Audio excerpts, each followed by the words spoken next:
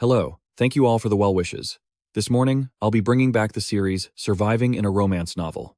At a luxurious estate, maple leaves rustled as they fell. One such leaf drifted down and landed at a young man's feet. He picked it up, staring blankly at the leaf in his hand. Suddenly, a figure appeared behind him. Turning around, he saw a serene young woman. She took a soft breath and opened her eyes. For a moment, Jungre stared at her, his face flushing. It was only then that she sensed someone, and jumped, startled.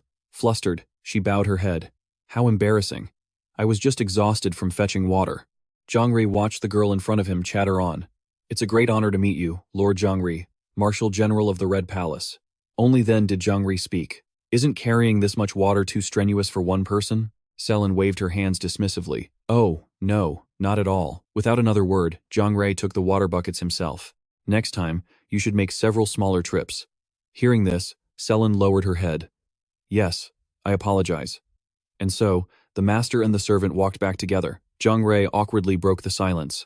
Still, it's good to see you so passionate. That diligence will serve you well, praised. Sellen's eyes crinkled into a smile. You're too kind, my lord. Thank you.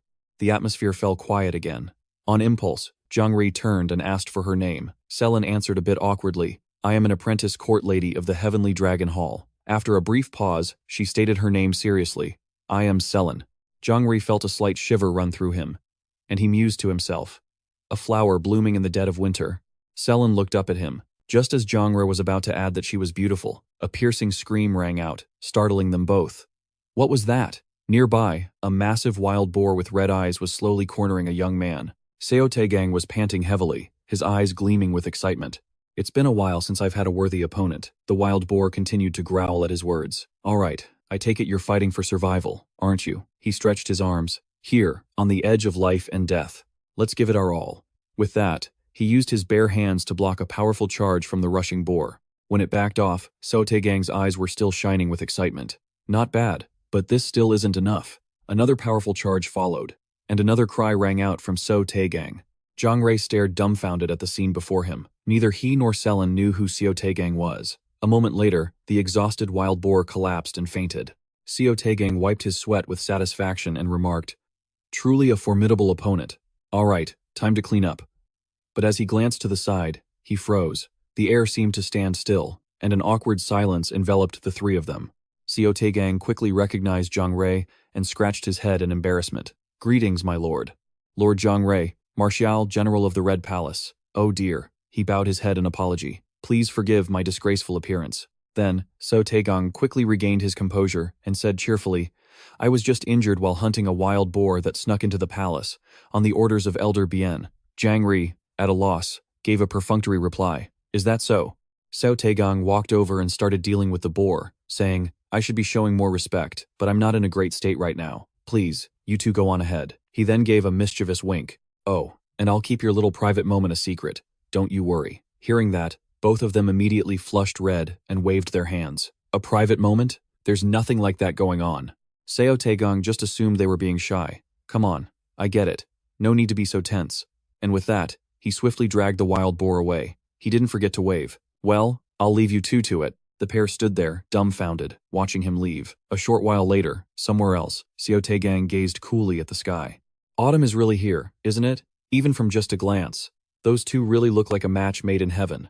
The meeting of Jungre, the Marshal General of the Red Palace, and the female lead, Sellen, where he develops feelings for her. But Sellen, with her strong and perceptive personality, navigates her way through a sea of handsome men and eventually rises to the position of the divine maiden who rules the palace. That is, in fact, the plot of the romance fantasy novel, Song of the Heavenly Dragon. Thinking back on it, Seo Tae-gang couldn't help but nod. Even as a guy, I have to admit he's handsome. But for some reason, he's just the second male lead. Shaking off the thought, he quickly recovered his mood and continued humming as he dragged the boar's carcass away. With the crown prince as the male lead, what can you do? Status is everything, after all. Suddenly, he stopped, his eyes growing cold again. 10 years have passed since I found myself in the world of a novel I hadn't finished reading in my past life. Seo Tae-gang suddenly recalled Sellen's startled reaction and felt a sense of gratitude. Sister Sellen, thank you for playing along and pretending you didn't notice a thing. He looked up. Seo Tae-gang, a character who doesn't even appear in the original story. Suddenly, Seo Tae-gang muttered, I guess it's finally time to begin. He continued, I was reincarnated as the female lead's younger brother. Right now, he was standing in the Seon estate from Song of the Heavenly Dragon. Here, in the imperial palace of the capital city, within the great nation that rules the world. This capital palace is the setting for Song of the Heavenly Dragon, filled with all the love stories one would expect. A couple, laughing and chatting happily, stopped to stare as Seo Tae-gang continued walking, dragging the boar carcass behind him. He thought to himself, none of that has anything to do with me. Arriving at his destination, Seo Tae-gang dropped the boar with a thud, dusted off his hands, and muttered, I was thrown into this world when I was almost 30, and 10 years have already passed, he said, wiping his sweat. I've been too busy just trying to adapt to think about romance or anything like that. Just then, an old eunuch ran over anxiously. Oh, Seo Tae-gang, what happened? Are you hurt? Seo Tae-gang quickly explained that the blood on him wasn't his own. He explained quickly, I took care of the wild boar that was causing a ruckus in the palace. Could you please report it for me? Then he lowered his voice. Ah, that's right. About that thing I mentioned. The old eunuch instinctively quieted his voice as well. Ah, yes. I've had someone prepare it for you. Seo Tae-gang's eyes crinkled into a smile as he dragged the boar's carcass and replied, I knew I could count on you. Thank you very much, Chief Eunuch. The old eunuch nodded. Of course. He then added a reminder. Now, remember to clean up properly and get some rest. With that, he sighed and left. Night fell.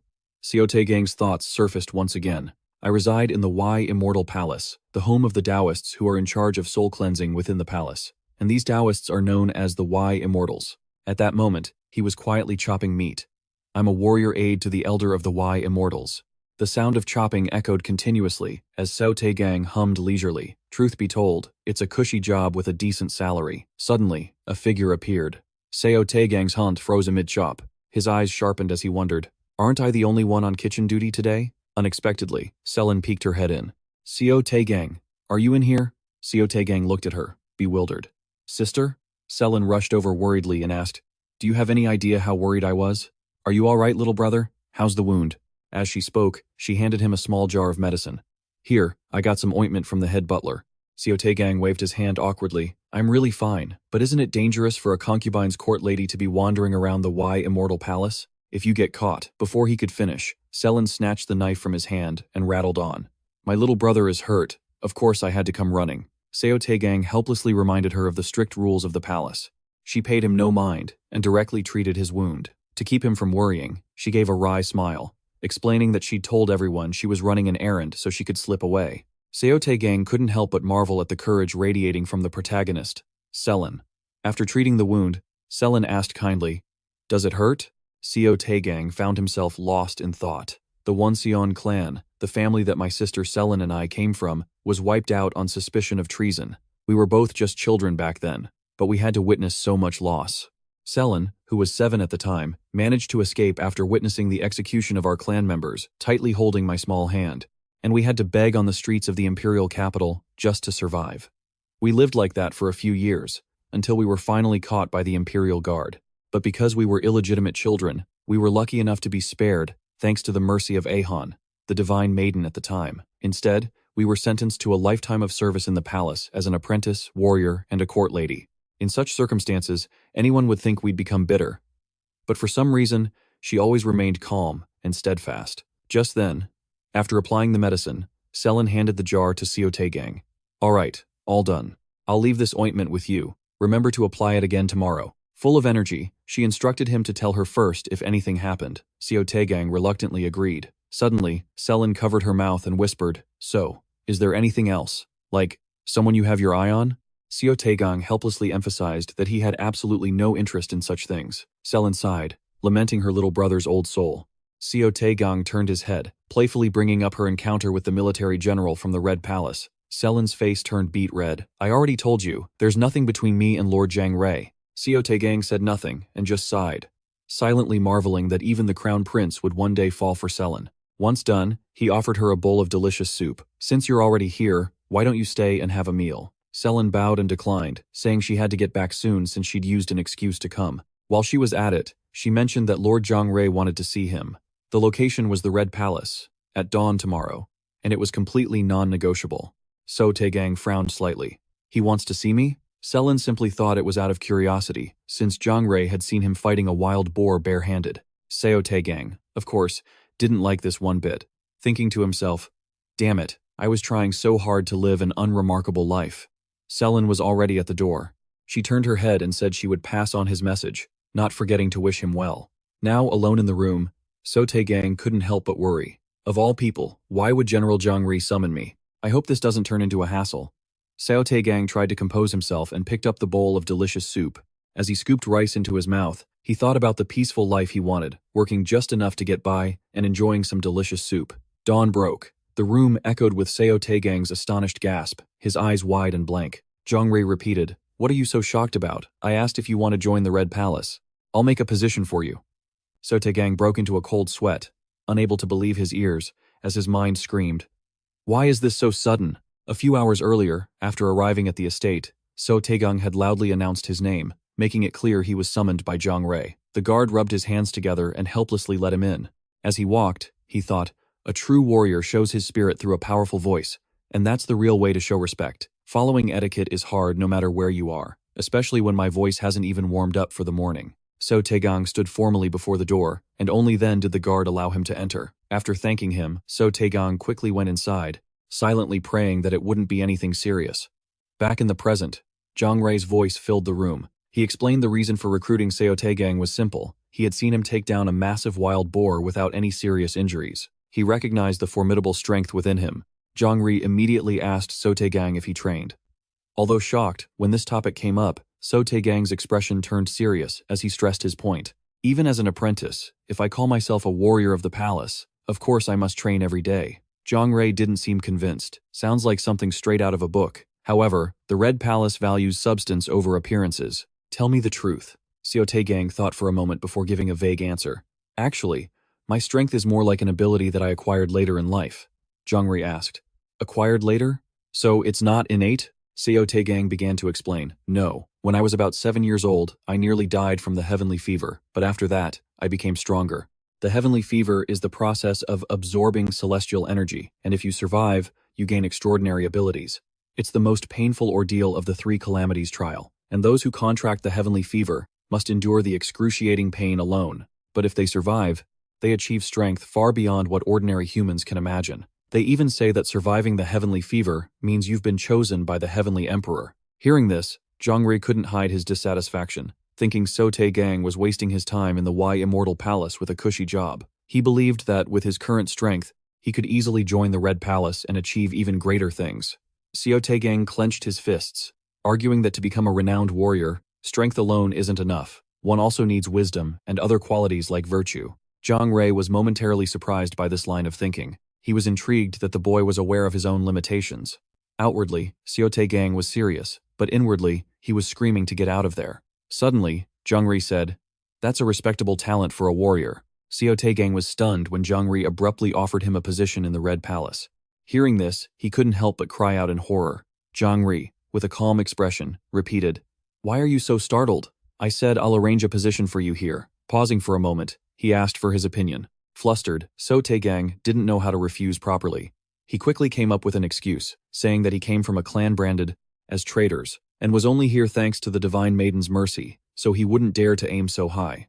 Jungre cut him off. He pointed out the flaw in his excuse, and once again emphasized that a true warrior values actions over appearances. Seo Tae-gang stammered helplessly. Jungre urged him to give a more reasonable excuse. Backed into a corner, Seo Tae-gang stammered that he does little work but wants high pay. The atmosphere froze. Suddenly, Jungre burst out laughing, his laughter echoing outside the room. He tried to stifle his laughter, nodding his head. Tae-gang was taken aback by this unexpected reaction. Jungre surprisingly agreed that he wasn't exactly a good fit for the Red Palace, and changed the subject, saying he wanted to see the sword at his hip. Tae-gang stared blankly at the sword, then quickly explained, "Ah, this sword is just part of the uniform. I've never actually used it." Even so, he drew the sword but hesitated to hand it to Jungre. Of course, Jungre noticed his hesitation.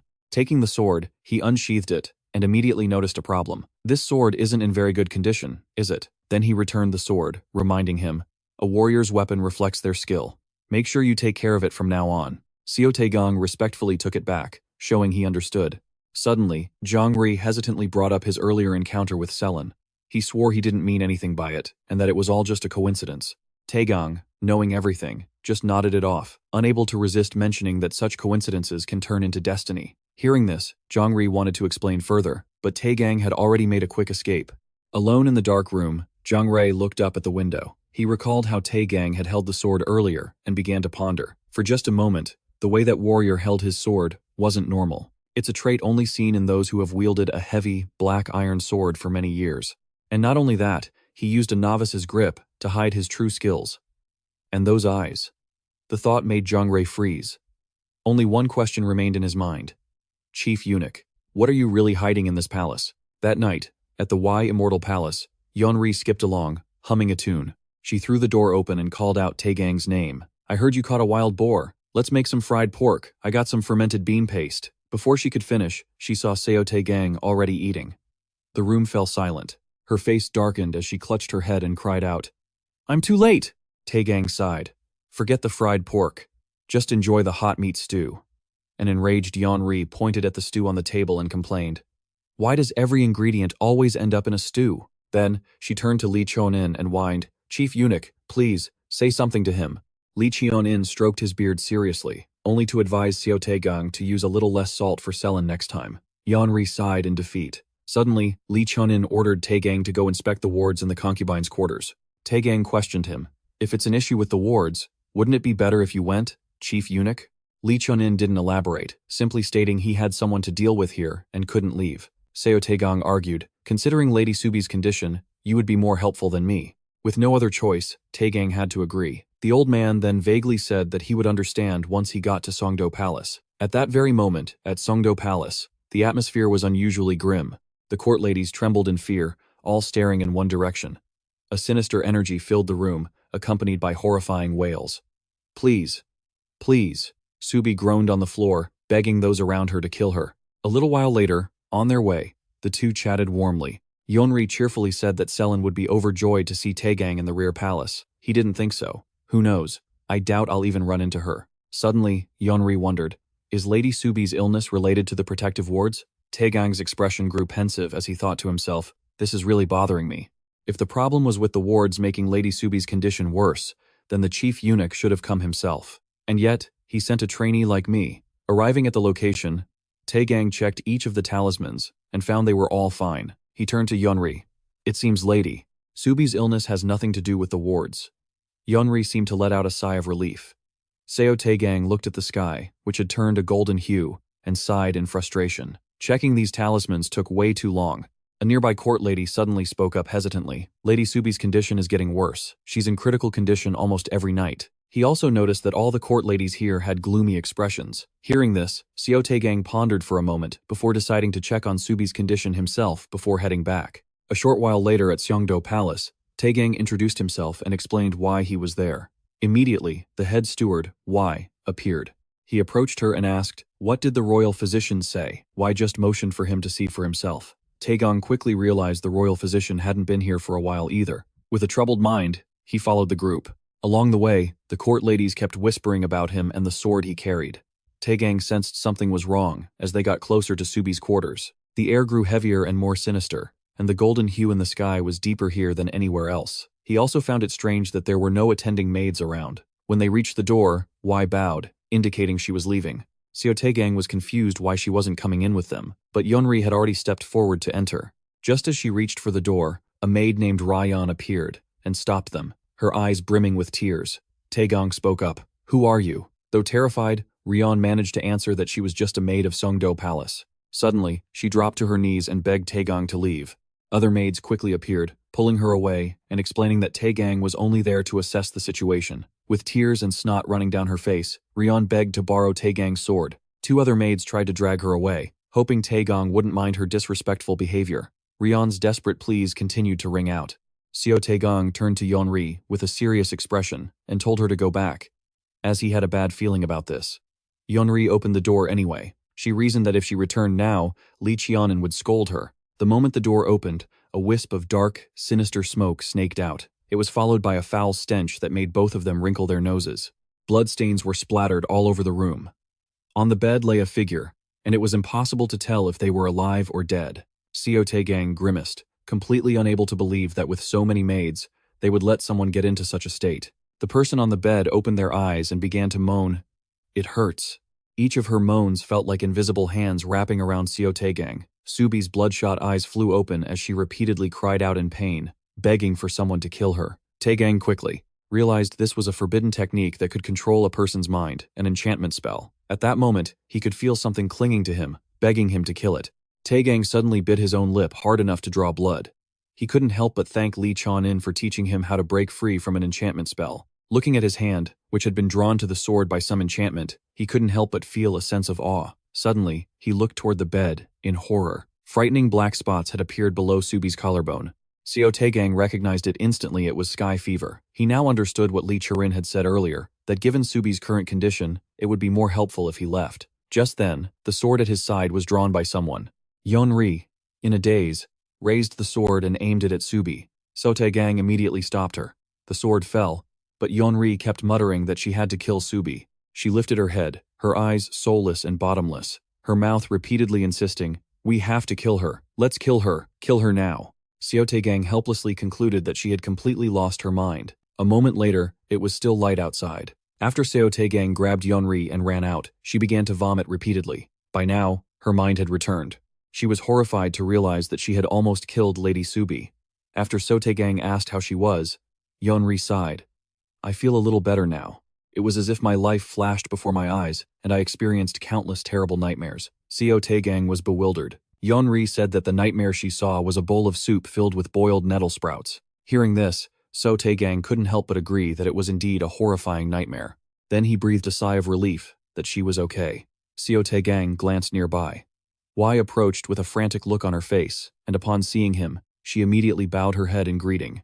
In response, Seo Tae-gang demanded, "Why didn't you confiscate my sword before I went in?" Then he shouted, "Were you planning to use me to kill Lady Subie, weren't you?"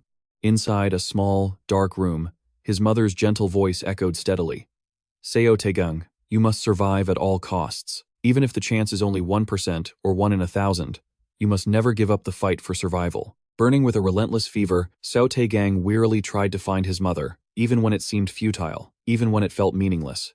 The faint but endlessly gentle image of his mother and her warm voice continued to echo in his ears. "Never give up on living. You can do it. You will survive. Never doubt yourself." Outside the magnificent, luxurious pavilion, Jungre's angry voice rang out. "Were you all planning to use us to kill Lady Subie?" She frowned and asked, "What are you talking about? How could the handmaidens?" But before she could finish, Wai suddenly dropped to her knees. "I have committed an unforgivable sin." As soon as the words were out, Jungre became extremely suspicious. She glanced around and noticed the other palace maids of Cheongdo Palace avoiding her gaze. At that moment, Jungre understood everything. Her eyes widened as she screamed, "My God, how could they?" A handmaiden from Cheongdo Palace sobbed and stammered, "We thought it was the right thing to do. From the day Lady Subie received her title, there hasn't been a single day we haven't cared for her. We take pride in serving Cheongdo Palace and have devoted all our energy to her health every single day." As she said this, she clenched her fists, tears streaming down and soaking the stone floor. Wai muttered in despair, "When we found out it was sky fever, we were devastated but still tried everything to save her, but her condition only worsened after 2 seasons. Her next words brought the other palace maids to tears, until she started begging us to end her life. 5 days ago, she even started using her bewitchment spell. After that, it became nothing but endless torture. The more she listened, the angrier Jungre became. She screamed, "Then why didn't you handle it yourselves? Why did you drag us into this?" At this, Wai bowed her head low, trying to beg for one last shred of mercy. "The two of you are known to be favored by the chief eunuch. If it were you, you could testify that you were unable to resist Lady Subie's bewitchment spell." These words made Jungre so furious, she burst out laughing and shouted, "That's absurd. Seo Tae-gang, we can't stay here any longer. Let's report this immediately." Then she turned to Seo Tae-gang and warned, "If we let this chaotic situation continue, it will only lead to bigger problems." But he just stroked his chin thoughtfully. "All right, I understand." Then, to everyone's astonishment, Seo Tae-gang clenched his fist and declared loudly, "I forgive you all." Hearing this, Jungre's face turned pale as she cried out, "What are you talking about?" Beneath the red glow of twilight, Seo Tae-gang's deep, calm voice rang out.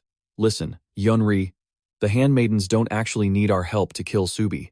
The lady was so shocked to hear this that she sat bolt upright. As Jungre watched with suspicion, Seo Tae-gang slowly stepped forward. In reality, all they needed to do was report the sky fever to the palace officials. He then knelt before Wai and said, "But they didn't do that, did they? They kept pretending it was a common illness, hiding the truth about the sky fever." At this, Seo Tae-gang closed his eyes and thought, the palace officials only care about the crown prince. The image of Subie sitting alone on a high platform stirred a bit of sympathy within him. Lady Subie entered the palace as the crown princess consort, but then she contracted sky fever right after receiving her title. At a time like this, sky fever is an unacceptable flaw for a crown princess consort.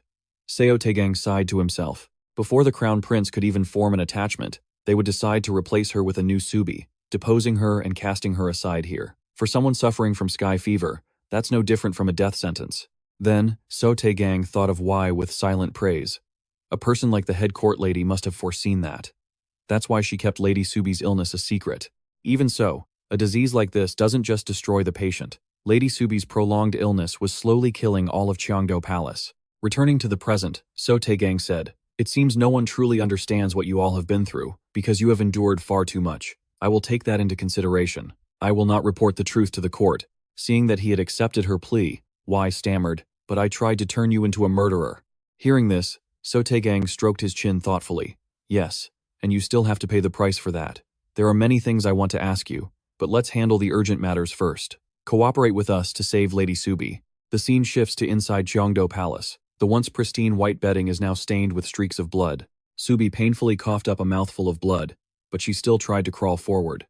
Just then, the sharp sword that Seo Tae-gang had left behind came into her view. Mustering all her strength, Subie gritted her teeth and tried to push herself up.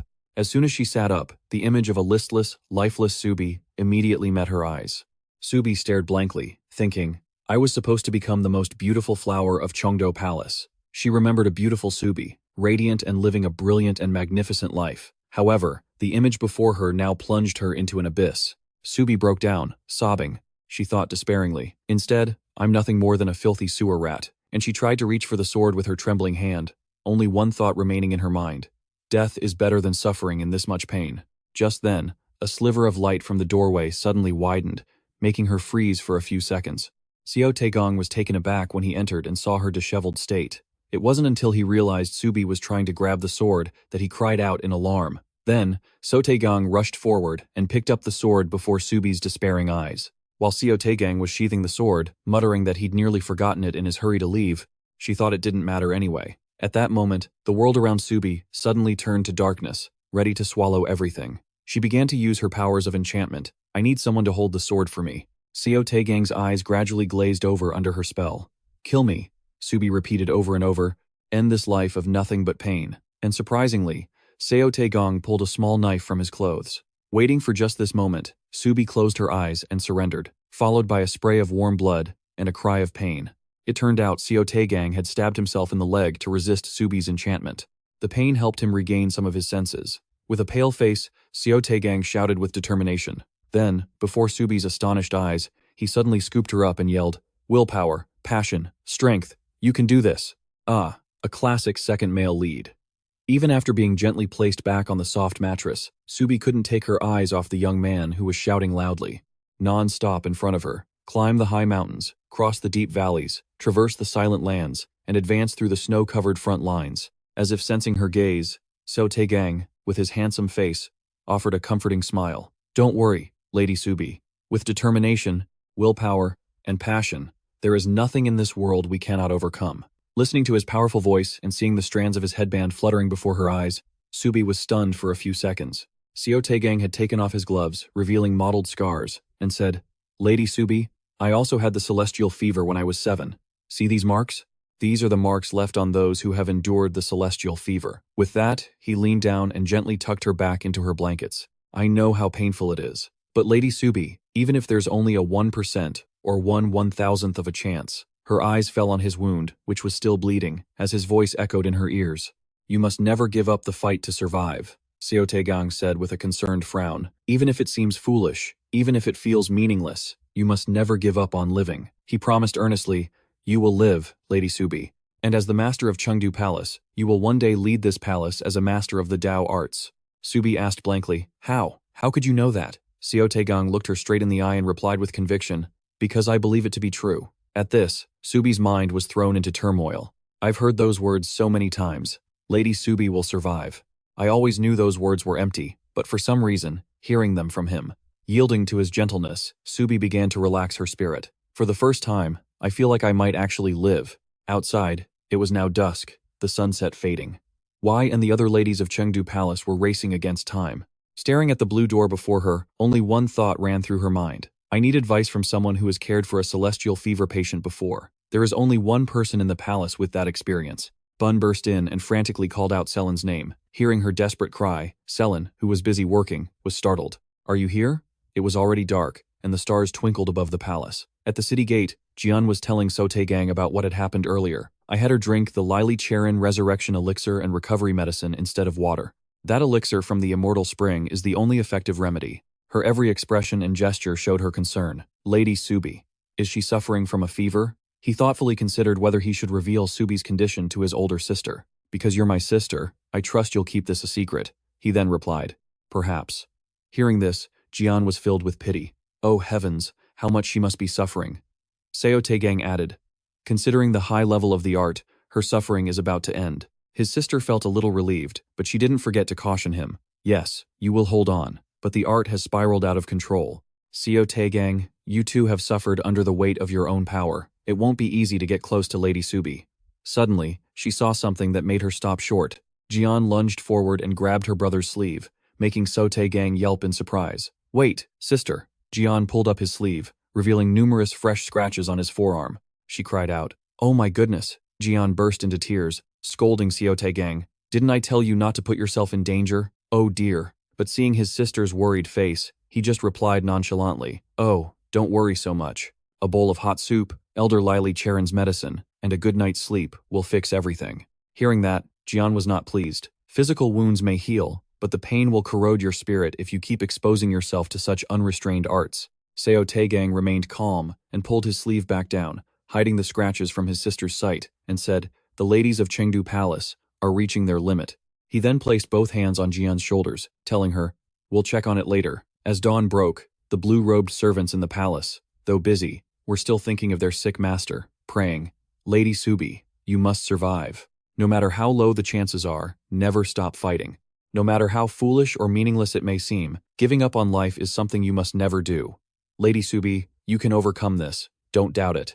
In the bedchamber where Subie was resting, Seo Tae-gang held a bowl of porridge, feeding his still weak master spoon by spoon. After Subie finished eating, he stepped outside and was met by his friends, who were waiting to ask about their master's condition. Because Seo Tae-gang's sleeves were rolled up, they also saw his injured forearm. He had no choice but to let his friend bandage it for him. The sun had risen high in the sky. Seo Tae-gang returned to the room with a fresh towel and water to care for the patient. As he wrung out the towel, he asked Subie, Do you like soup? A bowl of hot, spicy soup. And when you take a big gulp, that's happiness. After wringing it out, Seo Tae-gang shook the towel and rambled on, but Yeonri hates it. She even has nightmares about it. But before he could finish, he heard a faint whisper. Why? It was Subie, her face gaunt, trying to speak. Why were you so reckless? Hearing the question, Seo Tae-gang stopped what he was doing, letting his hands fall to his sides as he pondered. You're asking why I went so far? Who has time to endlessly calculate the reasons for helping someone? Closing your eyes and weighing the benefits before you act. That's what petty people do. Finishing his train of thought, Seo Tae-gang said firmly to Subie, This is what it means to be a true human. After he spoke, he heard her let out a breath. Ha. Then, a smile finally appeared on her face. Subie laughed out loud. Ha, what an amusing fellow. Night fell, and countless stars began to shine above the palace. With a crescent moon adorning the sky above, a soldier standing guard at the gate suddenly saw a figure covered in bloodstains walking out from inside. Recognizing the person's current state, who was none other than Seo Tae-gang, the soldier was scared out of his wits. My God, what happened in there? He remained silent for a moment before replying firmly, I fell. Looking at his battered state, how could he have just fallen? Of course, the soldier didn't believe him. He yelled back in his face, You really expect me to believe that? Getting past the soldier's questioning, Seo Tae-gang walked on slowly, step by step, deep in thought. Lady Subie's fever must be kept a secret. Looking up at the moon and stars, he sighed. I've done all I can, now I just need to report to Elder Lyly Cherin. The night scenery was incredibly beautiful, but that wasn't why he felt dizzy and unbalanced. Seo Tae-gang found a large rock and sat down, realizing just how exhausted he was. He wondered if he had pushed himself too hard. A woman wearing a hanbok suddenly walked up and confronted him. I knew this would happen. Seo Tae-gang looked at his sister in surprise and called out, Sister. Jian sat down beside her younger brother and took his bandaged forearm, her mood lightening just a little. At least they treated you. It seems they don't push people to the absolute limit. Seo Tae-gang was at a loss for words and said to his sister, "Sister, you can't just wander around the inner palace like this." Jian sighed. "If you're not happy about it, you should have avoided getting hurt in the first place." The two siblings looked ahead, sharing their heartfelt thoughts. Jian began first. "You just can't ignore the suffering of others, can you? Even so, giving her medicine and standing guard should have been enough. Why do you push yourself so hard?" Seo Tae-gang's hand toyed with the bandage on his arm as he answered her. "Those who are dying of thirst are the ones who need a reason to live." As he said this, he remembered the old days. Jian sat beside him, listening as her brother spoke. "Do you remember when I used to have a fever? Every night, you sat by my side. As I writhed in pain, you would tell me one story after another. Some days, you'd tell me about distant lands you'd heard of from the village merchants. Other days, you'd describe the beauty of the flowers by the ceremonial hall." Jian's radiant smile appeared in Seo Tae-gang's mind. "You had so many stories to tell, and you told them with such happiness." His expression suddenly turned somber before he continued. "Once, you even talked for 3 days and 3 nights straight about the flowers the village ladies were gossiping about, making me feel like I would die if I didn't see them." Hearing this, Jian couldn't help but feel embarrassed. "Oh, you still remember that?" A smile appeared on Seo Tae-gang's face at his sister's reaction. He continued, "What I mean is, what might seem meaningless to you, I know from experience, that somewhere, there's a bush of fresh white roses still blooming under the night sky." Every word Seo Tae-gang shared seemed to etch itself deep into Jian's mind. Sometimes, it takes very little to make a person want to hold on for just a bit longer. Like seeing a flower in full bloom, tasting a delicious dish, or seeing a breathtakingly beautiful sky. You might feel it's meaningless, but somehow, it doesn't leave a bad feeling. The night passed and dawn arrived. The sky brightened over the magnificent palace, where a small sparrow perched on the windowsill, chirping. Subie's face had a healthy glow this morning. She turned her head to look at the little bird, which was still obediently perched there. A gentle breeze and the morning sun streamed into the room, making the curtains flutter with life. Subie placed her feet on the floor, wanting to get out of bed and walk around, but it seemed she hadn't fully recovered and couldn't keep her balance. Subie fell to the floor, panting, her hand gripping a wooden table for support. When she felt a little better, she stood up and walked towards the door. The chamber door opened, and the maids waiting outside stared in wide-eyed surprise. One of the girls even dropped what she was holding, and someone rushed forward. It turned out to be Wai, who was panting, whispering with a face just as surprised as the others. Lady Subie witnessed everyone's tear-streaked faces, joyful at her recovery. Subie spoke, and then a brilliant smile lit up her face. "I'm so hungry." Wai bit her lip, looking like she was about to cry, and answered her. "Yes, my lady." Unable to contain herself any longer, she rushed forward and hugged her master's slender frame, tears rolling down her cheeks. She asked, "Lady Subie, what would you like to eat? I'll bring you everything." Moved to tears, she smiled and hugged Wai back. The image of Seo Tae-gang's flushed, determined face as he cared for her appeared in her mind. She already knew the answer to that question. "Soup. I want to have some soup." It was another beautiful, sunny day at the magnificent and splendid palace. In the vast vermilion bird palace, arrows struck their targets with pinpoint accuracy. The one bowing and reporting on Lady Subie's condition after her long illness was the chief administrator of the Vermilion Bird Palace, Hyan Jungre. The lady standing opposite her was quick to respond. That woman of noble bearing was Royal Consort Hayon. She continued her practice, saying, "We should send a gift to Lady Subie. Overcoming such a long illness is certainly cause for celebration." Walking along a long outer corridor, Hyan Jungre said, "I hear the selection of the new Lady Diop is about to conclude." Hayon closed her eyes. "She will surely be a virtuous person worthy of the title of Diop, someone from whom I can learn a great deal." Hyan Jungre, walking behind, looked at her. "Perhaps we should prepare a gift in advance to welcome her before she enters the palace?" Hayon smiled, turning to say, "That sounds wise. But for now, a gift for Subie is more urgent." Hyan Jungre suggested a few gift options, such as a sutra book with pine tree engravings. Hyan Jungre bowed her head, glancing cautiously at Hayan. "However, there is one more thing I must mention. I heard that a certain martial artist was a great help in treating Lady Subie's illness. Without that martial artist, Lady Subie's condition would not be what it is today. But I hear he is an apprentice from the Wai Immortal Palace and a descendant of the Wonseon clan." Upon hearing the name Wonseon, Hayon fell silent for a moment before questioning her. She gritted her teeth, her hands tightening into fists. "Isn't that the very clan that caused my uncle's death?" Meanwhile, in another kitchen, Yeonri's voice rang out. Dark lines formed on Seo Tae-gang's face as he held his forehead. "I admit, I may have been a bit overzealous." Yeonri shouted in frustration, "Your precious salt soup? No matter how high class you think it is, how can you call a bowl of white rice with water and salt soup?" He glanced over, startled. With such high-quality ingredients, I want to taste the pure, original flavor. Yeonri ran off crying. Seo Tae-gang took out a piece of plain rice. How can you cry over something like this? Hey Yeonri. This is chonhwa refined for 7 years in the Donghui Cheonrang region. It's just salt. Really. Looking at the simple dishes on the table, it seemed elder Lyly Cherin hadn't joined them today. The old eunuch slowly scooped a spoonful of rice, looking as if he'd just been for a stroll on Baizok Mountain. You must have met the high officials of the palace when you went to Cheonryong Hall, and it seems he's been very busy since then. Yeonri picked up her spoon. Whenever I go to clean his room, everything's always tidy, so it seems he hasn't stayed the night. Seo Tae-gang pondered. What's this? Everyone suddenly turned their attention to a loud voice. Is anyone here? A small basket of fruit was placed on the platform. I thought I should take this opportunity to offer my apologies. Wai and the maid bowed in thanks. The old eunuch waved his hands in embarrassment. Ah, it's nothing. For a lady-in-waiting from Cheonryong Hall to bow to a common maid and a warrior apprentice like this, the high officials of the palace would be shocked if they saw this. Behind them, Yeonri pouted slightly. That's why I came straight to Lyly Cherin Hall, where there are no prying eyes. Yeonri looked to the side and said softly, Hey, we should be careful anyway, considering we might be mistaken. I feel like this apology might not be enough. Yeonri's ears perked up as she listened to Wai speak. While this is a bit too ambiguous to be considered a reward, I did bring some ingredients. Because you're interested in cooking, I brought a variety of ingredients so you can try making different dishes. Yeonri's eyes sparkled at the luxurious items. Most of them preserve well. So, whenever you have free time. Suddenly, Yeonri grabbed Wai's hand, her eyes shining brightly. Can I call you sister? Wai didn't refuse.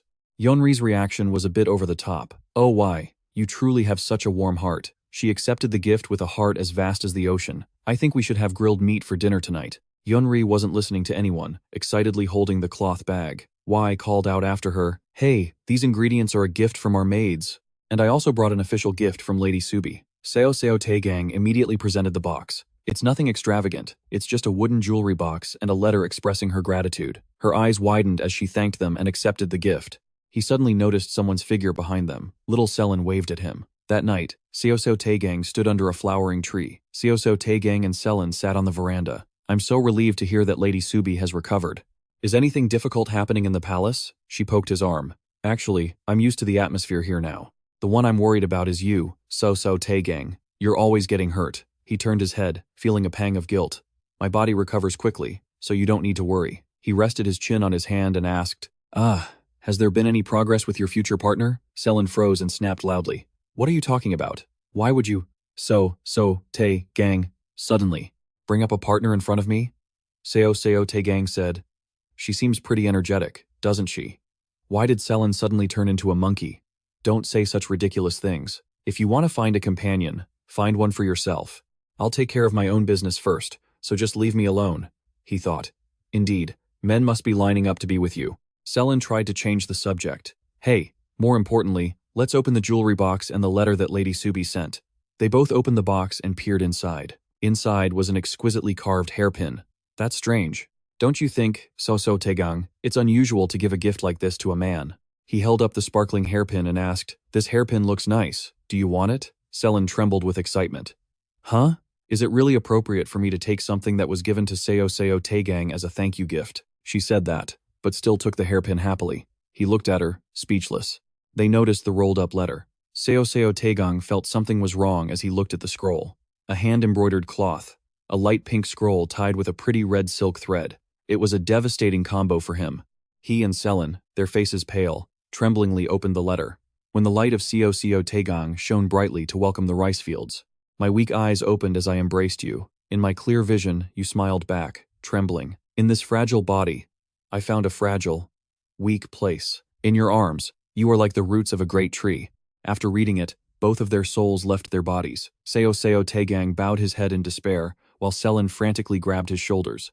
People told me to find a companion in the palace, but if you touch that person, it's an immediate death sentence. He collapsed, speechless. Sellen examined the letter over and over. Surely Lady Subie must understand this, right? Why would she? She held the trembling letter and then threw it straight into the blazing kitchen fire. He watched her throw it into the flames. On Lady Subie's side, she looked up at the moon and imagined Seo Tae-gang. She happily drowned in a sea of pink. If I have a chance to go to Lyly Cherin Palace, will I be able to see him again? Things were not so cheerful on Seo Tae-gang's end. He still hadn't regained his composure, and Sellen was extremely panicked. His life-or-death battle was just beginning, but the harsh truth was, this was only the start of a painful process. Jungre got goosebumps at the sight before her. "Hey Seo Tae-gang, do you think Lady Subie has feelings for you?" What made her so dizzy was the mountain of gifts piled up that the lady had sent for him. The two of them could only stand there and stare at the pile of gifts. Jungre was sweating bullets while Seo Tae-gang sighed as if he was about to collapse. The two of them entered the kitchen, where a fire was crackling. Jungre continued their earlier conversation. "I admit, you're a little handsome," but she looked at Seo Tae-gang with a judgmental expression. "Your demeanor is like that of a 50-year-old man. How could someone like her possibly be interested in you?" Hearing this, he could only reply weakly, "You're exaggerating a bit." Sellen, sitting beside him, tried to find a reason to defend her brother. Seo Tae-gang isn't always like an old man. Well, usually he is, but she didn't seem to believe her own words, which made Seo Tae-gang extremely suspicious. "Sister, are you really defending me right now?" The fire had been put out, and the three of them gathered around a pile of potatoes. Sellen said, "Anyway, I just thought a young lady like her would fall passionately in love and then quickly lose interest." Jungre continued, "But it's been 2 months, and you've been continuously sending gifts. Even this pile of potatoes." The three of them were silent for a long moment. Then Seo Tae-gang reached out, grabbed a golden brown potato, and declared that they had waited long enough. He brought the potato to his mouth and chewed noisily. "This all started in the fall, and now it's winter, and we're getting close to His Highness Hyungo's birthday. We can't just sit around forever," Jiri asked worriedly. "But what are we supposed to do?" A look of fierce determination appeared on Seo Tae-gang's face. His hand crushed a potato into mush as he yelled, "This isn't the time to weigh our options. I have to act like a man. I have to be confident." Jiri shouted back with equal volume, "You can't do that." But he ignored him and continued yelling, "There's only one way, to confront her directly. Of course, I have to do it somewhere no one can hear us." Jungre also took a potato from the basket and asked Seo Tae-gang, "So, what are you going to say?" It seemed like this was the question he'd been waiting for, because he didn't make her wait long and answered immediately. "Excellent question. No need to overthink it. I'll just confidently approach her and tell her straight up." His plan was to meet Subie in private with a resolute expression, looking her straight in the eye. He would shout, "Someone destined to be the crown princess shouldn't have feelings for a mere trainee warrior like me." Jungre grimaced while chewing on a potato. "Well, that certainly sounds like you, but that can only be the starting point." She was talking while eating, so a piece of potato accidentally got stuck, causing her to choke. Jian saw this and immediately brought her a cup of water. While Seo Tae-gang was asking about the starting point, Jungre took a sip of water to clear her throat and said, "It'd be great if it were that simple, but that will definitely just make the situation more complicated." Seeing her friend's bewildered look, Jungre decided to teach him a thing or two, since only a young woman truly understands her own heart. Listen closely. Her eyes took on a dreamy look. Her cheeks flushed pink, as if she were in love herself, and she said, "Young maidens often find forbidden love alluring.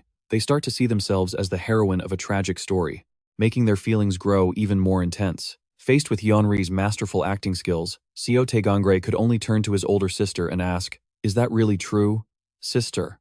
She nodded. That sounds plausible." For some reason, she looked as if she had just realized some new truth about life. She sighed and said to her younger brother, "Thinking about forbidden love and rebellion, Jungre's words shouldn't be taken lightly." Jungre, sitting next to them, snapped her fingers and nodded along. This made Seo Tae-gang break out in a cold sweat. It was one thing for his friend Jungre to say it, but now his own cherished older sister was saying the same thing. Even his sister agreed with her. The thoughtful friend continued, "So if you act distant, publicly, it will only make things worse. The best way is to make Her Highness naturally lose interest in you." Jungre explained the new idea that just popped into her head. "You could ask the stewardess to say a few bad things about you. Since she's close to her, it might be effective." In their minds, an image of the beautiful lady appeared amidst a background of purple flowers. Seo Tae-gang decided to approve this course of action, smiling as he said, "That's a good idea." Jungre also grinned from ear to ear. "All right, let's go with this plan." The two of them sat on the porch, waiting for Wai to return with the desired results. But when she came back, the first words out of her mouth were, "I'm sorry. Her Highness Subie reprimanded me." And in the end, I had to confess that it was all a fabrication. The two of them asked in disbelief, "What?" Wai felt incredibly guilty for not being able to help them. She explained that Her Highness was likely upset to hear such insulting words about him. Both Jungre, whose hands were busy sewing a pattern on a robe, and Seo Tae-gang stared wide-eyed in surprise. She bowed her head apologetically. Hearing this, Jungre could only sympathize with Wai, understanding why she had confessed everything. But Seo Tae-gang was a different story. His face turned pale, and his jaw dropped. I told you, this is a life-or-death situation, Wai continued sadly. That's why I was forced to confess everything. I cannot go against Her Highness's will. Besides, it's too strange to ask me to constantly speak ill of the person who once saved her. Seo Tae-gang ran his hands through his hair in frustration, deep in thought. Sigh. Making Her Highness disillusioned with me is really the best way. Jungre was right. But because of the difference in our statuses, if I go too far, I'll violate palace etiquette. If only there was someone of equal rank to Her Highness who could say something bad about me. Wai's voice cut through his thoughts. Warrior So. When Seo Tae-gang refocused on the present, she continued, I owe you a great debt. I will do my best to cooperate, but I hope you understand that it's difficult for me to defy Her Highness's wishes. Seo Tae-gang and Jungre could only sigh in frustration. He said, I understand the stewardess's position. His friend agreed. The one caught in the middle always suffers the most. Wai continued. However, I probably won't be able to provide much support, as I'm busy preparing for the birthday celebration. Seo Tae-gang understood that. That's right, it's not like I'm going to lose my life tomorrow, so let's proceed carefully. As he was speaking, he suddenly realized something. An idea flashed in his mind. The birthday celebration. The change in Seo Tae-gang's expression made Jungre look up at him. He continued, That's it, this is the plan. He shot to his feet, raising his hand to the sky and laughing loudly. Ha ha. This startled both Jungre and Wai. She couldn't help but ask, What's gotten into you all of a sudden? Meanwhile, elsewhere, a swordsmanship duel was taking place. After a series of exchanges, one combatant was disarmed by their opponent. The one who dropped their sword bowed their head and conceded, I admit defeat. The victorious opponent spoke up, asking, Were you holding back your strength? It turned out the loser was none other than Jungre. He looked up, about to say something similar, but stopped short when he heard the question. The person he had been dueling with was Hayan, beautiful with her red hair and red outfit. Jungre knew that lying wouldn't do any good and would only cause more trouble, so he had to confess. Yes, I was being careful with my sword, worried I might cause an injury. Upon hearing this, she didn't get angry, but instead smiled and let out a soft breath. I understand. That is also a sign of loyalty. However, Jungre wasn't very happy. He thought to himself, but I've spent my entire life focusing on martial arts. Meanwhile, this princess has to study everything from beauty and virtue to poetry and composure, and on top of that, she has to be a master of martial arts. Someone who wields a sword with such sharpness and refinement must have honed her skills to compensate for her lack of physical strength compared to a man. He recalled the masterful sword strokes Hayan executed with incredible elegance and grace. Each blow was sharp and precise. Most of the palace warriors would be lucky to last more than a few exchanges. Hayan sheathed her sword, smiled, and said, I have heard much about the future of the Red Palace warriors. His Majesty the Emperor has praised you personally. Your reputation is truly well-deserved. It is thanks to warriors like you that our dynasty can rule the world. Jungre bowed his head humbly and replied, You are too kind. In the training yard, which was filled with various types of equipment for different disciplines, Hayan continued, I wish to learn more about swordsmanship, but today I came here to find a talented warrior. Hearing her state the purpose of her visit, he asked in surprise, A warrior? She replied, That's right. I'm planning to organize a demonstration match for the birthday celebration, but I still need an opponent. I'll be busy with other preparations, so, do you know anyone who might be suitable? Jungre pondered for a moment before replying. While I'm not sure of his true skill level, he is a very promising individual. Hayan was delighted to hear this, thinking, if you're recommending him, he must be very talented. But then her eyes widened in shock as he continued. He's an apprentice martial artist named Seo Tae-gang from the Wai Immortal Palace. A murderous aura instantly radiated from Hayan. She glared. Ah, that man from the Wonsong clan. Seeing this, Jungre broke out in a cold sweat. Then, as if he suddenly realized something, he exclaimed, Ah, and knelt on one knee. My apologies, royal consort. Even though he had mentioned someone Hayan hated to her very core, she was rational enough not to take her anger out on an innocent person. She said, It's all right, don't worry. It's an understandable mistake for someone who focuses only on training instead of politics. So, his name is Tae-gang. An image of Seo Tae-gang appeared in Jungre's mind. He felt the boy was incredibly unlucky, carrying the blood of the Wonsong clan and being despised by royal consort. A woman like a goddess from the heavens who would never forgive him. Elsewhere, however, someone else was crying tears of joy, thinking, How lucky for me. Royal consort will surely despise me. I must be grateful to the Wonsong clan. In his mind, an image of royal consort appeared with a demonic expression. She's a person of equal standing to Lady Subie. She will publicly denounce me, the royal consort of the Vermilion Bird Palace. But Tae-gang had to consider one other thing. However, a virtuous crown princess wouldn't publicly insult someone, so we need to create a reason. Here's the plan. During His Highness Hyung's birthday celebration, a monster will suddenly appear and cause a disturbance in the palace. At that exact moment, Selin will appear to save His Highness Han, and from there, feelings will blossom between them.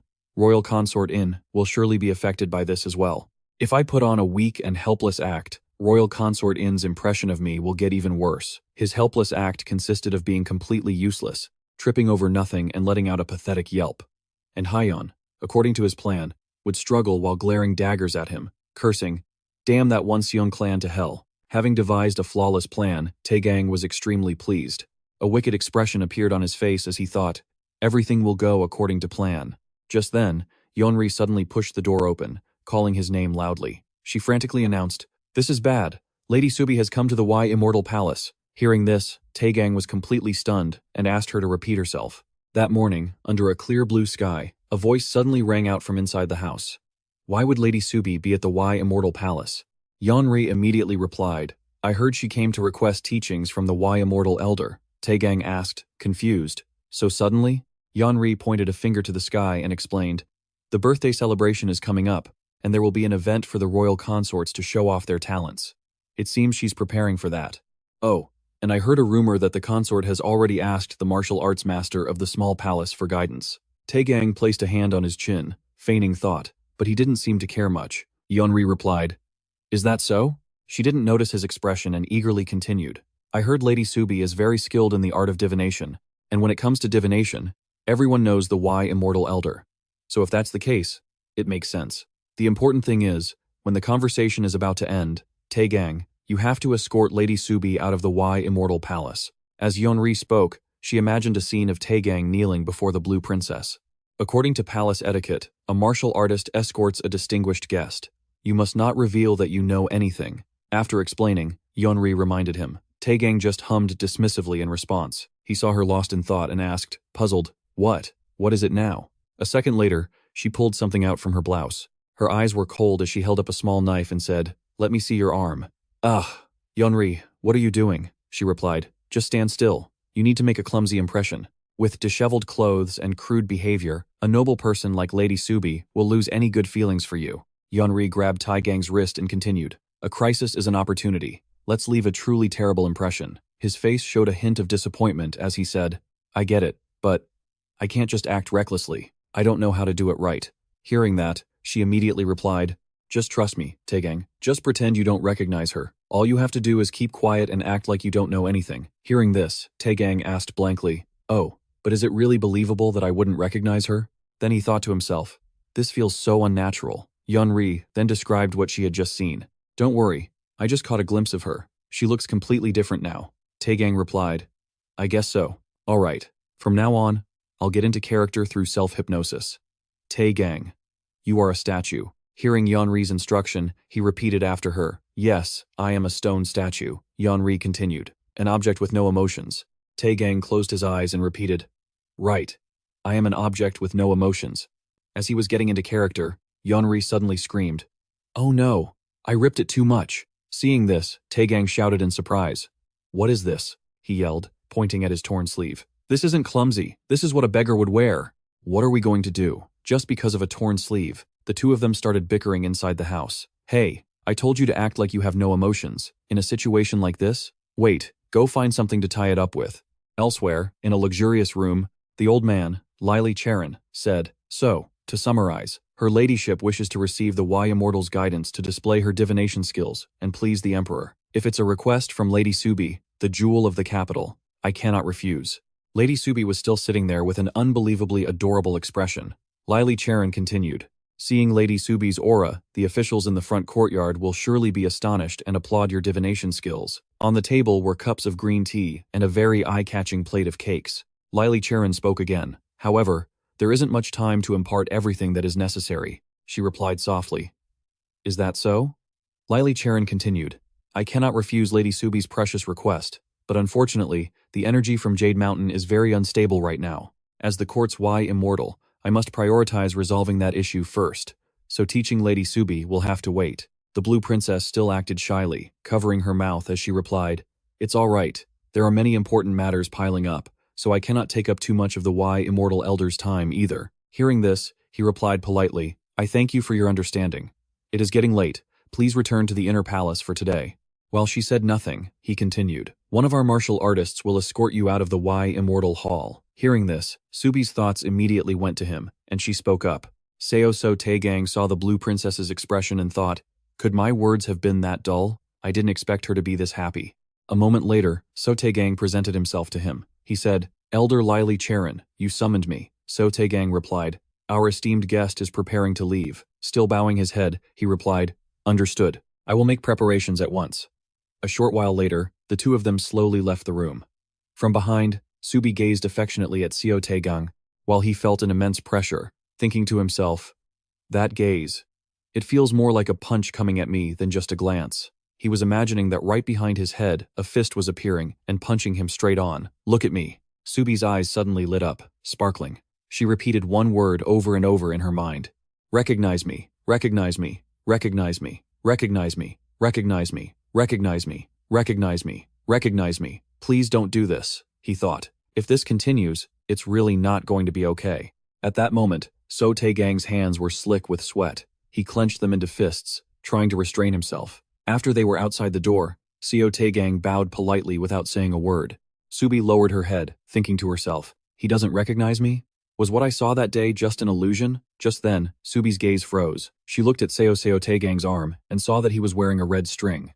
That's it. That's the thing I sent him. He's still using it. It's not that he doesn't recognize me. He just has to pretend that he doesn't. I'm right here. With every step Seo Tae-gang took, Subie took a step closer. She reached her hand out towards him, her heart filled with longing, a feeling of being so close yet so far away. This is so painful. Why does it have to be this way? While Subie was lost in her thoughts about the young man before her, when had Jungre appeared from behind? She thought to herself, if this keeps up, I might end up repaying kindness with malice. The scene changes to show Seo Tae-gang looking very pleased. He said, they really are a perfect wall. I feel like I've done something wrong, but oh well, there's no other way. Meanwhile, Jungre was sitting and sewing her outfit when she spoke up. I really did the right thing, didn't I? Seo Tae-gang stood before her, his hands on his hips, and replied, without a doubt. Thankfully, they won't make things difficult for me now that they've completely lost interest. Although the plan was a resounding success, Jungre still seemed a bit hesitant. Yeah, that's a relief then. But she thought about something, then shook her head, before putting on a brave face and turning to him with a smile, saying, I'm sure it'll be fine. Right. Seo Tae-gang, you've worked hard. Seeing her attitude, Seo Tae-gang looked down suspiciously and asked, Jungre, why do you look so unhappy? Ah, what? She replied hastily. No, it's just, I sometimes get these strange feelings, as if I've made a mistake. Seo Tae-gang replied, what are you talking about? We handled that threat very neatly. Is that so? She replied. He continued, yeah. Let's focus on preparing for the rite of birth. Let's work hard. Yeah, we have to. There's so much to do, she said with a sigh. At the same time, Seo Tae-gang was thinking, that's right, the rite of birth is approaching, which means the plan is about to come to fruition. When the spirit of Jade Mountain becomes enraged, this is the plan to make me look pathetic, which will cause that royal highness to look down on me. Not only will I flee in fear, but if I can also snag the ladies-in-waiting's jewelry during the chaos, it'll be perfect. That's right, truly pathetic. As he thought this, he smiled to himself and said, this is definitely a moment of crisis, but everything is going according to plan. As he was talking to himself, the old man, Lyly Cherin, appeared and called his name, Seo Tae-gang. Startled, he quickly turned and said, ah, yes, Elder Lyly Cherin. Then he thought, this situation feels all too familiar.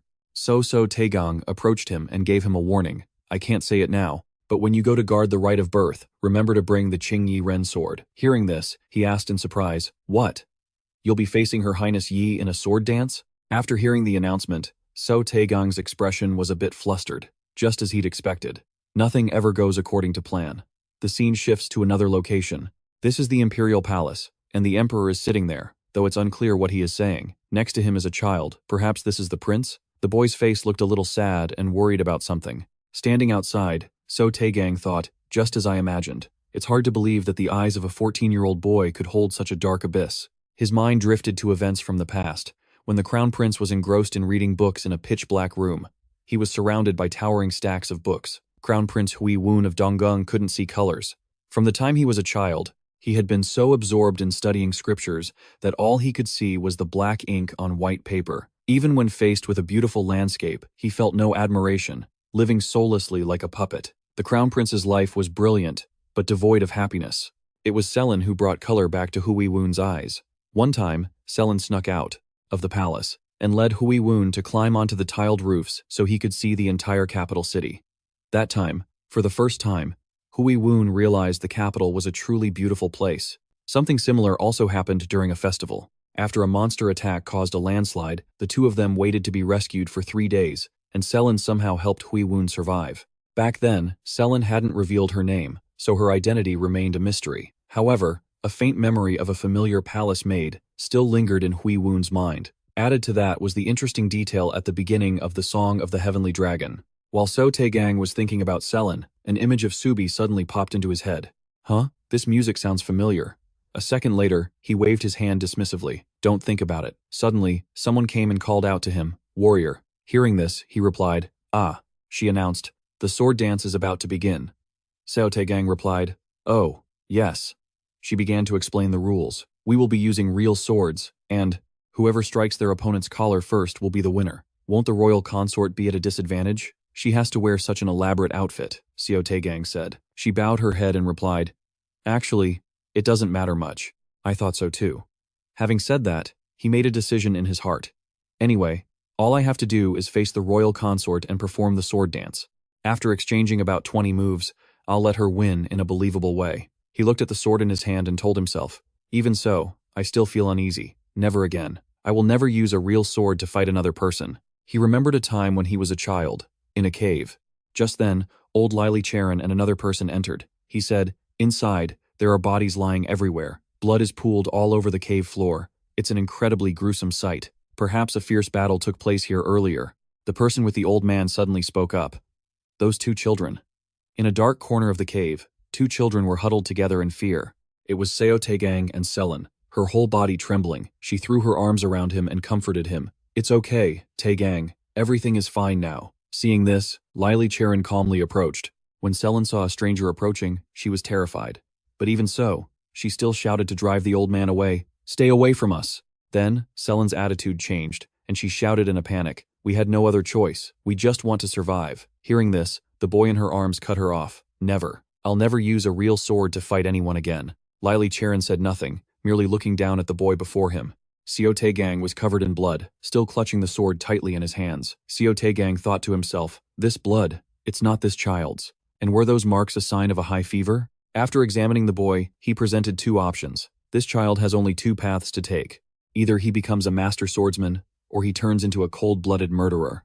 Seo Tae-gang, still trembling, kept muttering to himself, "Never. I will never use a real sword to fight anyone again." Back in the present, Seo Tae-gang thought, "I don't understand why that old man was so insistent that I wield a sword."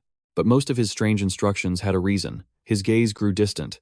"I have a bad feeling about this." While he was lost in thought, Jungre's voice cut in. "Warrior, do you have any other questions?" He turned to look at Jungre standing before him, his expression doubtful. "But something isn't right. The servant I know from the story isn't this person." The court lady in the Song of the Heavenly Dragon had a quieter demeanor and a completely different name. So who is this person? After thinking it through, Seo Tae-gang placed a hand on his chin and asked, "May I ask when you started working at the Vermilion Bird Palace?" She answered, without hiding anything, "I entered the palace as a maid when I was 9 years old. It has been over 20 years since I dedicated my life to the Vermilion Bird Palace. Why do you ask?" "No, it's nothing." After speaking, he started thinking again. The Vermilion Bird Palace is selective with its staff. Maybe I've misunderstood something. He then shook his head and thought, "Well, it's not that important." Seo Tae-gang spoke up again. "By the way, why did the royal consort decide to have me perform on stage?" Hearing the young man's question, Jungre hesitated for a moment before answering, "I cannot presume to know the royal consort's intentions. Perhaps it is to dispel any lingering doubts." Seo Tae-gang heard this and asked, confused, "Doubts?" Now it was Jungre's turn to ask, "You are from the Wonseon clan, are you not?" Hearing that question, the warrior named Seo Tae-gang was a bit taken aback. "The people of the Vermilion Bird Palace are known for being frank and bold. How interesting." She continued, "The royal consort is wise and embraces all things, but when it comes to the One clan, Her Highness cannot accept them. Perhaps by defeating someone from the Wonseon clan, like you, In an official match, she wishes to sever any remaining doubts. It sounded vague, so Seo Tae-gang asked again, but that's a bit strange, isn't it? A staged match on this platform is merely a formality, and the royal consort knows that, right? What's the point of winning a match that's basically just a play? She replied quietly, I think so too. Immediately after, he crossed his arms nonchalantly and said, Don't worry, this is my specialty. Hearing this, she was completely confused. Huh? It seemed he had a cunning plan in mind. I'm going to lose in a way that will truly surprise her. This is what it means to put on a show. Whether it's a royal consort from another era or a department head at work, relationships are all the same in the end. Showing off too blatantly just makes you look cheap. Indeed, the royal consort is so brilliant, I could never stand against her highness. People like the royal consort definitely hate that kind of blatant flattery. It seemed Seo Tae-gang's thoughts were written all over his face, so much that Hyan Jungre looked at him with exasperation. But that's exactly my goal. Suddenly, a smug grin appeared on Seo Tae-gang's face. I'll show her what cheap flattery really looks like. Just then, the sounds of flutes and strings began to play. The court officials had all gathered to watch his sword match. Standing on the stage, Seo Tae-gang thought to himself, it's finally starting. The most beautiful flower of Chengdu Palace. It was time for the consorts of the four palaces to show off their talents. A soft silk cloth fluttered in the air, and a wow of admiration echoed through the crowd. That girl was truly worthy. She wore pristine white robes, her shimmering platinum hair flowing, her small face hidden behind a thin silk veil, and in her hand, she held a graceful folding fan. Her every graceful movement seemed to flow into a captivating dance. Another voice, filled with admiration, spoke up. She's so beautiful, it's like she's from another world. Seen from behind, her slender neck accentuated her elegance. Her long hair was tied up neatly, yet still had a soft look.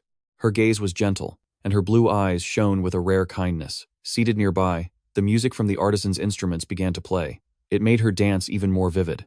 The children around watched with wide eyes and open mouths in awe, while rounds of applause rang out, their joyful eyes following her every move. When the dance ended, she simply stood still, but even that stillness exuded a noble pride. The officials praised her in unison, sparing no compliments. Truly marvelous. She is the treasure of the Wai Tiger Palace, Your Majesty. Her small feet moved slightly, her pretty blue shoes adorned with a pure white bow. A voice spoke up amidst the awe. Lady Subie will have a hard time competing with her, but let's cheer for her ladyship with a warm round of applause. After all, Subie can receive the Chamte next year. Under the gaze of the crowd, a graceful figure in blue attire stepped forward, her hand gently placed over her mouth, her eyes holding a hint of shyness. She spoke, Thank you all for giving me this opportunity to display my humble talents. I truly don't know how to express my feelings. She waved her long sleeve gently in the wind. It is but a fleeting dream, and I hope it can brighten this joyous day. Subie stood there, and with a gentle wave of her hand, the young green trees instantly transformed into a beautiful forest of pink roses. Petals fell gently, painting the scenery of Chengdu into a picturesque and heart-stirring scene. Gasps of astonishment were heard everywhere. What is this? Is it magic? As the petals floated in the wind, a voice rang out. Under the benevolent rule of His Majesty, if this is Chengdu, I believe that one day, this place will become a spring paradise. It was Subie. She continued softly. I wanted to show everyone a part of that dream. Amidst the astonishment, another change occurred. The vibrant flowering trees suddenly turned into bare, dry branches. More gasps were heard. Has everything returned to normal? While everyone else was still lost in shock, Seo Tae-gang stood in the back, observing quietly, his sharp eyes reflecting the magical scene before him. He thought it was unbelievable, enchanting an entire mountain with magic. His spirits sank for a moment. The order on stage was indeed incredibly important. Suddenly, a familiar voice from behind startled him, and he whipped around. Hayan asked, Are you ready? Seo Tae-gang tightened his grip on the sword in his hand, his gaze resolute. He thought, I don't need to worry about Lady Hayan. Standing opposite his opponent, he bowed his head, his eyes pensive. As the noble lady of a powerful family, she held the highest rank among the royal consorts. Hayan gently extended her hand, her tone warm yet dignified. It is a great honor to have the opportunity to perform a sword dance on such a joyous day. She turned, her voice soft yet firm. This is a birthday celebration. Even the heavens must be smiling. I pray my talents are worthy of heaven's will, so that the future of Chengdu City may be forever peaceful. Seo Tae-gang observed her, his eyes sharp. You're far too used to events like this. But suddenly, something made him pause. Hayan stood there holding the sword, but her hand was trembling. He immediately realized she wasn't as certain, not as strong as she appeared. Her expression was as calm and graceful as ever, but her fingertips were quivering. In contrast to that unsteady hand, her eyes shone with fierce determination, showing no sign of retreat. His thoughts drifted amidst the magnificent palace. She was surrounded by court ladies, standing tall in their splendid gowns. Her image appeared, with a dignified posture and an emotionless face. Behind her, a retinue of servants in white robes bowed respectfully. In her fiery eyes was a youthful spirit one might call heroic.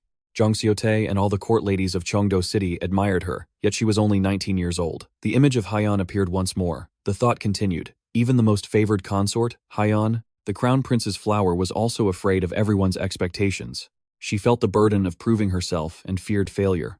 Seo Tae-gang realized, now I understand why the royal consort is a symbol of courage. Courage doesn't mean not being afraid. He bowed his head, emotions surging, his hands clenched, a mix of anger and welling tears.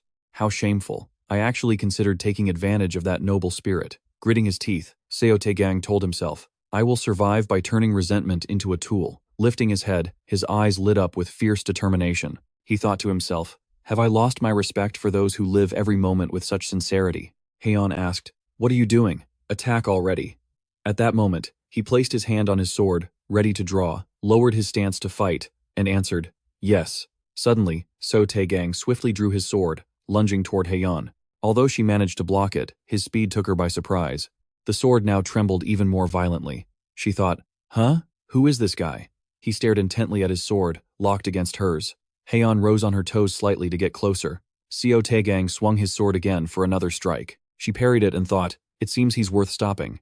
His gaze was sharp and resolute as he stared her down. Hayan sensed trouble and could only force a smile. That's right, this guy is skilled with a sword. A servant standing behind couldn't see anything and whispered to the man in front of him, what's going on? Is he even holding a sword? I can't see a thing. Seeing no response from the other man, he just glanced over and was left speechless. Something had happened that shook the entire building. Sellen was holding a stack of tables, but her face was pale with fear. She cried out, ah! The person behind her came closer, asking frantically, Sellen, what's wrong? She just turned and laughed it off. Oh, it's nothing. But behind that smile, her eyes welled with tears as she thought, why do I feel so uneasy? Is Seo Tae-gang doing something reckless again? A series of negative thoughts flooded her mind. She kept thinking it couldn't be. He still has to deal with Lady Subie. I hope he doesn't cause another scene. But there was nothing calm about it. He and she were locked in a fierce sword fight. In the quiet space, the lake appeared like a giant mirror. Pink lotus blossoms shyly reached for the surface. Behind the lake, the magnificent palace stood tall with its intricately carved pillars. A voice called out Hayan from somewhere. Someone was reminding her, live with your head held high, Hayan. Perhaps this was Hayan in her youth. Hearing this, she looked up at the person, her eyes shimmering so brightly it could move one's heart, and she answered, yes. It turned out to be Hayan's father, holding the child in his arms. Seo Tae-gang advised, when you look down, there will be times when the height you've reached will make your hands tremble with fear. He set the little girl down, and she looked at her father with glistening eyes. She chattered, is this a story about mountain climbing? Father, I just climbed Mount Bok not long ago. Seeing her innocence, he patted her head and smiled. I see. Her father's voice continued to echo in her ears. Remember this, when the path you've climbed is high and fear sets in, look up. Then her father's hand pointed to the vast sky as he said, at that moment, you will surely see that there are many people in this world higher than you, yet they stand firm, without a trace of fear. His towering figure appeared. Seo Tae-gang said that when you see people like that, your trembling will naturally begin to fade. He placed his hand on Hayan's shoulder, and she looked up at him cheerfully. Then he placed his hopes in her, saying, I have lived that way, and I hope you will remember me as such. He gently patted her shoulder. His hand was so warm. The following year, Seo Imun, the patriarch of the Hwayong-seo clan, launched a rebellion. There were bloody footprints and gruesome shades of red. People fell one after another. 9 high-ranking civil officials of ministerial rank and 11 generals lost their lives. On a day of pouring rain, a procession of figures in white robes walked silently, their faces hidden behind hoods. Hayan led the way, holding an unlit lantern. Her eyes, heavy with sorrow, gazed at the lantern as if all hope was lost. A deep emptiness was carved into Hayan's heart. At this moment, her thoughts returned to the present. That darkness was gone, replaced by the peace of her home now. Her father's words from long ago echoed in her mind. There are many people in this world stronger than you, but they stand firm, without fear. That voice continued to speak. When you see people like that, your trembling will naturally fade away. With that thought, she used her other hand to touch her sword hilt, as if to console herself. She thought to herself, that's right, I'm not trembling anymore. I must be going crazy. The bangs covering one of her eyes only added to her haughty appearance. Perhaps out of respect for her, those who fought her would often rest their swords on the ground, kneel, and bow their heads. She thought, I have defeated many warriors, but most of them went easy on me. Hayan turned her head, her hand tightening around her sword to continue the match. And she reasoned that it was because seriously injuring someone was unacceptable, especially for those in high positions. His gaze remained unchanged, and her thoughts continued. This one seems to be holding back too, but there's something different about him. She suddenly dashed towards her opponent, but the thoughts in her head didn't stop. It was as if he was saying, go on, try me. If you come at me, I'll respond. With that thought, she swung her blade fiercely at him. Despite her ferocity, he simply stood there and calmly raised his sword to block her incoming strike. Seeing Seo Tae-gang so composed, she was so surprised her jaw dropped. She thought, I cut him. The sound of scraping steel filled the air. Then, he suddenly used his strength to push her sword away. She cried out, but her will was still strong. From a distance, she glared at him, a clear look of hatred in her eyes. She declared, no, it's not over yet. Her hand gripped the end of her sword hilt as she prepared to act. She crouched down, preparing to thrust at Seo Tae-gang from below. Unexpectedly, as soon as she lunged, he blocked her with his own sword. The two blades scraped against each other again, creating a piercing sound. Seo Tae-gang and Hayon locked eyes once more. Pulling her sword back, she let out another pained cry. Then, something happened that caught her off guard. He raised his sword high, his ice-cold gaze never wavering. Seeing his action, she could only grit her teeth and think, I can't let my guard down. Seo Tae-gang swung his sword down with immense force. She used all her strength to block the blow with her sword. Suddenly, his sword snapped in two. Hayon's jaw dropped in shock as the broken blade fell to the ground. He quickly turned away. At that moment, everyone in the court stared with wide eyes. He knelt down and bowed his head in defeat. Her Highness is truly mighty. Standing before him, her gaze was fixed downward as she panted heavily. The crowd around them erupted in thunderous applause, shouting, he lost focus on his sword. He lost his weapon. Indeed, Her Highness is truly skilled. But contrary to the mood of the crowd, Hayan's thoughts were filled with doubt. She replayed that moment in her mind. The moment he let go of his sword, he must have loosened his grip on purpose. It wasn't to mock me, but how dare he? She placed her sword behind her back and bowed her head, her eyes glancing to the side. The broken sword lay on the floor, half of it embedded straight into the ground. She thought to herself, it's a wooden sword, the kind trainees use for practice. A high-ranking official announced, Royal Consort, please step forward. This golden hairpin is your reward. Praises echoed from all around. Oh, the Royal Consort's skills are truly commendable, but this did little to comfort Hayan. Lifting her head, she announced clearly, I am not yet worthy of receiving this golden hairpin. Hearing this, everyone was stunned. Her voice rang out. This contest was unfair from the very beginning. It's a disgrace. Then she threw a new sword to the ground and told Seo Tae-gang, this is a real sword. Draw it. He looked up and called out, Your Highness. Without waiting for him to continue, she cut him off. This is an order. Draw your sword. Turning his head away, Seo Tae-gang thought, with so many eyes watching, ignoring Her Highness's order is tantamount to signing my own death warrant. Is there any other way? Hayan raised her longsword, pointing it towards him. She thought again, the golden hairpin may be gone, but if I can have a serious duel, that's all that matters. More than anything, I want to face this man and his sword. But then, something made Hayan feel deeply uneasy. The words killing intent appeared as he picked up the sword, and negative thoughts flooded her mind. I can feel the bloodlust overflowing from his entire body. Death. If he draws that sword, I will die. Seo Tae-gang began to unsheath the blade. A loud scream rang out as someone suddenly shouted, Run! A monster! This made Seo Tae-gang and Hayan whip around in surprise.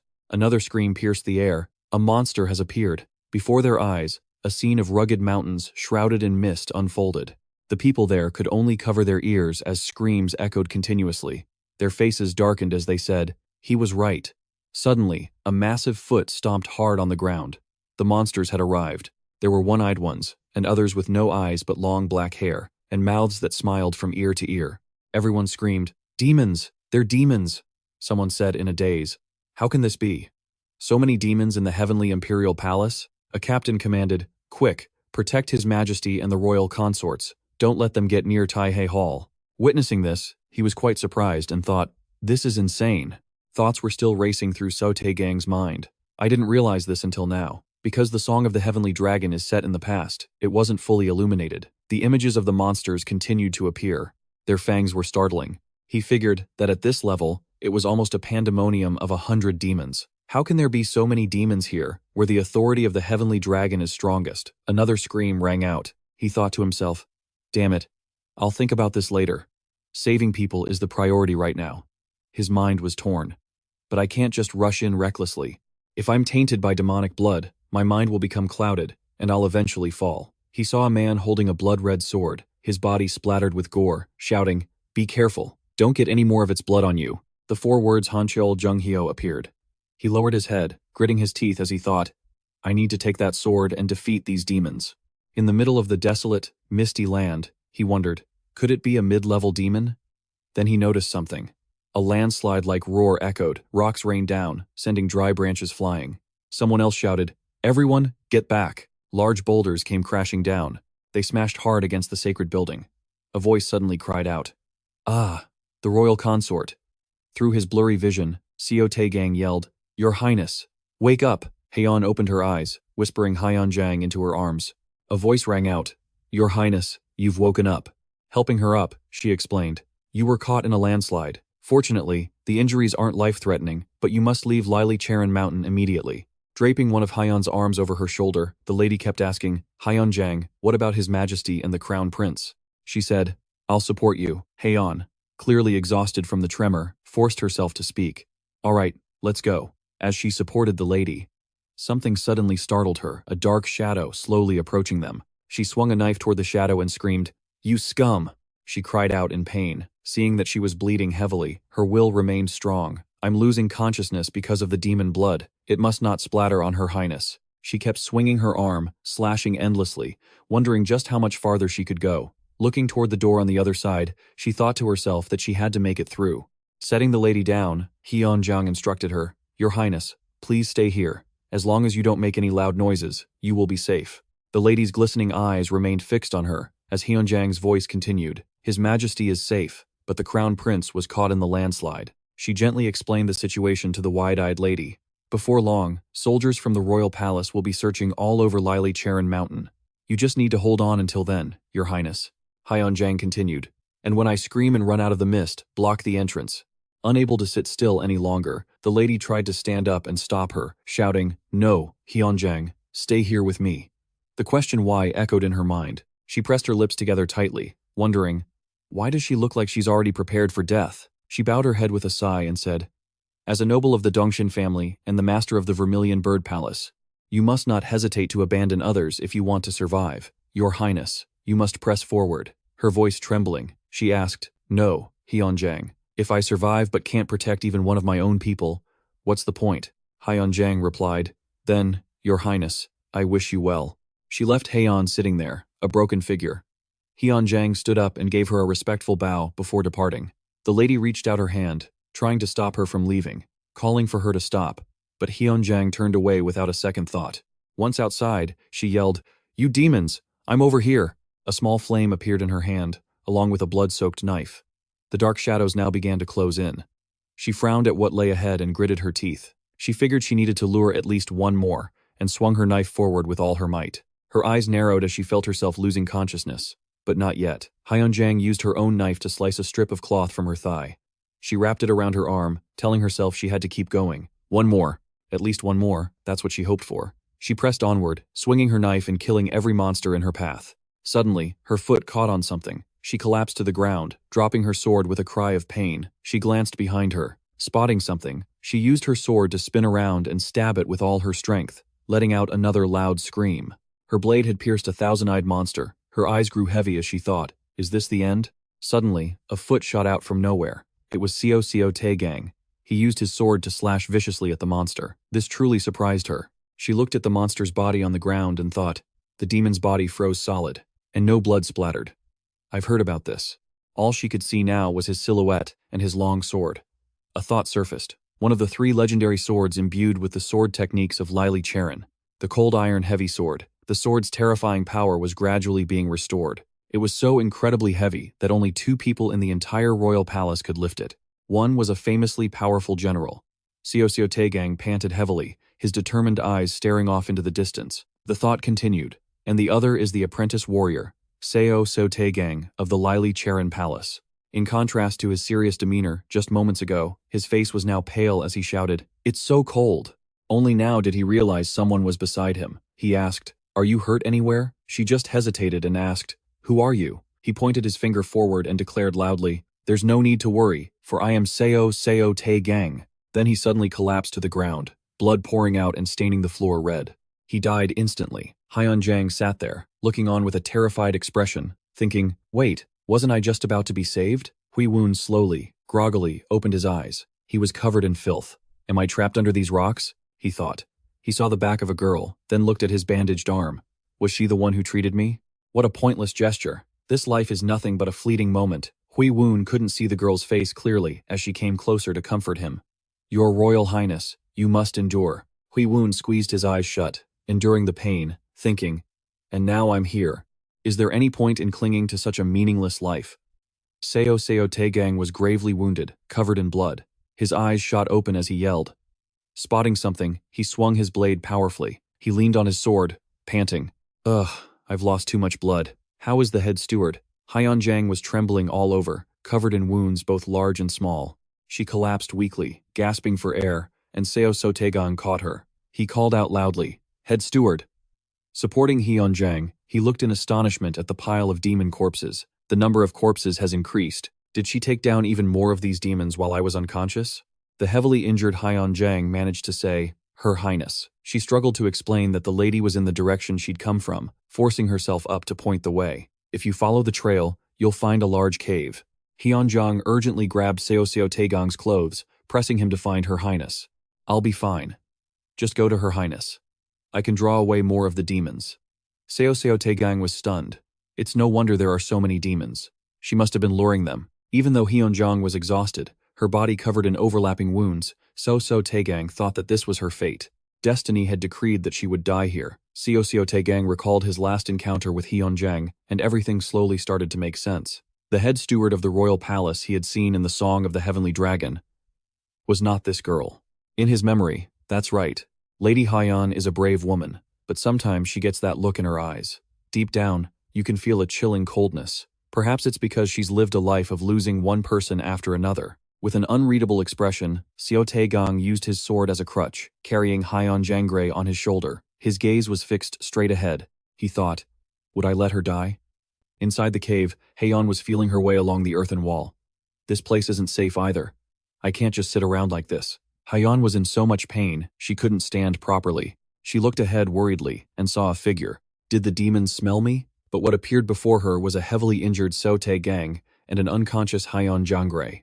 Hayan's eyes widened in shock, speechless. Seo Tae-gang said softly, "Here, I've brought her." Hayan worried over the unconscious Jungre, while Seo Tae-gang found a large rock to block the cave entrance. He knelt, looked at Jungre's condition, and told Hayan, "If we leave her like this, she'll die." Hayan refused to accept it, urging him anxiously, "No, we have to get her to a doctor immediately." She begged Seo Tae-gang for help.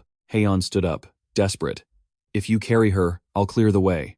Seo Tae-gang tried to dissuade her. "My lady, you're both severely injured. Please, calm down." Losing control of her emotions, Hayan shouted, "I can't. I don't want to lose anyone else close to me." Tears streamed down her face as she begged Seo Tae-gang for help. "I'll give you anything you want, so please, just help me." Seo Tae-gang was at a loss, not knowing what to do. He gripped Hayan's shoulders, urging her to calm down. His gaze was firm as he calmly comforted her. "First, just calm down." Hayan lowered her head and mumbled, "I'm sorry. You're also badly hurt." "I lost my senses for a moment." Seo Tae-gang didn't mind, advising her, anyone would be like this in this situation. Hayan looked up at him and asked curiously, "How can you be so calm in a situation like this?" Seo Tae-gang lowered his voice, "My lady." One second he was cool and composed, the next he was admitting the truth. "I'm not calm at all. I'm in so much pain I can't even think straight." Hayan stared at him blankly, thinking, why is he speaking so frankly in front of a lady of my station? Jungre was still unconscious, but fortunately, Seo Tae-gang had managed to calm Hayan's anxiety. "Even so, I still need to get her to a doctor quickly." Hayan held Jungre, looking at her gently and softly calling for the head housekeeper. Seo Tae-gang wrapped a cloth around his wound and nonchalantly explained the situation. "Given the number of demons, Elder Green Snake must have made his move. The fog will clear soon. We should take that opportunity to advance to Taihei Hall." Hayan asked him, "How long do you think it will take?" Seo Tae-gang considered the worst-case scenario. At Tianlong Hall, the Crown Prince survived for nearly 3 days on the brink of death. The longest he and the other two had been trapped in the rock cave was also 3 days, and that was when they were buried under rocks. After thinking it over, he answered Hayon. No matter how desperate the situation gets, it won't last more than 3 days. Hayon looked at Hyan Jungre with worry. 3 days was too long for the head housekeeper. Seo Tae-gang had also considered the worst-case scenario, so he said, "That's right. So once the fog lifts and the situation stabilizes, it's best we leave." He told Hayon that there were still a few demons they could defeat. Hayon bowed her head, firm in her decision. "I can also wield a sword after a short rest." Seo Tae-gang silently observed her. She had a complicated expression. It can't be helped. In a life-threatening situation, the only person she can rely on is a descendant of her family's enemy, the One Seon clan. He spoke up to comfort her. "My lady, it would be better not to overthink things and focus on a single goal." She was taken aback when he said their only goal was to survive. Then, to Seo Tae-gang's confusion, Hayon burst out laughing. "I understand. You're absolutely right. We will survive." Seo Tae-gang sat in a corner of the cave, some distance away from them, and said, "The moment the sun rises will be the turning point. By now, the Elder, Greensnake is probably handling the situation. The demons won't disappear completely, but visibility will be poor in the dead of night. So, the plan is to break through their encirclement in the morning. That's right. Let's rest and recover our strength tonight. It would be best if you can get some sleep." Hayan closed her eyes to rest. With demons roaming outside, trying to sleep was a bit difficult, but it was still better than forcing herself to stay awake. Seo Tae-gang told her not to worry about the demons. He had already used a secret art to conceal their scent at the entrance. Hayan asked, puzzled, "How were you able to do that?" He explained that the Elder had taught him those minor spells. Hayan's eyes grew heavy as she thought, "Even so, I don't think I can sleep."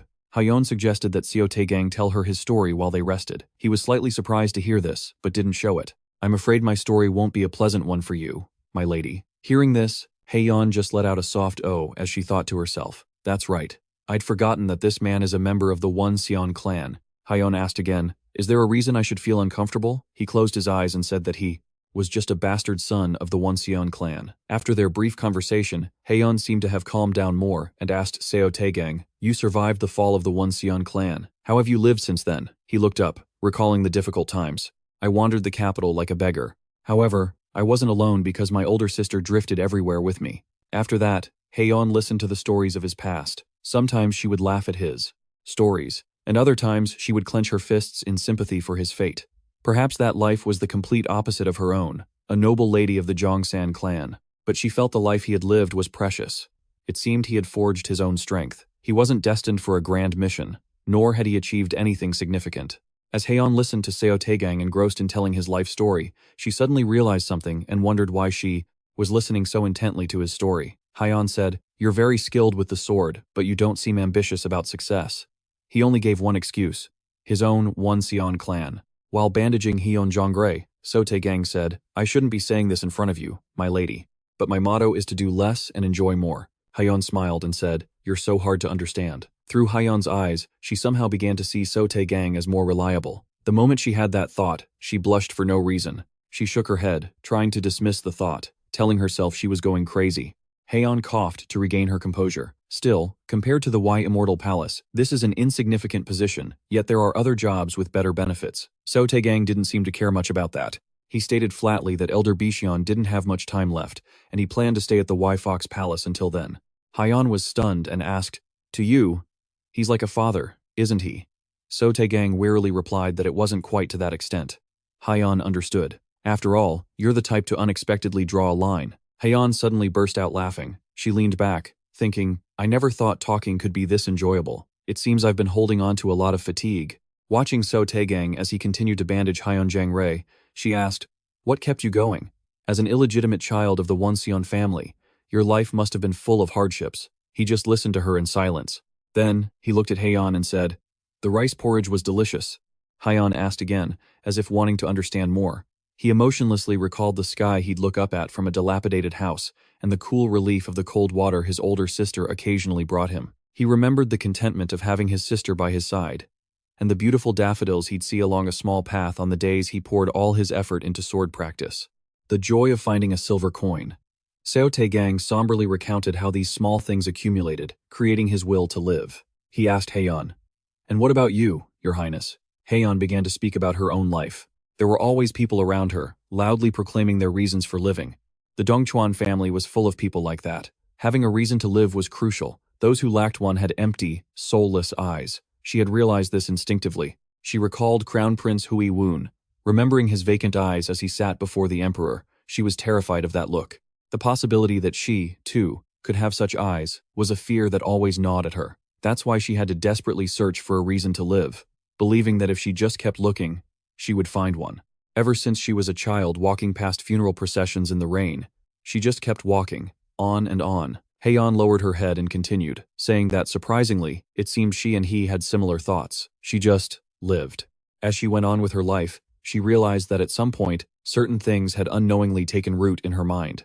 Wai Deung's loyalty, the admiration from the court ladies, an old woman's wrinkled hands, the fragrance of plum blossoms in a vase in her chambers, the meticulous gold thread embroidery, the fluttering butterflies she'd see while wandering, the sound of the court ladies' laughter through the door, the beautiful teacups, the morning breeze, the bright moon, the clouds, and poetry. She had simply lived, and the reasons to live gradually appeared on their own. Hayan closed her eyes, stunned. I had it all backward. Suddenly, he, Seo Tae-gang, called out to her, breaking her reverie. Supporting the unconscious Hyan Jungre, he announced. The steward's condition is worsening. We need to leave now. As Hayan slowly got to her feet, Seo Tae-gang added, It's almost dawn. The fog should have cleared, making it easier to see. Hayan drew her own sword, declaring that she had recovered her strength and was ready for a fight. But Seo Tae-gang was worried. In her current state, it would be extremely dangerous if she got infected with demon blood. Hayan suddenly grabbed his tunic, moved in close, and ordered him to take it off. He complied. After that, Seo Tae-gang shattered the boulder in front of the cave. Hayan used Seo Tae-gang's tunic to cover her head. He turned his head and said, The tunic won't necessarily protect you from demon blood. With her eyes closed, Hayan replied, I know. If things were that easy, demon hunters wouldn't suffer so much. Carrying Hyan Jungre, Seo Tae-gang watched Hayan wield her sword. And yet, she mused, for some reason, I feel like I could defeat any number of demons. I feel like I could reach Taewa Hall right now. She smiled, sword in hand, certain that as long as he was with her, she would survive. Her words reminded Seo Tae-gang of a certain crown prince. Seo Tae-gang smiled and ran ahead with Hayan. It must be in their blood. Elsewhere, it seemed many things were unfolding. It's definitely a lot busier than when I was just sitting around. Jungre asked the man, General, what brings you all the way to the secondary palace? Jung Seo-tae let out a hearty laugh. I was in a meeting with the other officials, but I got frustrated and left. This place feels familiar. I worked here for a long time, after all.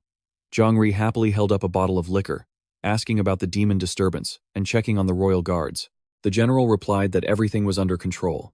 He took a swig, closed his eyes, and said, It's unbelievable that demons have emerged from Mount Big Saka. The heavenly dragon's Lyly Cherin energy has surely weakened. The general remarked that Princess Ahyeon would surely take care of everything. Jungre then asked him, You're from the main palace. Why have you come to the secondary palace? Jung Seo-tae's eyes narrowed in annoyance. Am I considered an uninvited guest here as well? At least you were somewhat charming when you were a child. The warrior you mentioned. His story came up during the meeting. Jungre looked slightly surprised. Jung Seo-tae rested his chin on his hand, looking bored. That's what I came to tell you. That lunatic from the Wai Fox Palace. Is it true he slaughtered hundreds of demons in a single night? Jungre yelled out an order. First, we need to find the crown prince. Start with Taewa Hall, and be quiet about it. A blood-soaked hand slapped against the wall. Jungre whipped his head around in shock. It was Seo Tae-gang. Covered in gore, he was carrying Hyan Jungre. In Jungre's mind, one thought echoed. The madman from the Wai Fox Palace. The three of them collapsed in a heap. Jungre roared, Get the medics, now! He fell to his knees, staring. This is a pile of demon corpses. Jung Seo-tae rested his chin on his hand. The kid seems pretty capable, but he's not in the crossbow unit uniform. Is he neglecting his duties? Jungre explained that he'd spoken to Seo Tae-gang and concluded he wasn't suited for the secondary palace. He remembered the sight of Seo Tae-gang meticulously cleaning his sword and figured his mission was to protect the Wai Fox Palace. Taking a swig from the bottle, Jungre surmised that Seo Tae-gang would leave the Wai Fox Palace when the time was right. In any case, he saved Lady Intu, and slaying so many demons certainly helped advance the Crown Prince's rescue. I've already recommended a fitting reward for him, Jungre said. But the officials from the main palace were taken aback when they learned he's from the Wonseon family. Jung Seo-tae said grimly, The crime of treason against the emperor is not easily forgotten, no matter how many generations pass. You know of him, don't you? Imun. Seo Imun, the head of the Wonseon clan. The image of him on that rainy day, walking through the gates alone with his sword.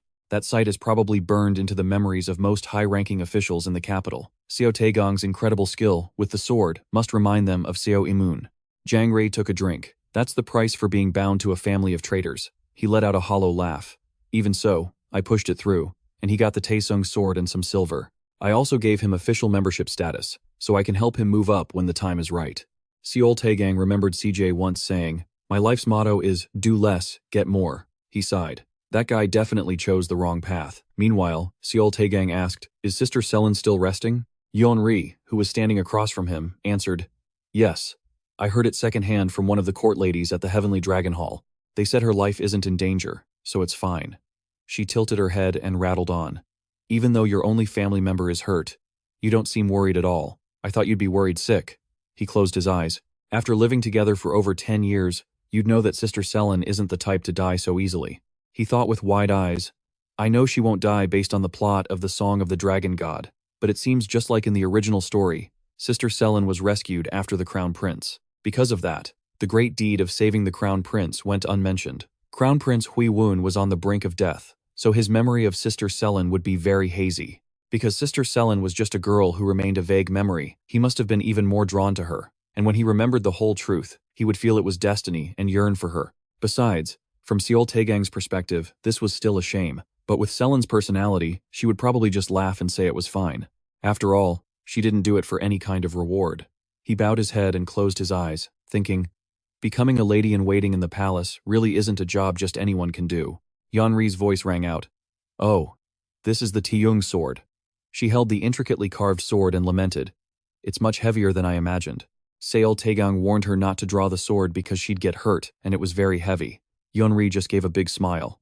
"Do you really think I can't even hold this thing?" Seo Tae-gang just said it was expensive, and she immediately went quiet. He recalled the time Yeon-ri broke a vase in the palace. His reminder terrified Yeon-ri, and she reluctantly had to put the sword back in its place. She sat silently beside Seo Tae-gang. Yeon-ri turned to him and said, "You know, thinking back on it, that was really infuriating." Yeon-ri stood up with her hands on her hips. "You talk to me as if you're comforting and coddling me. Seo Tae-gang, you treat Sister Sellen like a lady."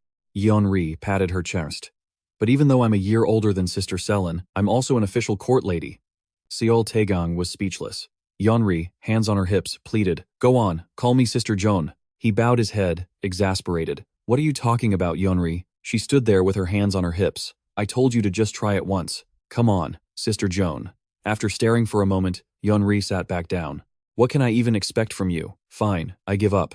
She turned to go back to work, reminding him to call her when it was time for dinner. Watching Yeon-ri's retreating figure, he thought, she changes the subject really fast. Then, Yeon-ri rushed back, her face pale. "Seo Tae-gang, why are you making me worried again?"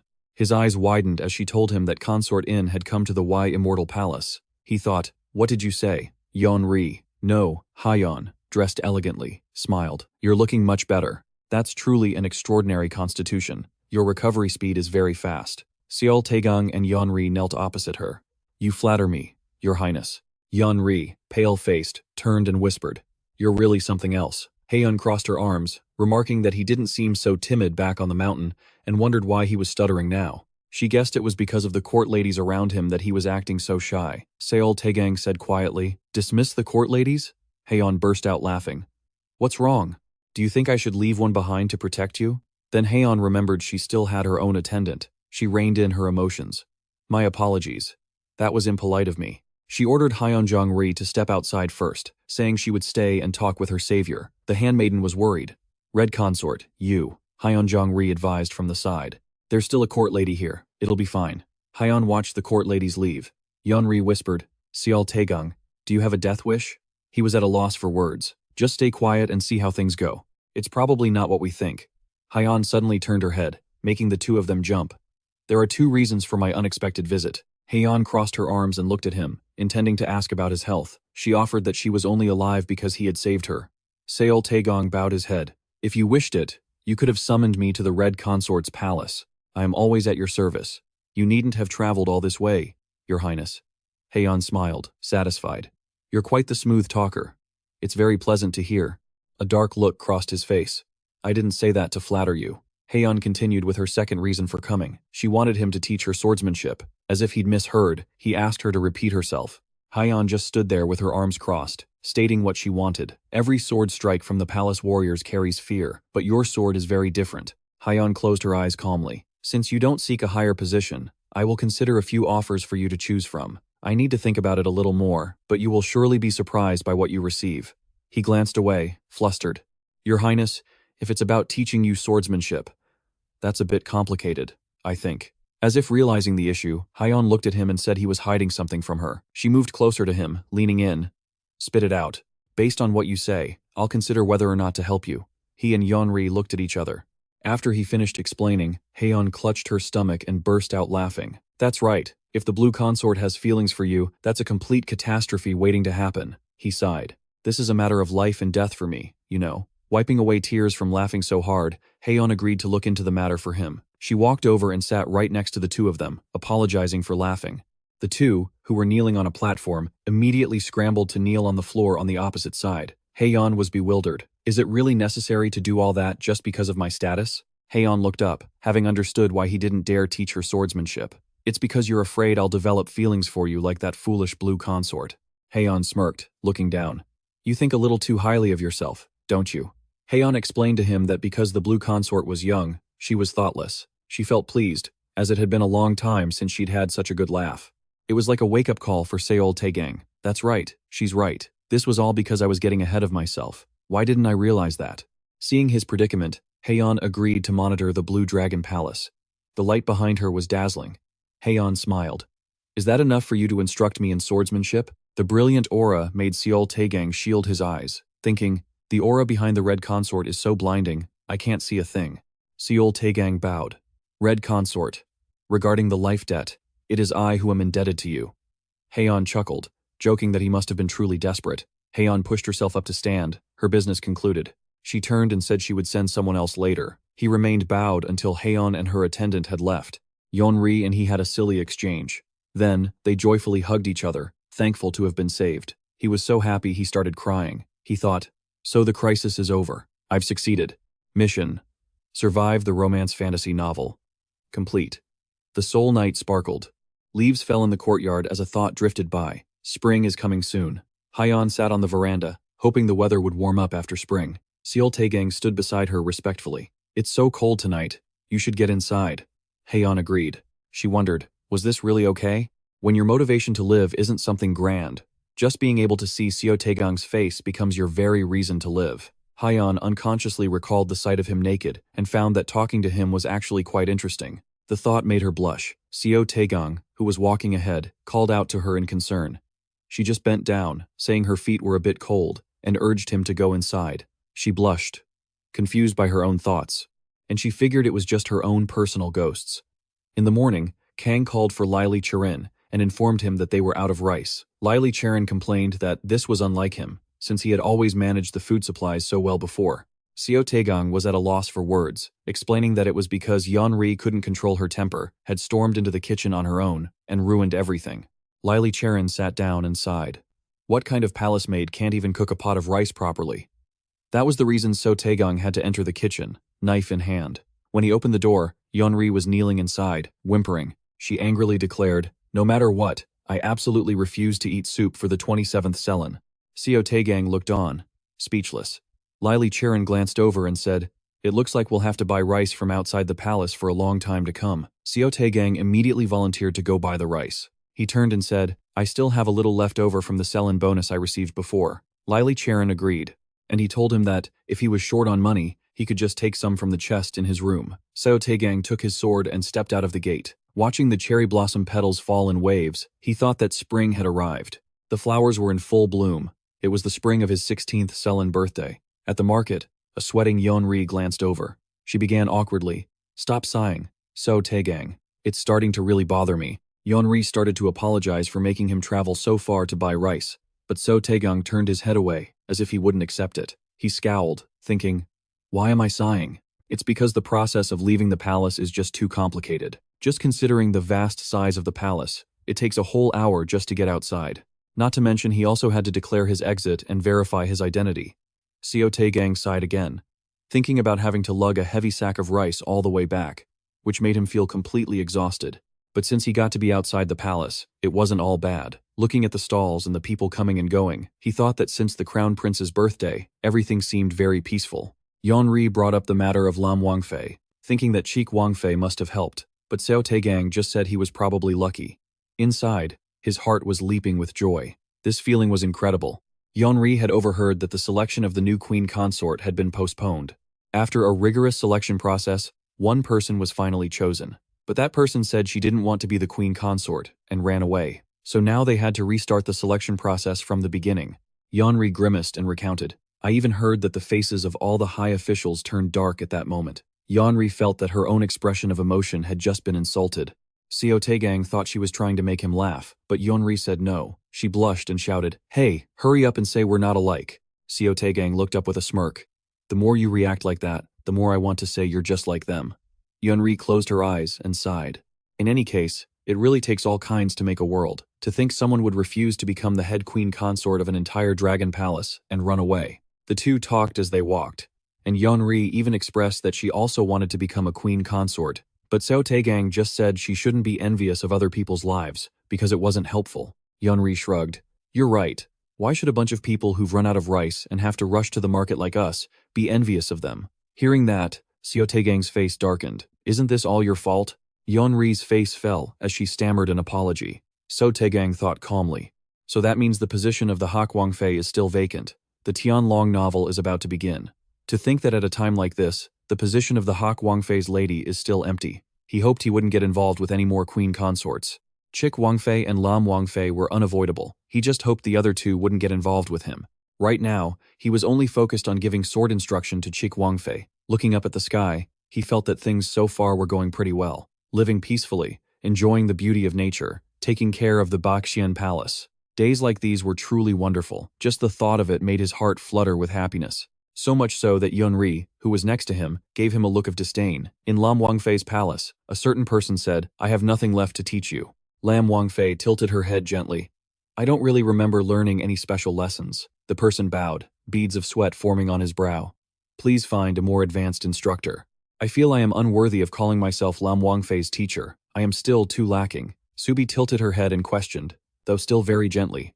"Aren't you the most famous Taoist master in the Mount Ha region?" The man stammered, bowing his head to avoid her gaze. He said he would study harder after returning to the mountain. Subie watched him leave, then sat down absent-mindedly on the steps and called for her attendant, Hyan. She asked when the next Sellen meeting of the high officials would take place. Hyan said that the conference was scheduled for the next new moon. Subie stood up. I see. Then I will request permission from the Zhongshu Ling." Hyan looked puzzled and wanted to ask her why. Subie smiled. "Of course, I want to be taught Taoist magic by Lyly Cherin." Flowers seemed to bloom around her. He is so noble and busy that even the high officials can't do anything, right? If Lyly Cherin won't come, then I'll just have to go to Baxian Palace myself to ask for his teachings. Subie wondered which hairpin to wear, feeling she was getting too excited since the conference hadn't even happened yet. Hyan's face darkened as she watched Lam Wangfei feign embarrassment. Hyan's sweat dropped as she looked at Subie's back. Lam Wangfei, is she really going to seek out Seo Tae-gang?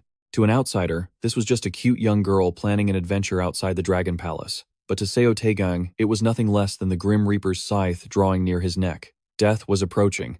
Outside the magnificent and luxurious royal palace, the bright sun shone everywhere. Meanwhile, inside, the three of them, Subie, Hayan, and Hawol, were enjoying a tea party together. The party was held 2 Sellens a month to give the consorts from the 4 great dragon palaces a chance to converse. Hayan spoke up hesitantly. "So, Lam Wangfei, you're planning to go to Baxian Palace 2 Sellens a week?" Hearing this, Subie immediately smiled in response. "Previously, a Taoist master came to my Lamlong Palace to teach me Taoist magic for 1 Sellen a week, but it seems that master has nothing left to teach me. I hope the high officials will support me during the conference. It seems they were very interested in what I demonstrated during the birthday celebration," Hayan added with a smile. "It's not just the high ministers, even I am endlessly surprised. I never imagined the Blue Royal Consort would be a master of Taoist magic." Subie was overjoyed by the compliment. "I was also very impressed by the Red Royal Consort's swordsmanship performance. Her strikes were so fast the naked eye couldn't follow them. I found myself clapping and praising her without even thinking," she said, then turned to praise Hawol. "The Wai Royal Consort's heavenly dragon dance was just as impressive, wasn't it?" The Wai Royal Consort, Hawol, let out a shy laugh in response. "You're giving me too much credit."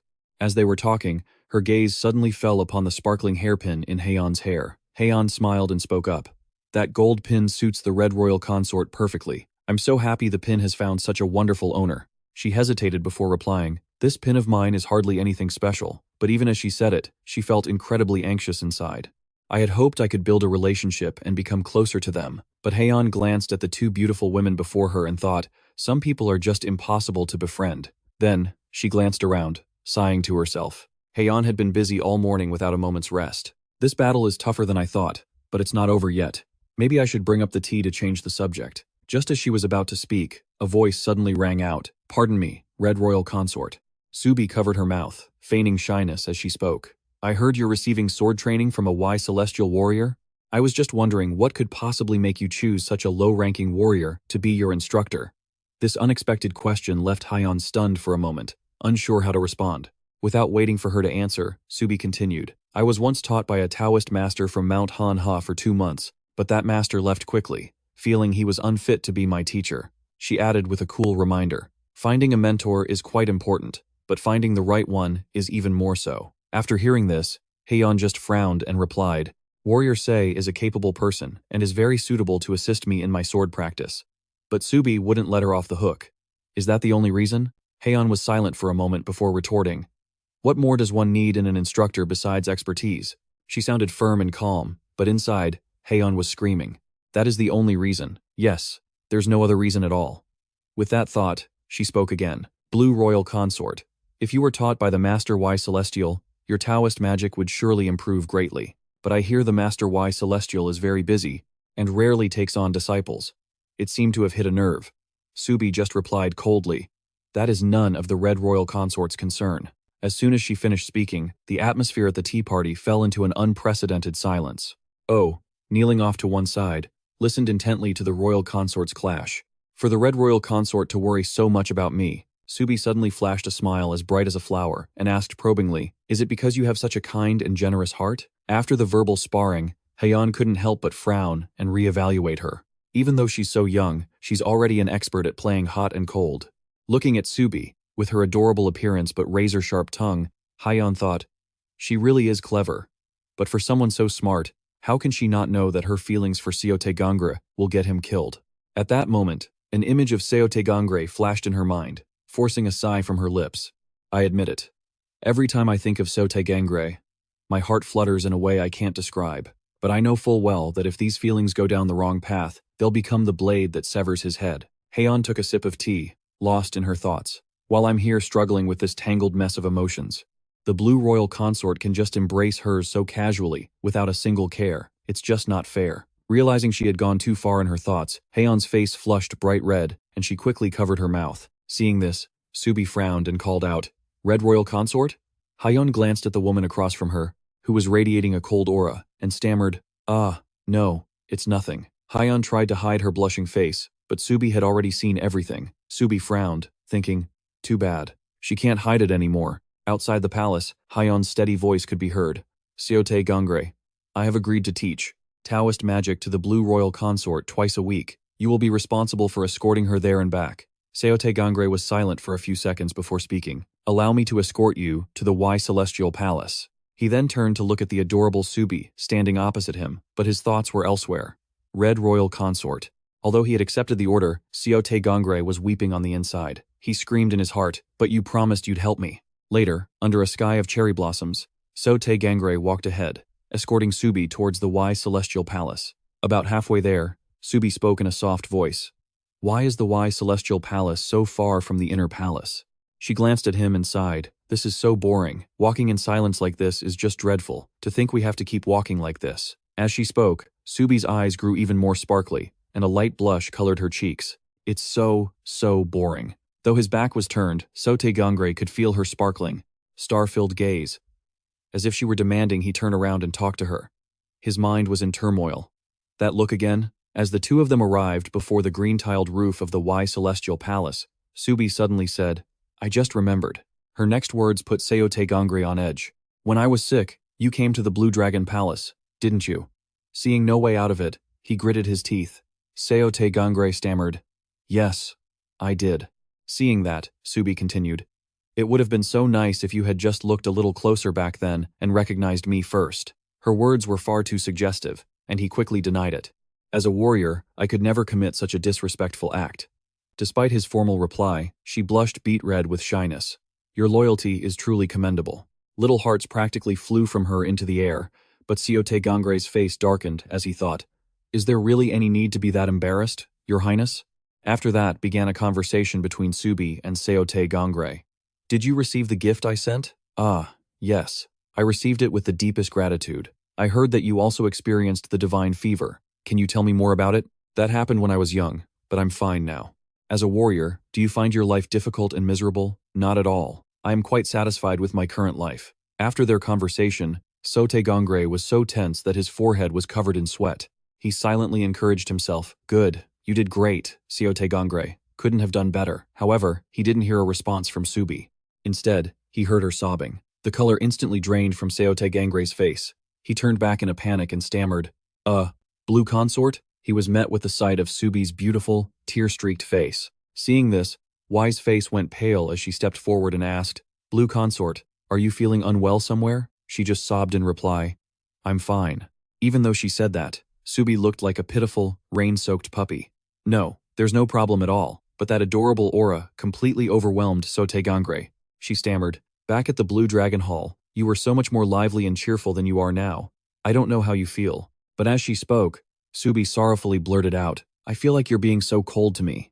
With every word she spoke, his face grew paler. Right now, Seo Tae-gang was screaming Hyan's name in his head. Red consort, the sky is so sunny, so why does my heart feel so cold? You said you would help me.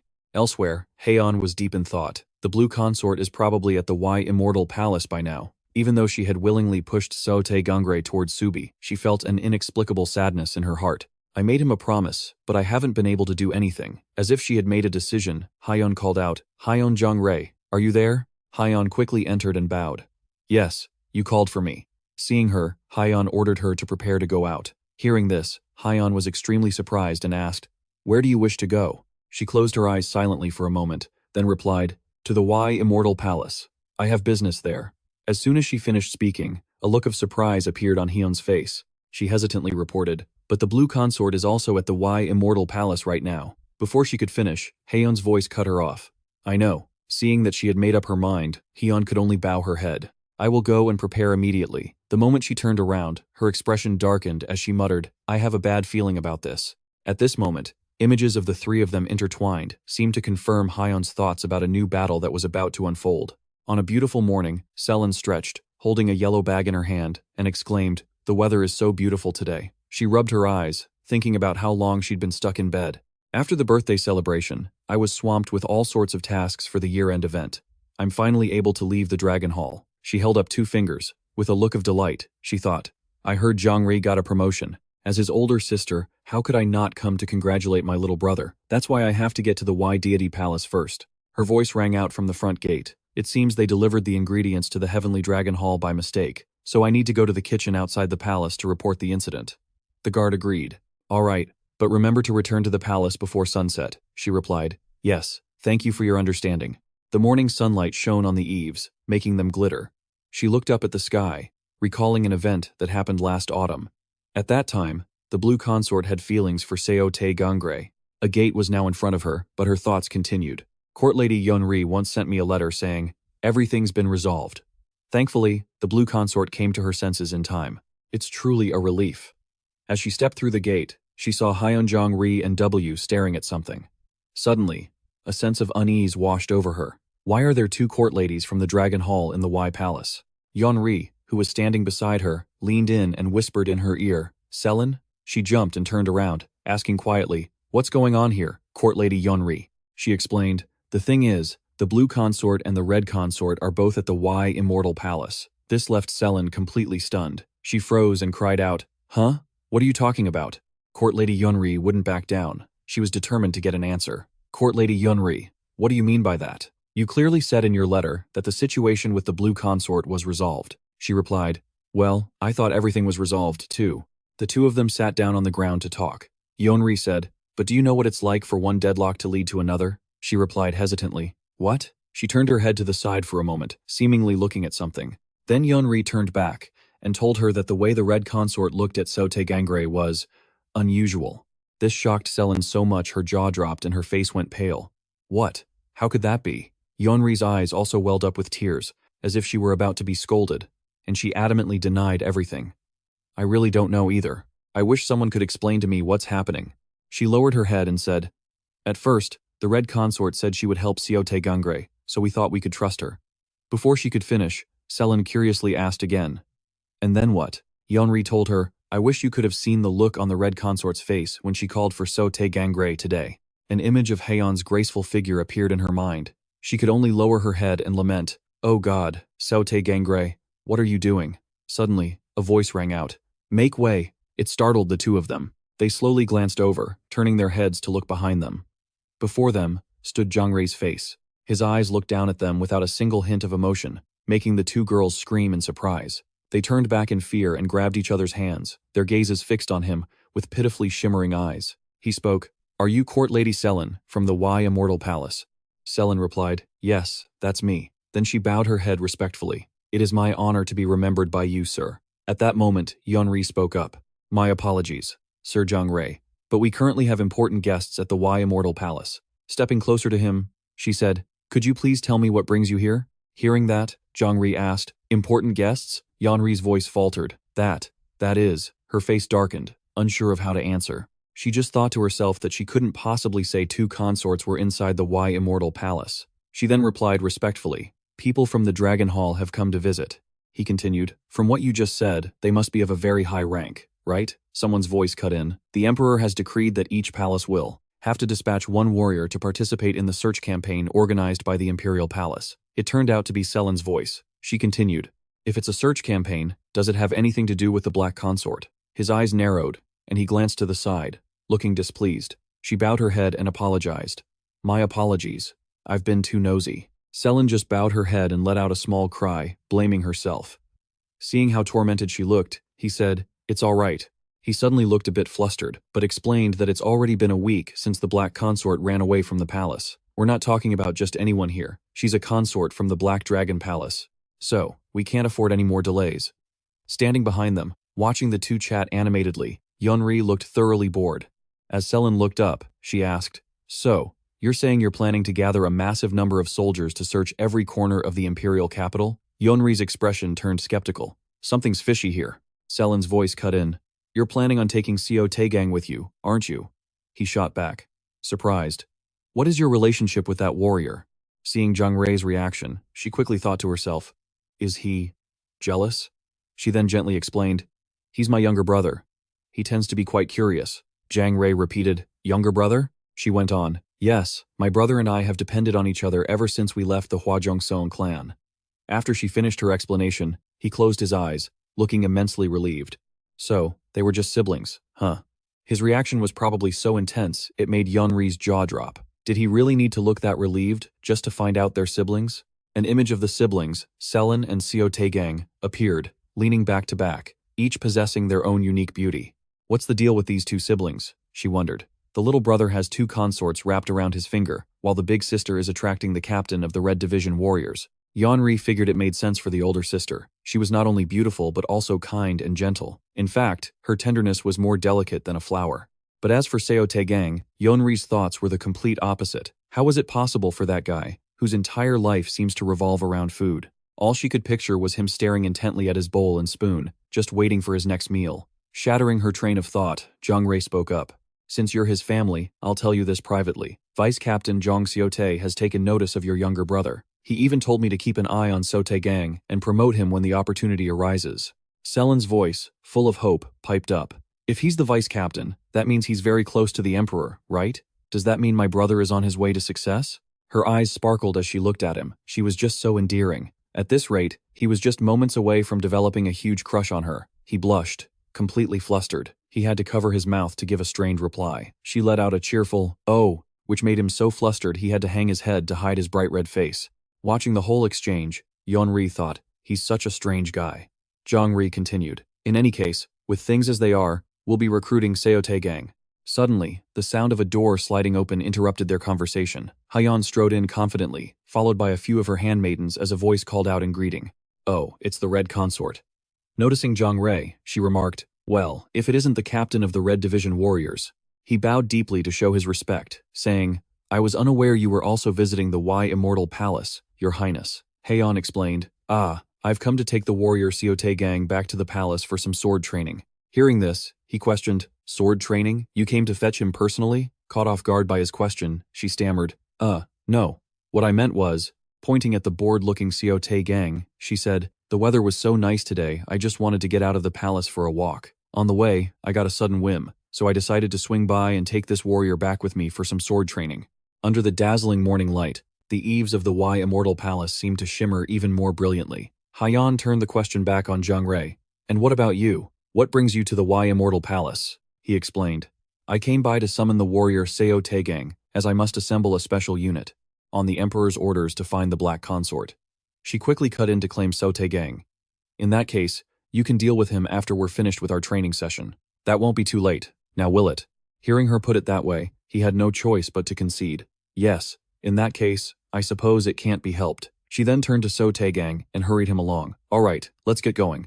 The others had been watching the whole scene unfold. Jungre remained silent, while Sellen covered her mouth, her eyes brimming with tears. She turned and shook Jungre frantically, crying out, Jungre, what are we going to do? Jungre replied quietly, don't worry, I have an idea. She explained that no matter how strong feelings are, distance will eventually grow if two people are kept apart. Glancing at the emotionless Jungre, she advised Sellen to have her brother join the unit unconditionally. Seo Tae-gang just stared blankly, so Jungre told him, join the search team, the captain of the Red Division just mentioned. Inside the lavish Wai Immortal Palace, Lyly Cherin's steady voice echoed.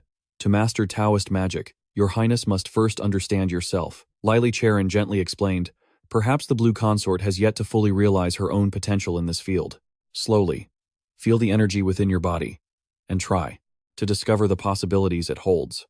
Lyly Cherin observed Subie, who was meditating below, and continued, if you are successful in sensing it, you will find that the energy within your body feels completely different than before. Meanwhile, Subie marveled to herself, the elder of the Wai Immortal Palace's knowledge of Taoist magic really is far superior to that of ordinary Taoists. Subie closed her eyes, feeling a sense of immense luck. I've finally found the right master to learn from. After a long session, the lesson finally came to an end. Lyly Cherin escorted Subie to the door of the hall. Your Highness's ability to manage energy has improved remarkably. That will be all for today's lesson. You may return now. Subie smiled with gratitude. Thank you, Elder. Your knowledge of Taoist magic is truly profound. Hearing this, Lyly Cherin replied humbly, you're too kind. It is likely because the Blue Consort is such a gifted student that you have discovered more on your own than through my teachings. Lyly Cherin's words seemed to linger in the air. When you return to the Blue Dragon Palace, Your Highness should spend some time sensing the energy within your body. You might be surprised at what you discover. After that, Subie stepped out of the hall, where Wai was already waiting, and gave the order, we're leaving. As they left, Subie closed her eyes in contemplation. I was so awful to Seo Tae-gang on the way here. She then smiled smugly to herself. Even though bursting into tears was a mistake, now that I think about it, this could be an opportunity. If I try to patch things up and create a pleasant mood on the way back, I might just get the cheerful, energetic Seo Tae-gang back. Subie smiled, asking in a soft, probing tone, Seo Tae-gang should be waiting for us at the main gate, right? But Wai just stared at her, hesitating fearfully. Well, about that. The atmosphere suddenly grew tense. The handmaiden bowed low and stammered, the Red Consort. She came to the Wai Immortal Palace and took Seo Tae-gang with her. The moment the words were out, Subie's expression instantly darkened. Her eyes shot wide as she growled, what did you just say? Subie gritted her teeth, muttering under her breath, why that woman? Afraid her master was about to cry, Wai lifted her head to comfort her. But one look made her face pale with fright, and Wai quickly bowed her head respectfully. She murmured in confusion. This was the first Sellen she had ever witnessed. Subie's cold face and lifeless eyes were a far cry from her usual cute appearance, immediately filling Wai with dread. She's making that face again. Elsewhere, Tae-gang let out a sigh of relief and spoke. Red Princess Consort, he asked in a low, dejected voice. My lifespan is probably shortening as we speak, isn't it? Hearing this, Hayan turned her head and replied, while your concern is understandable. But Hayan, blushing, looked up at the sky and said softly, still, I made a promise, so I won't just sit by and do nothing. Then she suddenly added, there is one more important matter I need to discuss with you. Her words immediately captured Tae-jungre's attention. Hayan then turned and gave an order. Hayan, you and the other court ladies will wait outside. Seeing that her master needed privacy, she bowed respectfully. Yes, Your Highness. They waited until the group of court ladies, led by Hyan, was out of sight. Only then did Hayan speak. First, please don't get the wrong idea. Listen carefully to what I'm about to say. Her next words made Tae-jong-ri incredibly tense. Because this is a matter that directly affects your life and death, and it also takes a great deal of courage for me to say. Under a sky of vibrant flowers, Hayan hesitated. Even though I spoke so confidently, I still let things get to this point. I'm still looking for a way to resolve the situation. But after a moment of steeling herself, Hayan, with a beet-red face, confessed softly, "It seems I also harbor those improper feelings for you." The sudden confession made Tae-jong-ri's brain shut down completely. He blankly cried out, "Huh?" And when he finally realized what she meant, Tae-jong-ri shot up to his feet in a panic and asked, "Red Princess Consort, are you teasing me?" But Hayan just sighed, confirming her previous words were true. "I am completely serious. I'm a woman, after all. It's only natural for me to sometimes develop temporary emotions and unnecessary thoughts." As she said this, her entire face flushed red, and she added in a soft, pouting voice, "Please be considerate of how I must feel right now, having to say this to your face." Hearing this, Tae-jong-ri was dumbfounded and asked, "So, what should I say?" Seeing how clueless he was, she said huffily, "Just stay quiet. Don't say anything. Give me a moment to sort out my thoughts." Then, Hayan suddenly backed away and warned, "And don't get too close to me. Keep a safe distance." After regaining her composure, she continued, "I promised you that if the Blue Princess Consort takes any outrageous actions, I will intervene immediately. I am a woman of my word, so you can rest assured." Suddenly, receiving this guarantee, Tae-jong-ri was deeply grateful. "Ah, yes, I'm truly grateful to you for that." Seeing that he only thanked her and said nothing more, Hayan exclaimed in frustration, "You!" However, she then lowered her head and stammered, "When you talk to me, don't act so casually." Hearing that, a chill ran down Tae-jong-ri's spine. His face paled as he lamented internally, "It feels like there are two swords pressed against my neck." While he was flustered, Hayan sighed, regretfully. For now, you don't need to come here to teach me swordsmanship anymore. Let me sort out my thoughts, and I'll send for you later." Hearing this, Tae-jong-ri replied dejectedly, "Yes, I understand." When Hayan looked up, she saw Tae-jong-ri's pitiful expression. She shyly ordered, "Hey, don't look at me with such a complicated expression. I seriously want to crawl into a hole and die right now." But then, Hayan remembered Subie's presence. She pressed her lips together and reminded him, "The Blue Princess Consort has probably finished her Taoist magic lessons by now. You should hurry back to the Wai Fairy Palace." Though reluctant, Tae-jong-ri had no choice but to obey. "Yes, I will return at once." Hayan then ordered Hayan to lead the way for him. She said softly, "This way, please." After taking a few steps, Tae-jong-ri instinctively turned to look back. What he saw was the graceful silhouette of Hayan, radiating an intense charm under the brilliant sunlight. If you looked closely, you could see her face was still flushed with embarrassment. Seeing this, Tae-jong-ri pressed his lips together and turned away. Though he appeared calm on the outside, his heart was in utter turmoil. "Oh God, what am I supposed to do now?" While he was lost in thought, a familiar voice suddenly rang out, making Tae-jong-ri jump. "Ah, so you were in the inner palace?" He turned around and was met with the innocent face of Subie. Tae-jong-ri stammered her name, Blue Princess Consort. However, Subie flashed a gentle smile, her cheeks blushing unnaturally as her pupils sparkled.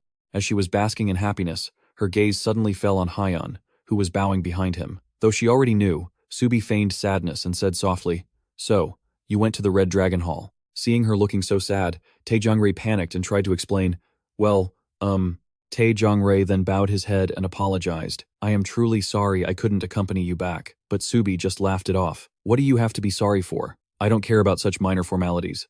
He stared at her doubtfully. "Is that so?" Just as he expected, she continued, and what's more, her adorable expression had vanished, replaced by a cold and distant Subie. She frowned and uttered, "I didn't expect the Red Princess Consort to act so quickly." At this moment, Tae-jong-ri's spirits hit rock bottom, his face turning ashen. He anxiously awaited Subie's verdict. "In any case, it's fortunate that I ran into you here." Her sudden words took Tae-jong-ri by complete surprise, and he blurted out, "Huh?"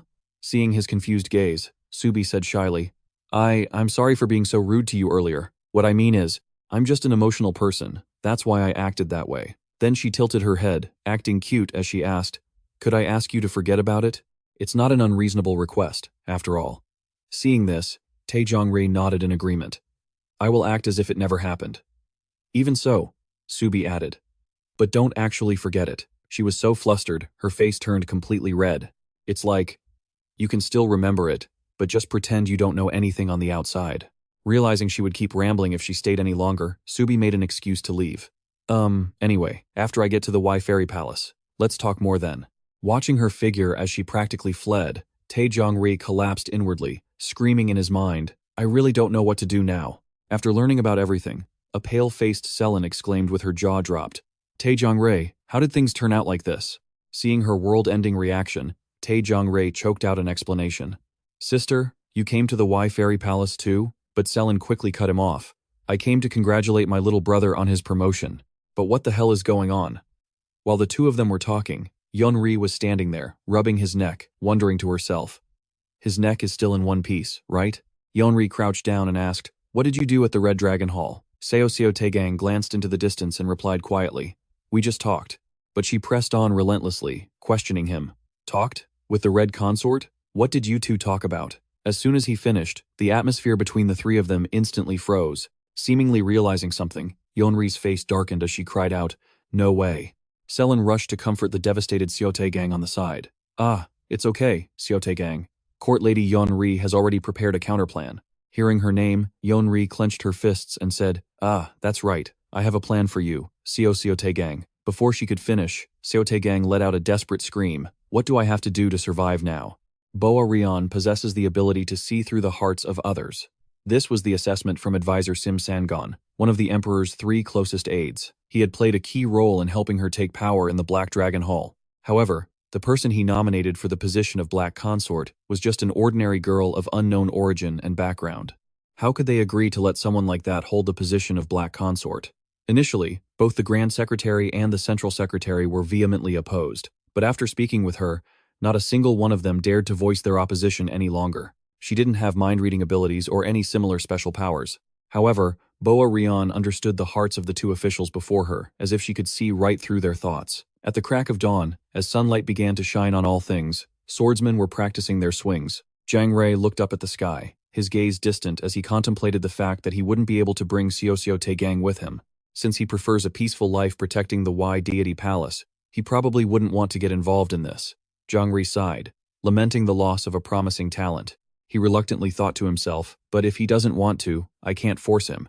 Suddenly, a loud voice rang out. Captain Jungre is busy. He's not someone you can just meet whenever you feel like it. Hearing the argument, Jungre turned to see what the commotion was about. Why is it so noisy? It turned out to be Seo Tae-gang, trying to see him, stammering and pleading with the guard. He was saying that he just needed the guard to tell Jungre he was here, since he'd met him before. The guard retorted that the only reason he got in last time was because Sellen called for him. If you think you can see anyone just by making a scene, you might as well try to see the Emperor. Seo Tae-gang's face went pale, and he could only plead, Please. Seeing this, Jungre was baffled, not understanding what was happening. Why is he here? Just then, Seo Tae-gang saw Jungre and waved to get his attention. Seo Tae-gang quickly introduced himself. The midday sun beat down harshly on the eaves. Jungre approached and asked, Are you a warrior from the Wai Deity Palace? Seo Tae-gang beamed with joy, confirming that he was indeed the person Jungre mentioned. He was thrilled to meet him. Hearing this, the guard's face turned pale as he backed away. He thought to himself with alarm, Is he the madman of the Wai Deity Palace? I heard he wiped out hundreds of Lyly Cherin demons. So when Seo Tae-gang turned to look at him, the guard flinched, breaking out in a cold sweat. Jungre asked, What brings you here? Only then did Seo Tae-gang remember his main purpose. He asked if they were still recruiting for Sellen's special unit. He said he would give it his all if he was accepted. He even clenched his fists to show his determination. If I'm chosen, I swear I won't let you down, sir. The more Seo Tae-gang spoke, the more excited he became. His voice grew louder and more resolute. Please, put your trust in me. Sir Jungre, I will prove my loyalty to Emperor Hui Woon. Seeing his enthusiasm, Jungre was speechless. Doesn't he live by the philosophy of low effort, high reward? The next day, on the training grounds, Jungre's voice rang out. Listen carefully. The Black Consort is highly perceptive of changes in her surroundings. Therefore, we must act with utmost discretion and avoid attracting any attention. Otherwise, she will quickly realize something is wrong and flee.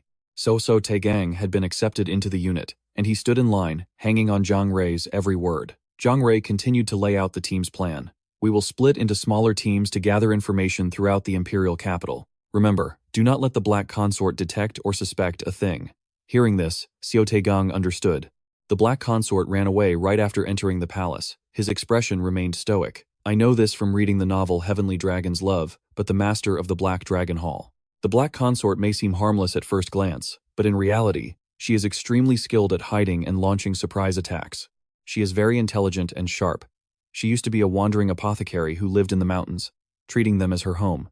Along with her agility, she also possesses exceptional acting skills. This makes it nearly impossible to recognize her in disguise. But most remarkably, she never forgets what she's seen.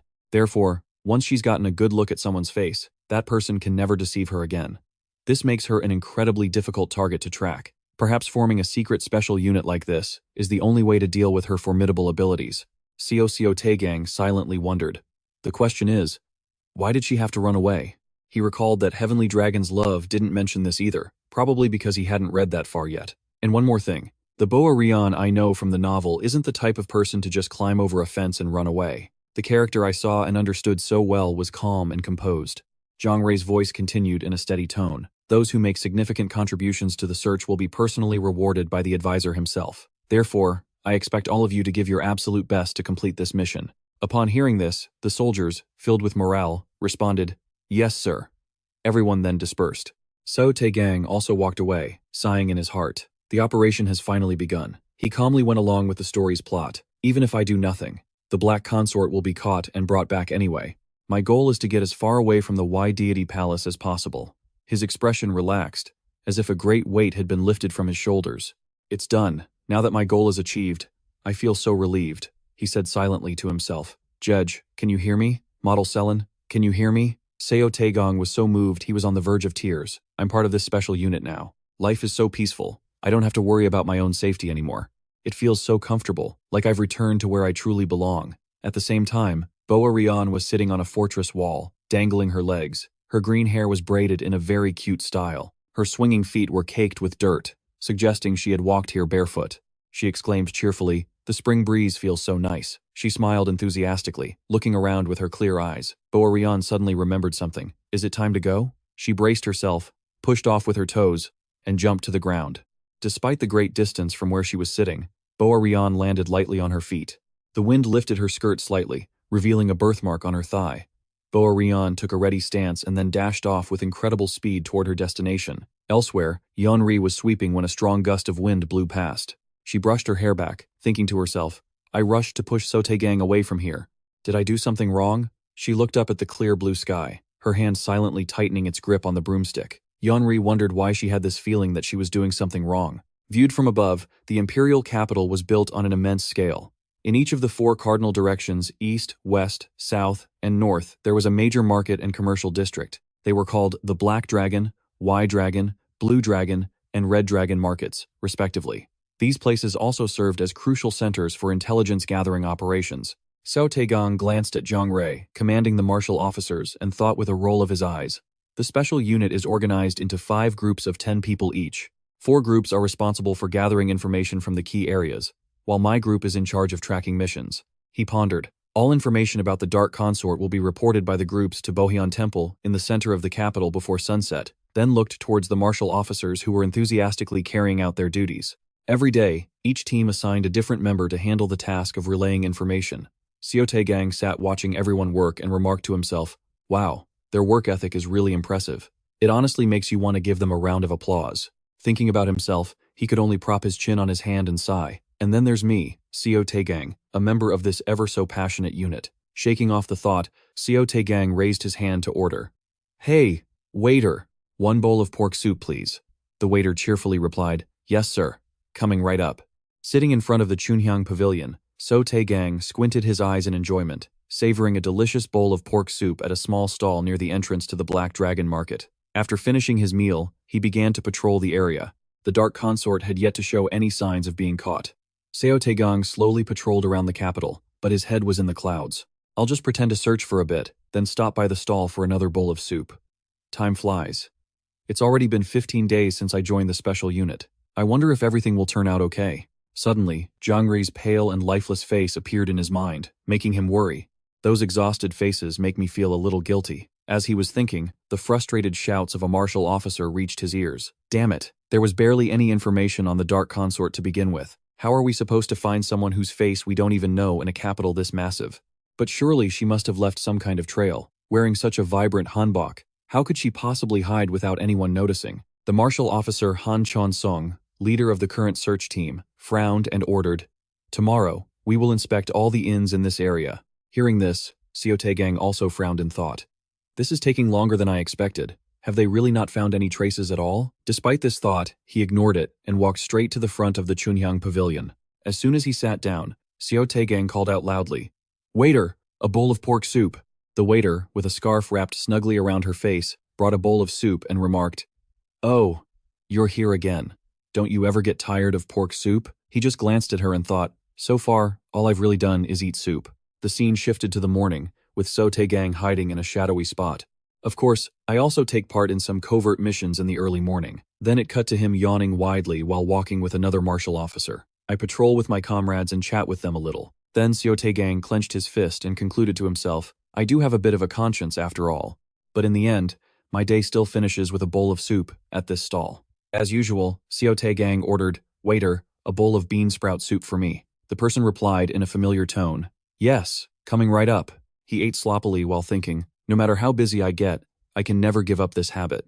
This is very important, you know. The next day, under a clear blue sky and bright sunshine, Seo Tae-gang strolled through the market again, meeting with warriors and listening to stories from passers-by. Afterwards, he patrolled the area and gathered information, ending each day with a bowl of hot soup. Just like always, he called out loudly, "Waiter, another bowl of pork soup, please." The reply was the same as ever, "Yes, sir, just a moment." The next day, it began to rain. Today, just as Seo Tae-gang was about to call for the waiter, she cheerfully cut him off. "Another bowl of pork soup, sir." At this, he shook his head. "Not today. I'd like a bowl of bean sprout soup." She let out a disappointed cry. "Oh, man, and I thought I was going to guess right today." The day after that, the sky was painted with the red hues of sunset. As usual, the moment Seo Tae-gang opened his mouth, she cut him off, yelling to the owner, "One bowl of pork soup for our guest." This surprisingly familiar reaction left him stunned for a few seconds. And so, for the following days, Seo Tae-gang continued his routine, arriving at the food stall by the Chunhyang pavilion at dusk. They were so used to it that she didn't even need him to say anything before reciting his order. "You'll be having the bean sprout soup today, right, sir?" After a long, tiring day, a full, round moon hung high in the starry sky, its brilliant light illuminating the world. Suddenly, an angry roar echoed from inside a room. How can there be no trace at all? Han Chon-sung trembled, clenching his fists and growling. There should at least be some sign, like her buying food or supplies. How can there be not a single clue? A nearby martial officer also spoke up. "We've searched so thoroughly. It's impossible that there's nothing." The person sitting next to him listened and then said, "It's possible that the initial identifying information we had is no longer useful." Model. Once they finished their discussion, Jungre, who had been meditating with his eyes closed, finally spoke. "A month has passed since the search for the Black Consort began. The High Secretary is now aware of our situation." Han Chon-sung frowned and asked, "Does that mean we'll be getting reinforcements, sir?" Jungre glanced at him before replying, "No. As I said before we began, if the search party becomes too large, the situation will only grow more complicated." It was then they realized they were in a bind. Chon-sung's shoulders slumped. "I understand." Seeing his subordinate's dejected mood, Jungre spoke again.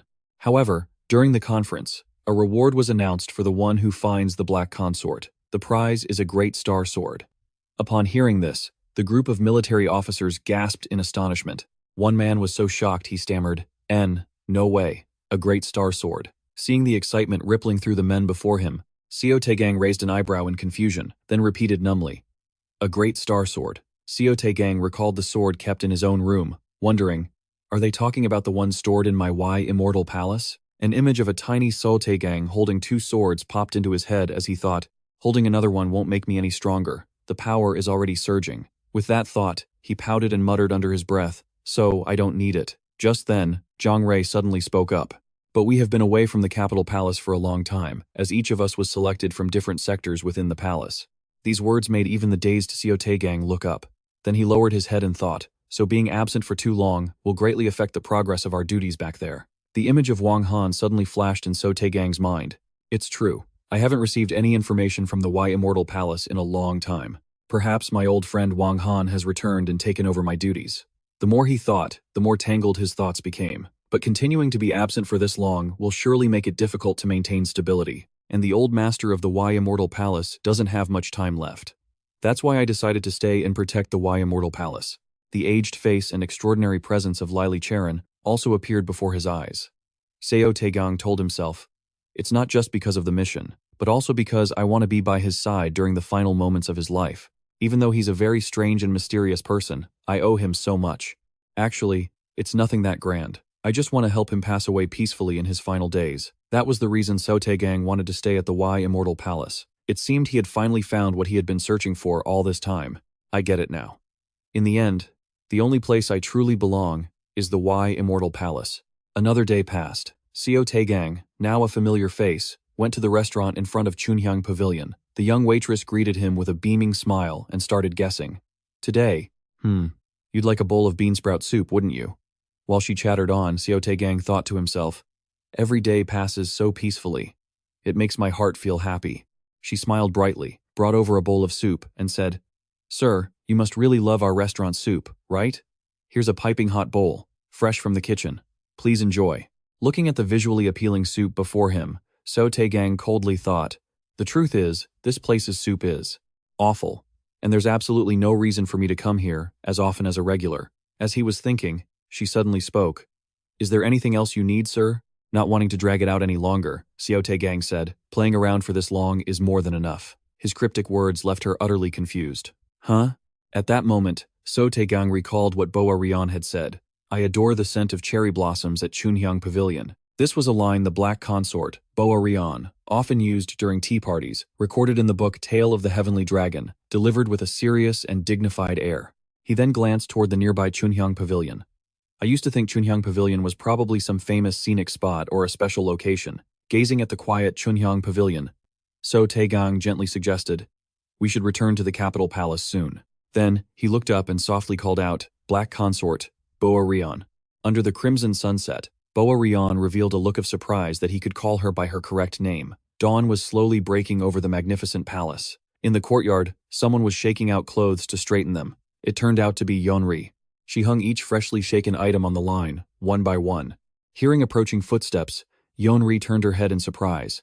Realizing who it was, she rushed over, breaking out in a cold sweat. Jungre clasped her hands, bowed her head, and greeted her. "I, Senior Court Lady Jungre, humbly request to serve you, my lady, the Blue Consort." Subie covered her mouth, watching the formal greeting with an expressionless face.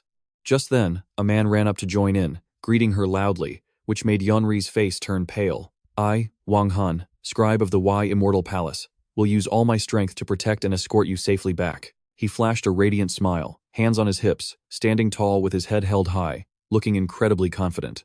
Listening to the introduction, Subie's expression remained unchanged, but then she suddenly deflated, her eyes welling up, looking as adorable as a sad puppy with its ears drooped. Seeing this, Jungre could only weep internally. "Seo Tae-gang, now is not a good time. You can't come back now, Seo Tae-gang." Meanwhile, at Chunhyang Pavilion, customers had already arrived. When his food was served, Seo Tae-gang ate it spoon by spoon. Although the waitress, boar Hayan, stood right beside him, neither of them said a word. The silent atmosphere made her feel so awkward she didn't know what to do. Sneaking a peek at boar Hayan's face, he ate while thinking. "She seems to be feeling flustered. It's understandable. She must be wondering why I know her identity, but haven't said a thing for the past month. Actually, the reason is quite simple. It's because I didn't want the Black Consort to be captured too soon, and I didn't want to have to return to the Wai Immortal Palace too quickly either." Feeling the silence needed to end, Seo Tae-gang placed his spoon on the table and said, "A month has passed. The court ladies at the Black Dragon Hall must be worried about you. So, is there a reason you had to sneak out like this?" Boar Hayan still wasn't sure how she should act around him. She stammered in reply, "The reason I had to sneak out of the capital palace is..." Before she could finish, he cut her off. "You don't need to lower yourself like that. Your Highness, the Black Consort." Despite being interrupted, she didn't get angry and continued, My reason is..." After placing a large wooden plate on the table, she stammered again. "Don't be too surprised when you hear it. No, I mean, don't say anything at all." Face to face, she looked directly into his eyes. She repeated what she had just said. "The reason I had to sneak out of the palace, Tisnix is..." But she trailed off, not finishing her sentence. Seo Tae-gang looked on, unable to tell if she was being serious or just annoyed by her evasiveness. Then, with a tense expression, boar Hayan yelled, The reason is, her tone made him tense up, as if he were waiting for a huge bomb to drop. But her half-hearted confession turned out to be nothing more than a diversion tactic. Because right after that, Boa Rion bolted like the wind, leaving him with no useful information whatsoever. As her figure grew smaller and smaller in the distance, Seo Tae-gang could only stare blankly. In the end, his question remained unanswered. He called out softly after her, "What was that about?" Boa Rion leaped from the ground, jumping high into the air and landing gracefully on a rooftop, the ends of her hair fluttering behind her. She glanced back and muttered to herself, "This should be far enough, right? There's no way he can follow me up here." Suddenly, a black blur shot up into her field of vision. When the dark figure landed right beside her, she realized it was Seo Tae-gang, the very person she was trying to escape.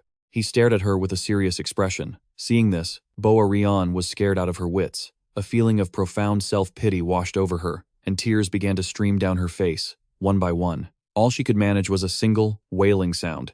Then, crying and screaming, she took off running again. Her long, drawn-out wail echoed in all directions. Desperate to escape his pursuit, she reached inside her robes.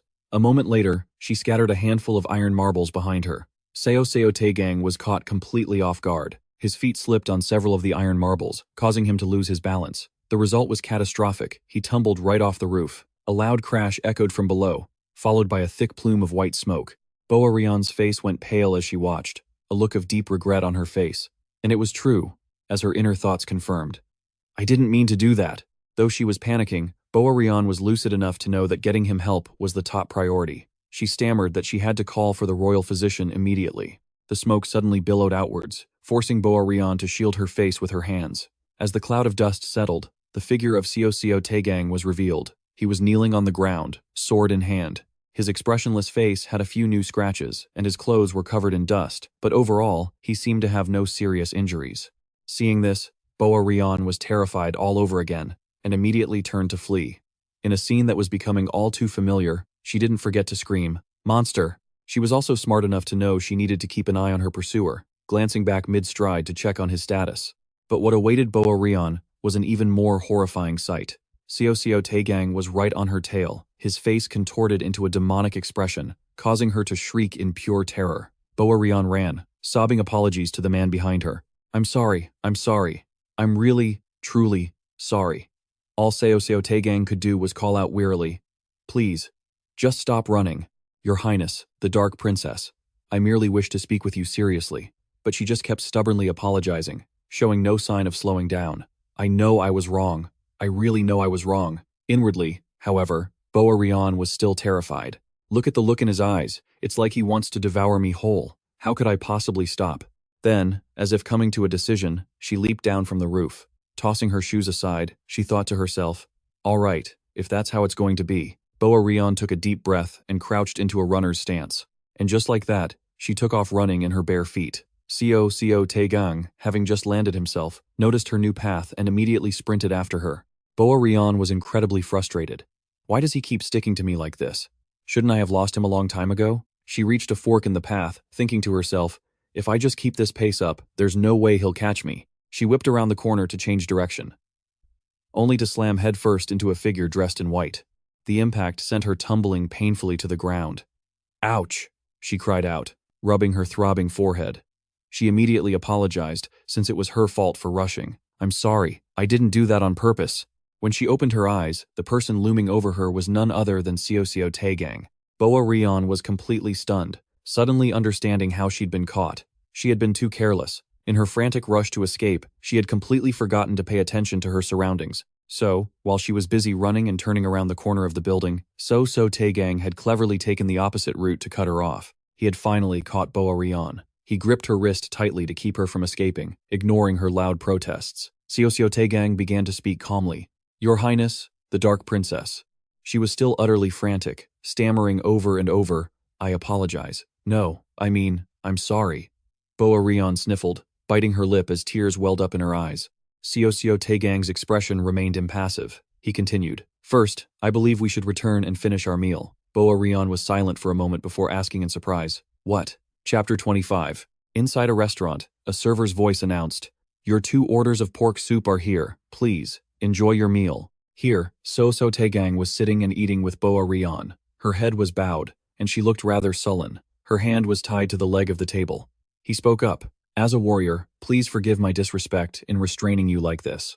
She sighed. It's fine. He gave her a helpless look, which made her break into a sweat and explain frantically. Really, it's okay. Seo Tae-gang then asked Boar, aren't you going to eat? If you don't wish to go hungry, I suggest you at least try a little. He watched her, waiting for a response, but she kept her head lowered, remaining silent and pensive. Seeing this, he asked again, are you truly not planning to eat? His expression grew impatient, his brow furrowing. So, are you going to eat or not? Hearing his tone, she stammered a panicked reply. Yes, I am. With that, she picked up her spoon and prepared to eat. Seeing this, he smiled, looking pleased. But Boar's eyes paused as she fell into deep thought. Hold on a second. She gently skimmed the glistening layer of oil from the surface of the soup. She then added a pinch of fresh chives and a dash of salt to her bowl. Next, she decisively portioned out her rice, expertly mixing it into the soup.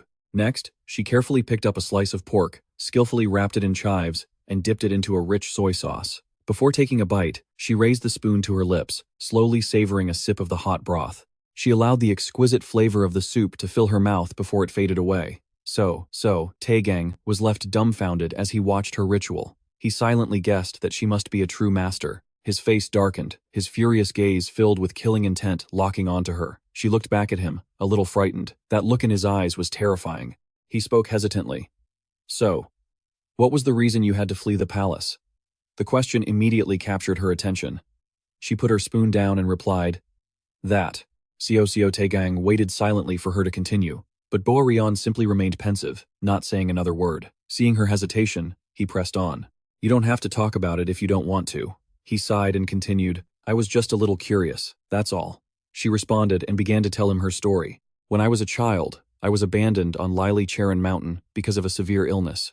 To survive, I needed the help of many people. She recalled her past, telling him about the goodbyes she wanted to say to the shop owner at Chunhyang Pavilion, to the herbalists, and to the wandering medicine pickers on the mountain, and even the blind man she had befriended. Fate had brought them into her life. But she knew one thing for certain.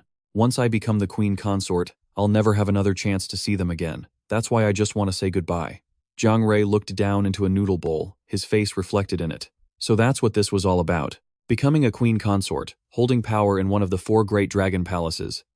It's the dream of so many girls, he thought to himself. But such a beautiful life also came with countless restrictions and hardships. She thought about how just leaving the palace was already an ordeal, requiring her to overcome so many obstacles. A queen consort needs the consent of all the high-ranking officials, and a personal reason like wanting to say goodbye would certainly never be accepted by them. Her gaze drifted into the distance. She remembered the scent of cherry blossoms at Chunhyang Pavilion, just like the words the Black Queen Consort had once spoken in the prologue.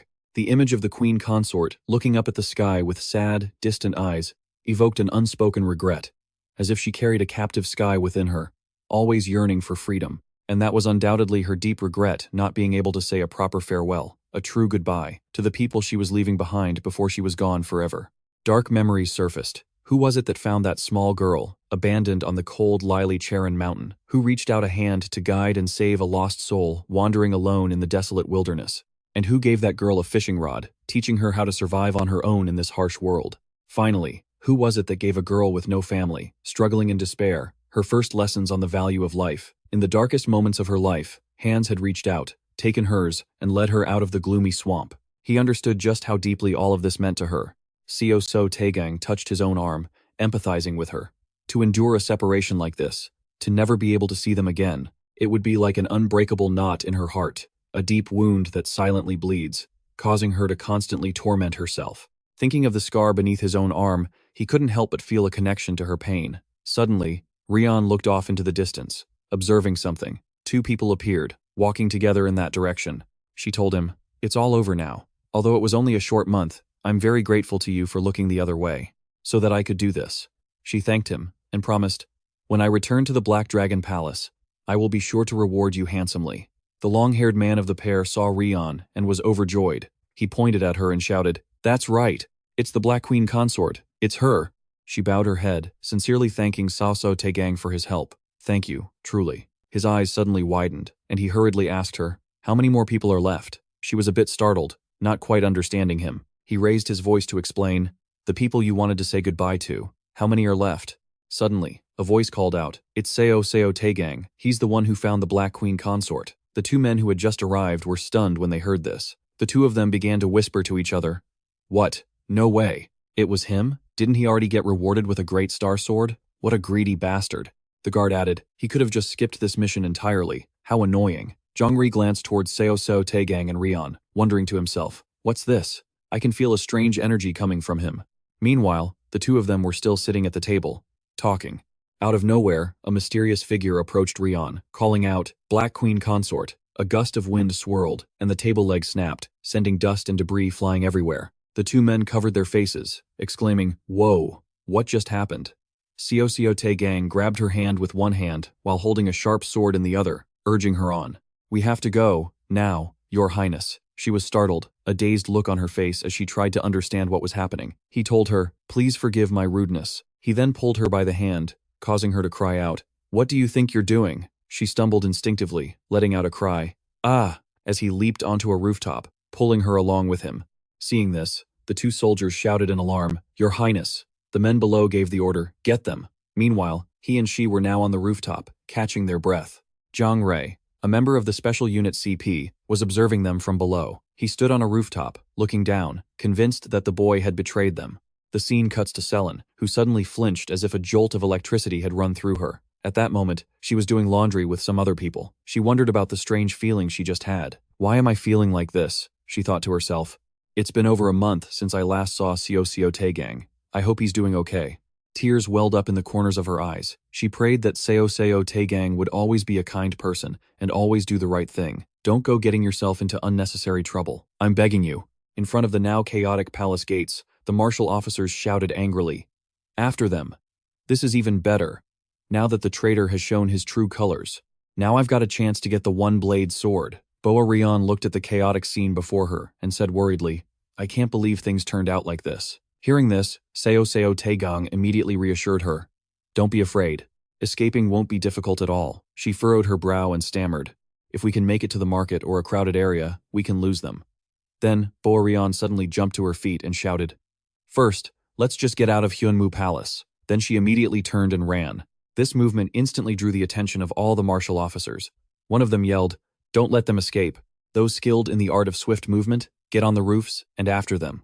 No sooner were the words spoken than two experts landed nimbly on the roof right behind Boa Ryon. She exclaimed in shock, They're up here. Seo Tae-gang immediately dashed past her, preparing to face them. Without a word, he unleashed a flurry of kicks, sending them flying one by one. Not only that, but Seo Tae-gang also drew his sword, striking a soldier so hard that he cried out in pain. Boa Ryon watched in amazement as he took care of two soldiers in the blink of an eye and exclaimed, You really are incredibly strong. The compliment left Seo Tae-gang flustered, unsure how to respond. Seeing his discomfort, Boa Ryon said shyly, I really mean it. In response, Seo Tae-gang simply said, It'll be difficult to handle them if they regroup. We need to move, quickly. She hurriedly agreed. Right. But something feels off. Then, Boa Ryon took off running, but kept glancing behind her. Suddenly, she stopped, her eyes widening in shock as she watched Seo Tae-gang effortlessly take down each of their pursuers, leaving Boa Ryon in awe. He's fighting off enemies so quickly while keeping right up with me. He clearly said he was exhausted earlier. How was he hiding his true strength? After a while of fleeing from the military officers, night had completely fallen. The two of them arrived in a deserted neighborhood. Boa Ryon suddenly reached out, grabbed Seo Tae-gang's hand, and said, This way, follow me this way. Surprised at being pulled along, he cried out, Huh? Boa Ryon then ran ahead to lead the way. In here, quickly, then turn left. It's the fourth building right up ahead. After that, the two of them reached their destination. Boa Ryon forced the door open, while Seo Tae-gang cautiously scanned their surroundings. Once it was open, she turned and urged him, Get in, quick. As soon as Seo Tae-gang was inside, she quickly shut the door. Boa Ryon whispered, Let your eyes adjust to the darkness. We'll be able to move faster then. All right, let's head in. Seo Tae-gang looked around and asked, What is this place? Hearing this, Boa Ryon immediately began to explain. It's just a warehouse. This is where they store rice, so no one usually comes here. He frowned and asked, How do you know about a place like this? He was halfway through the question when he realized with a sigh, Ah, right. With her personality, it makes sense. Seo Tae-gang looked at Boa Ryon's back, thinking she must have gone. to many places in the capital and memorized everything in her head. Just then, the voices of the military officers could be heard from outside. They must have gone that way. Have men check every alley. As they listened, a tired cry from Boa Rion immediately caught Seo Tae-gang's attention. She dropped a sack of grain on the ground and sighed. It's so heavy. Seeing this, Seo Tae-gang immediately stood up and said, "Let me do it." Boa Rion replied cheerfully, "Thank you so much." After a while, a mountain of grain sacks was piled up in front of the door. Boa Rion tiredly plopped down onto a sack of grain with a sigh. She smiled brightly and recounted, "This is where I used to hide when I played hide-and-seek as a child." Hearing this, Seo Tae-gang raised an eyebrow and asked, "But, didn't you say earlier that you wanted to get out of Hyunmu Palace?" She burst out laughing and said, "That was a diversion." Boa Rion then explained happily, "I pretended to shout loudly so they would hear me. By now, they probably think I'm already outside of Hyunmu Palace." Seeing her smug expression, Seo Tae-gang offered a dry compliment. "A truly brilliant plan," she said proudly. "Of course, to fool the enemy. Your allies can't know the plan beforehand either." Hearing that, Seo Tae-gang asked, "So, once the pursuers have dispersed, are we leaving Hyunmu Palace or not?" Boa Rion thought for a moment then said, "We could, but right now we have no idea how relentlessly they're searching." He glanced around the room and spoke, "They probably won't give up, because you have the sword on you." His words left her completely confused. Seo Tae-gang explained coolly, "In their eyes, you're like a walking first-blade sword trying to escape them." At that, Boa Rion finally realized with a gasp, "So, that's why they were chasing me with such terrifying looks in their eyes?" Then she turned to him and asked, "What about you?" She hesitated. "Are you willing to give up this first-blade sword?"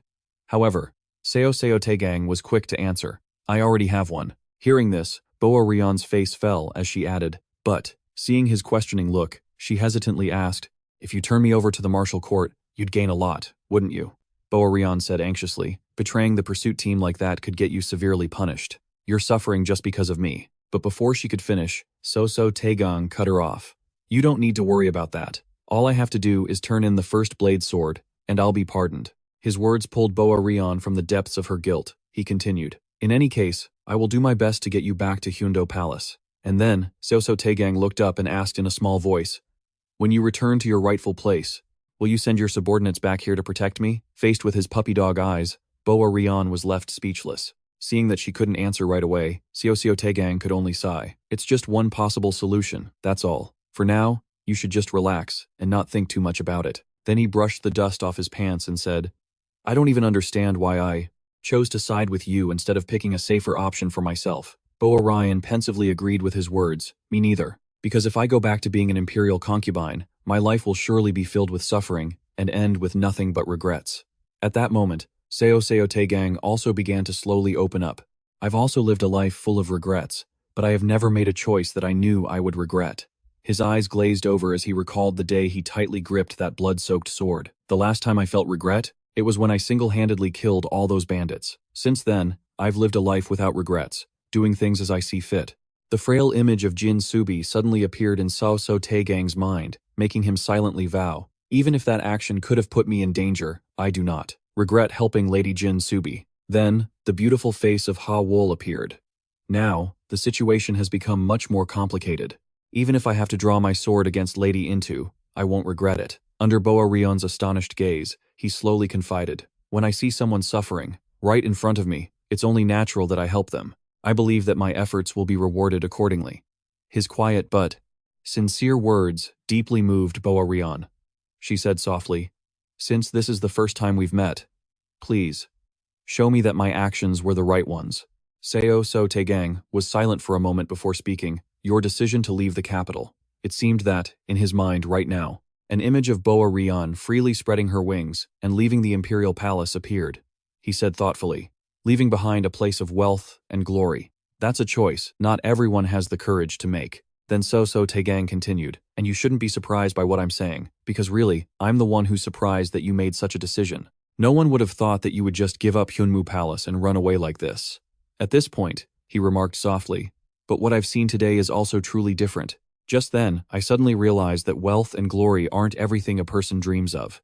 Those words seemed to touch the softest spot in Boa Rion's heart, and tears unknowingly welled up in her eyes. She immediately bowed her head, thinking, "This is the first time I've met someone who feels this way." That morning, when the people learned that the consort had fled, the man in purple exclaimed, Consort Hayon truly is a remarkable person.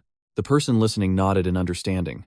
She had given up everything, even the position of queen, a position every woman in the world desired just to escape. I have no idea what he's thinking, but Boa Rion, who had been listening from behind the wall, heard their entire conversation and was lost in thought. That's what everyone gossips about me. It's no wonder they think that way. Why would someone give up everything just to run away? No matter who you are, it's impossible to understand, she thought to herself. My answer is actually quite simple, but only someone in my shoes could possibly understand it. Then, Jungre's innocent face came into view. Now, this person in front of me, he understands what I'm thinking. He was the first. She was certain this was someone she could trust. And so, Boa Rion began to recount her childhood, starting with how she'd suffered a terrible fever when she was young. Boa Rion recalled the prosperous capital, draped in the pink of cherry blossoms, and slowly began her story. It was a difficult era. If you only looked at the glamorous capital city, you'd think the people here lived in peace and happiness. But the moment you set foot in the capital's slums, you would immediately see what the bottom of the barrel truly looks like. The rich lived lives of luxury, while the poor endured lives of utter misery. That's something that never changes, no matter the era. Boa Rion recalled being abandoned in the forest and spoke up. So, it was inevitable that I was abandoned as a child, left at the foot of Mount Bakeback at such a young age. My family couldn't afford to raise such a sick child. It was all because we were poor and destitute. Boa Rion confided in a low voice. You know how it is. Children with high fevers are almost certain to die, and my family couldn't afford to care for a child who was on the brink of death. She sighed. So, I was abandoned at the foot of Mount Bakebak. At that moment, when even my own family had given up on me, an old woman found me and took me in. The image of an old woman with snow-white hair appeared in her mind. She lived near the base of Mount Bakebak, gathering medicinal herbs on the mountain every day to sell for a living. She had such warm hands and a gentle voice. Boa Rion's own voice softened as she remembered how the woman had cared for her every need. Even when she didn't have enough to eat herself, she would still share a small bowl of beans with me. She would wipe the sweat from my brow every day and even gave me her tears to drink. As she reached this part of the story, her mood turned somber. Then, a few days before my fever finally broke, the old woman left me in the middle of the road. Every time I remember her just walking away. The pain in my heart is unimaginable. Perhaps she just couldn't bear it any longer. Even though I was just a child, by a poor person's standards, I ate far too much. I suppose the time came when she could no longer afford to feed me, Boa Rion said in a low voice. But even so, I survived. After the fever broke, my body gradually recovered. I could use the lightness skill proficiently, even though I'd never learned it before. On top of that, I developed a perfect memory. I'd never forget anything I saw even once. I can't even forget the face of the old woman who abandoned me. Her eyes darted around as she recalled the image of her weak, abandoned self. And then she spoke again. She had me sit on a rock on the mountainside when I was little. She apologized to me over and over. Sorry for leaving me. Sorry for not being able to take care of me. Then she remembered the old woman's warm, guilty tears. For a long time after that, she just held my hand tightly and sobbed. And then, she left, filled with guilt. Boa Rion then pulled a handkerchief from her pouch, saying, "This is the only memento she left for me." She sobbed and mumbled, "She was the one who gave me my life. And I've always felt so guilty for what I put her through." Tae-gang just sat there silently, letting her pour out all her feelings. He thought to himself, I was only able to survive because she was always by my side. I know exactly how it feels to want to say those words. He thought of that person because he wanted to say the same thing to someone. Just then, Boa Rion suddenly spoke up. For the past few months, I've met so many people, but I still haven't been able to find the most important woman in my life. Her house is abandoned now. An old woman with no relatives. So almost no one knows where she went. At this, she began to cry again. That person. She must be all right now. I just want to find her. Then, Boa Rion suddenly stopped. She lifted her head, put her hands on her hips, and declared confidently, "And then, I will stand tall before her and say loud and clear that the girl she once left at the foot of Mount Bakebak is now living a very healthy life." Boa Rion said excitedly. One thing after another, even the high ministers took notice of me and guided me towards the position of queen. And then I'll live a life of luxury and splendor. Luxury and happiness. What could be better? It's going to be great. Seeing that she was cheering herself up, he also gave a happy smile for her. Jungre spoke up. "Since things are like this, let me lend you a hand." Suddenly receiving his promise, she was so excited she shouted, "Really?" Boa Rion pounded her chest in assurance. "I will be forever grateful for your help. If I can enter the Hyunmu Palace one more time, I will repay you no matter what. I will do everything in my power to help you clear your name from this false charge." But suddenly, Tae-gang avoided her gaze and hesitated, saying, I'm very grateful for that, but I need you to promise me something. What is it? The moment Boa finished speaking, the air between them suddenly froze. After a long moment of thought, a worried Boa had to ask, what do you want me to promise that's making you so quiet? Under her intense gaze, Tae-gang broke out in a sweat and stammered, well, then, he lowered his head, crying internally. This really isn't easy to say. I know I have to be the one to say it, but it's so hard to accept. At that moment, the image of Jungre smiling brightly and telling him to cheer up, along with her gentle words of advice, flashed through his mind, deeply moving him. Jungre, Sister Sellen, no matter what, I have to say this for the two of you, who are always so worried about me. He seemed to have made up his mind. He swore to himself with determination. That's right. I just need one promise. Then Tae-gang began to speak. Well, the thing is, his furtive attitude made Boa frown and wonder, what on earth is he about to ask for? But the small Tae-gang, pale-faced, was biting his lip, unable to get the words out. Ugh, this is so not easy to say. But he encouraged himself. But I have to do it. Just get it over with. What's a man got to be scared of? Just say it and be done. His mind made up, Tae-gang looked up and forced himself to speak. No matter what happens, please don't fall for me. After hearing this, Boa stood there, stunned for a few seconds. Then, she scrunched up her face and pouted as if she'd just stepped in dog poop. Seeing her disgusted expression, Tae-gang was so embarrassed he could have cried, oh, I just want to die. Just then, inside the magnificent and opulent royal palace, the voice of Hawol suddenly rang out. A warrior was enticed by Consort Hayon and deserted the special forces, wasn't he? She frowned and continued, I heard he's a warrior from the Wai Immortal Palace. That's truly concerning. Hearing this, Subie put down her teacup and nodded in agreement. That's right. She glanced around and whispered, why turn a comrade into an enemy? If I bring this up before the court assembly, I fear punishment will be unavoidable. After listening, Hayan also spoke up. Indeed. I'll probe the ministers to see what they're thinking, but if things remain this tense, the people from the four palaces might have to step in. Then, both of them sighed in unison under Hawol's questioning gaze. Seeing their synchronized reaction, she could only smile and remind them. This startled them both. It's Consort Hayon we're worried about. Then Hayan calmly sipped her tea, listening to the other's flustered explanation.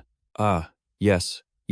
For the sake of the court ladies in the Black Tortoise Palace, she should return soon. Seeing this, Subie chimed in, that's right. The court ladies of the Heavenly Dragon Palace are also very worried about the court ladies of the Black Tortoise Palace. Head court lady and Lamb must be very troubled too, right? At the mention of her name, head court lady and Lamb respectfully bowed and replied, while the concern of all three of you is greatly appreciated, Consort Hayon left a message saying that she would definitely return. Therefore, I can only trust in my master. Hearing this, Subie raised an eyebrow and inquired, head court lady and Lamb, have you ever met Consort Hayon? She bowed her head and replied, I have. She is truly beautiful and kind. At this, Subie's gaze suddenly grew cold. Then I suppose you've never met the man known as the warrior from the Wai Immortal Palace, have you? How did Consort Hayon recruit him? That question has been weighing on my mind. Subie's insinuations made Hayan so anxious, she lowered her head, unable to speak a word. Just then, Hawol spoke up. It seems you two are very worried about Consort Hayon. Caught off guard by the sudden question, Subie was extremely flustered. What? Well, yes, we are. Seeing the situation, Hayan also spoke up. Consort Hayon must be a person worthy of her title, gentle and virtuous. I think someone like that must be good at persuading others. Then she lowered her head in thought and said, but could she persuade someone she's never met with just a few words? As if hitting on the very heart of the matter, Subie shot to her feet and replied, that's exactly right, noble consort. If the ministers find out about this, they might take action. Hayan immediately clenched her fists and vowed, then I must find out everything through the court ladies. It's all for Consort Hayon. Subie continued, since the head court lady knows the scribe from the court assembly, we can also find out something from the court side. It's all for Consort Hayon. Watching them work together so seamlessly, one setting it up and the other knocking it down, Hawol couldn't find a way to interject. She remained silent in thought. Is the relationship between the consorts always this harmonious? The scene changes to a corridor connecting the palaces, where a voice suddenly called out, head court lady and Lamb, you must be careful. Startled by the sudden call, Anne Lamb was very confused. Yes? Wai hesitantly warned her about the warrior Consort Hayon recruited. That man. Seo Tae-gang. After hearing this, she commented, so his name is Seo Tae-gang? I don't pay much attention to names, so this is the first I'm hearing it. Her dismissive attitude left the girl speechless. Ah, yes, Is that so? Then, Hayon, who was standing nearby, suddenly spoke up. For certain reasons, I can't speak plainly, but you absolutely must be careful of that warrior named Seo Tae-gang. And Lam raised an eyebrow and asked back, is he an assassin? Or some heinous criminal? Faced with such a wild imagination, Hayon was at a loss for words. No, it's not like that. Just, if you don't want to have eternal regrets, you need to be careful. This attitude made Anne Lam respond dismissively. I don't understand any of this. Seeing that she was completely unreceptive, Wai could only repeat, just remember to be careful. You absolutely must be careful. Then, Anne Lam suddenly sighed and spoke. Once you become a court lady to the crown princess, it's best to focus solely on serving your master. Hearing her steely tone, Hyan was so surprised she blurted out, huh? And Lam continued, of course, the recent tensions can also be seen as a form of loyalty, but I want to compete and prove my loyalty to my master through my service, not through things like this. Wai, now frantic, stepped forward to try and explain. That's not it. It's just, but Anne Lam had already turned away, unwilling to continue the conversation. We've said enough. After leaving the group, she let out a silent sigh of relief. Whew. For head court ladies to argue over such trivial matters, their dignity has truly hit rock bottom. Then she reassured herself, I need to keep a clear head and support Consort Hayon. You promised you would return, so I just need to trust and wait. Left behind, Wai and Hayon bowed their heads and lamented, we're done for. Everything is ruined. At the same time, boar Hayon said to Seo Tae-gang, you are a strange one. Seo Tae-gang replied, ma'am.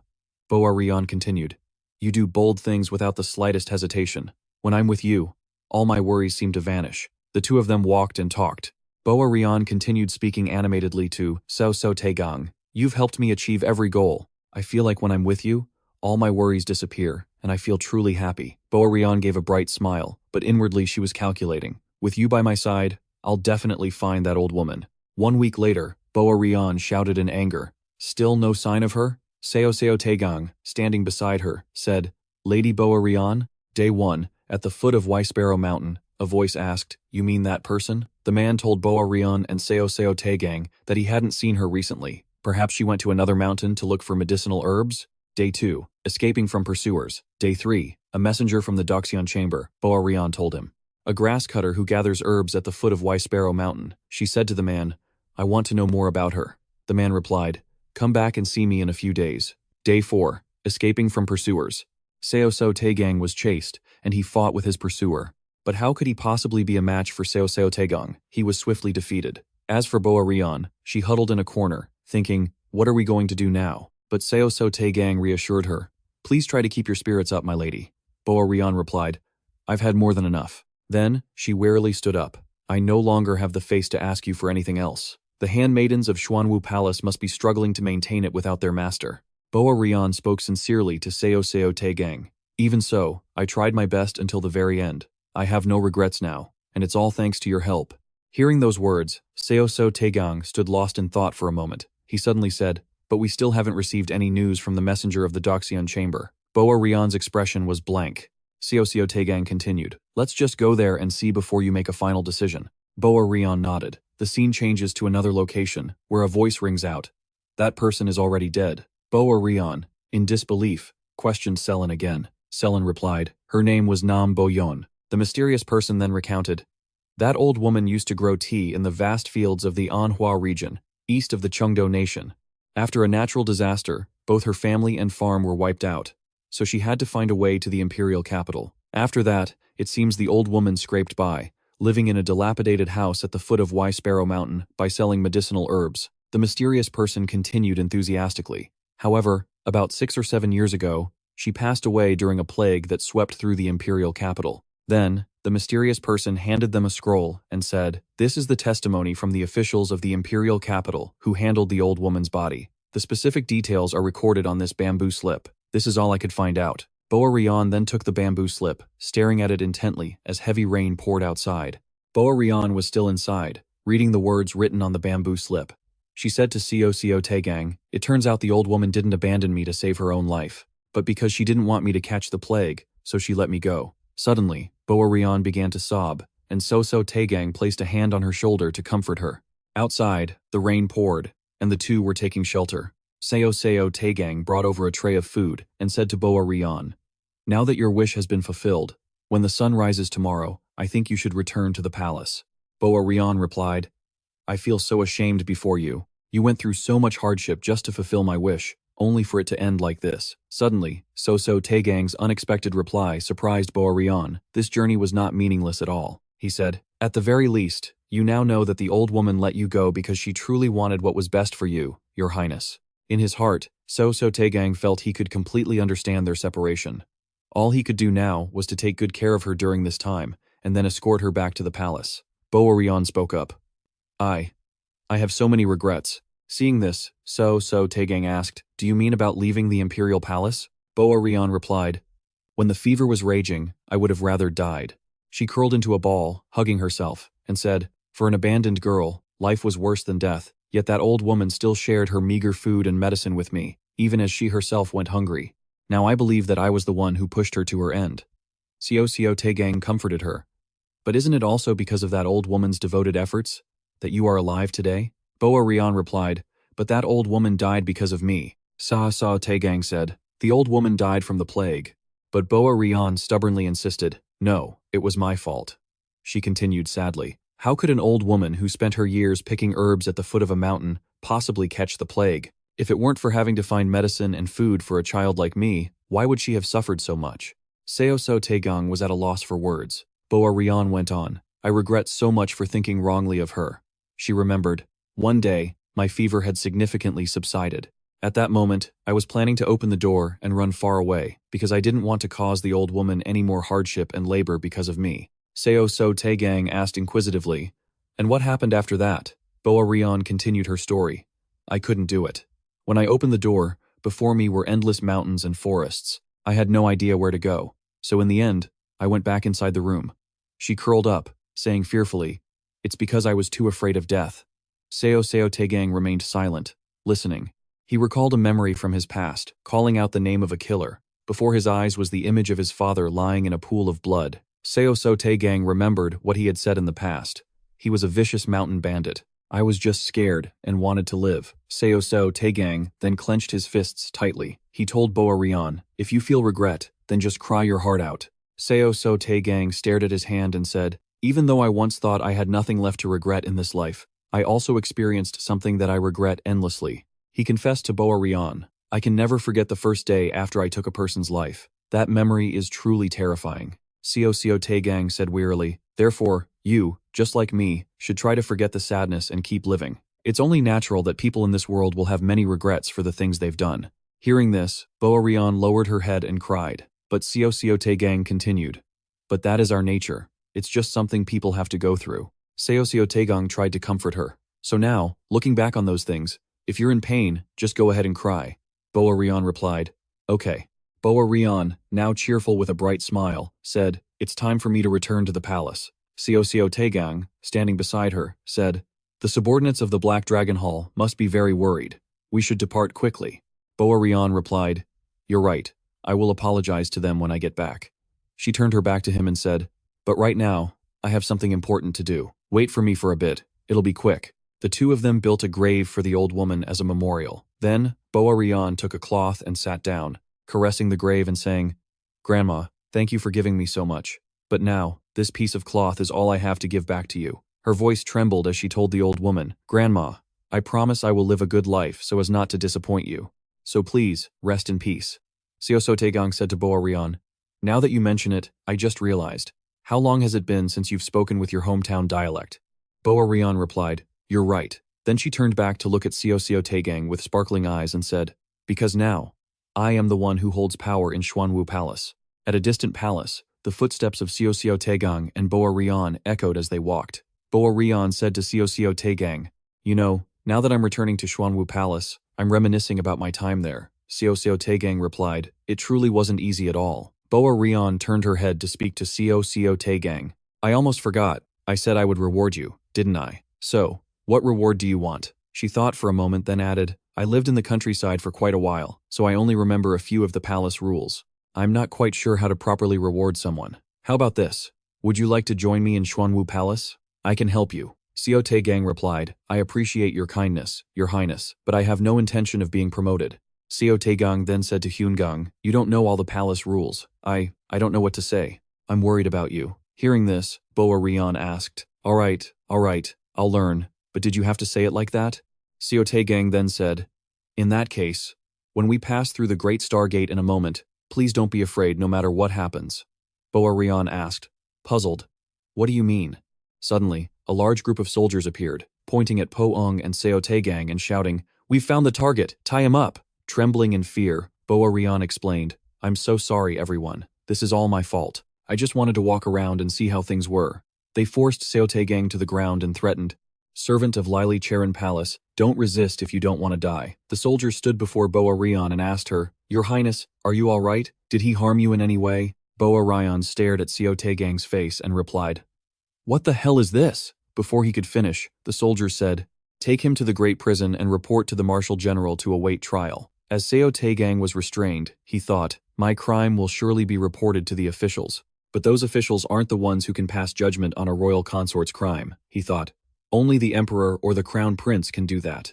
Seo Tae-gang recalled the past. Emperor Woon-sung would grant the decision-making power to Crown Prince Hyun-won. That's definitely how it will be, since he's the one who will inherit the throne. But he never pays any attention to the consort's affairs. Seo Tae-gang thought, so the possibility of the consort not being stripped of her title is exactly what happened in the story of the Heavenly Dragon's consort, and the one in charge of Hyunmu Palace will surely voice their opinion in the council. I'm certain no one would dare to ignore it. Seo Tae-gang thought, looks like my calculations weren't in vain. Everything is still under my control. A voice called out, Your Highness. The court ladies followed and asked Boa Rion, it must have been so difficult for you out there. I'm so glad you're back. Boa Rion said to Hyun-gang, can you tell me what on earth is going on? I heard that the person who was with me has been locked in the Great Prison. And Im asked in return, you mean the one from Lyly Cherin Palace? And Im said coldly, he deserves it. He had the audacity to betray the special forces, disobey orders, and even desert his post. Boa Rion said, if that's the case, I was the one who gave him the order. I should be the one punished. Hyun-gang replied, the punishment will be decided by the emperor, so I dare not say what it will be. Boa Rion huddled, thinking, so it's because of me that he's in prison. She clenched her fists, worried. He just wanted to help me get what I wanted, but why did he? Boa Rion looked at the servants beside her and thought, he's being cursed and captured, while I'm receiving so much care and concern from everyone. Meanwhile, Seo Tae-gang was also looking up at the sky, and Boa Rion was thinking too. In that case, when we pass through the Great Stargate in a moment, please don't be afraid no matter what happens. So, he already knew what would happen? Our meeting was just a coincidence, so why would he endure this for my sake? The scene changes. A voice comments, that little brat from Lyly Cherin Palace is causing a commotion again. It was a man speaking. I remember he saved the Red Consort's life before, so maybe I can put in a good word for him and see if his sentence can be reduced. Old Jong Seo-tae laughed heartily and said, looks like the kid's going to owe us a big one this time. He ordered his men to find the boy and convince him to wear the uniform of the Red Palace to get a lighter sentence. Seo Tae-gang sighed. Oh, for heaven's sake. He then walked away, thinking, it's never pleasant meeting that guy. He thought to himself, he probably won't agree anyway. This is going to be difficult. I might even fail. Seo Tae-gang sighed again. Oh well, whatever happens, happens. He wondered, but how can I get him to accept? Just then, Seo Tae-gang heard a plea. I'll do whatever you say. Just give me some food. I'll do anything. Jo-kyung had a pitiful look on his face, his eyes shimmering. How cruel. You arrest someone and then starve them. Seo Tae-gang was speechless when he heard Jo-kyung's words. I know what I did caused chaos in the court, but you still have to feed me. Seo Tae-gang replied coldly. Go find a cook in the outer palace, then tell him to make some porridge and bring it to me. Hearing this, Jo-kyung said cheerfully, oh my gosh, you truly live up to your name, Sir Jungre. Tears streamed down Jo-kyung's face. I would have starved to death without you. But, could I also get some salted cabbage, please? Seo Tae-gang replied coldly. Fine. He thought to himself, this guy is so exhausting. Jo-kyung added, oh, and one more thing. Can you add some seasoning to the porridge to make it tastier? Thank you so much. Seo Tae-gang replied, you're acting like you're ordering at a restaurant. Remember, I'm the one feeding you, so don't ask for more. Chapter 30. In An Im's hand was a letter inscribed with the words, Sage Consort's Harmonious Order. Heed my words. I have heard from my court officials about you leaving the palace. You have disregarded the rules of the inner court. Leaving the palace without permission is a mistake that cannot be forgiven. However, considering that you have only just entered Hyunmu Palace and are unfamiliar with your surroundings, and given the evidence that you harbor no ill intentions, I shall show compassion and pardon you this time. She continued reading the letter, thinking, this sounds more like a warning than a pardon. I expect you to feel ashamed of your transgression, to reflect on your actions, and to consider whether you are worthy of being the master of Hyunmu Palace. Reading these lines, An Im thought to herself. In short, we're forgiven this time, but if we make another mistake, we're dead for sure. She sighed, thinking, while waiting for the edict, I didn't realize how worried I had become. On the contrary, this is something to be grateful for. Suddenly, An Im noticed something and looked to the side. Hyungang asked Boa Rion, you don't look well at all. Boa Rion replied, it's nothing, just a silly thought that crossed my mind. An Im stood behind Boa Rion as Boa Rion said, it's my fault that someone else is locked in prison. An Im patted her back and asked, is it that warrior from Lyly Cherin Palace? Boa Rion replied, yes, he only got dragged into this because of me, and now he's imprisoned, and taking the blame. Hyungang asked, is punishment by caning a serious crime? Boa Rion answered, it depends on the severity of the punishment. Hyungang said, normally, even a healthy man would be bedridden and weak for at least 10-something days, unable to do anything. If the punishment is too severe, he could even die from blood loss. Boa Rion was shocked. She turned her head and asked, is that true? An Im thought, after receiving so much help, I have to do something, and fast. N model. Boa Rion said, An Im. Hyungjang replied, yes, virtuous consort. Boa Rion asked worriedly, I always seem to cause you trouble and make you worry. Could you help me just one last time? And Im asked, what is it? Boa Rion said, first, I must write a heartfelt letter to the members of the special squad to apologize for my departure from the palace. After that, I need them to write a petition for clemency for Seo Tae-gang. Hearing this, An Im was startled.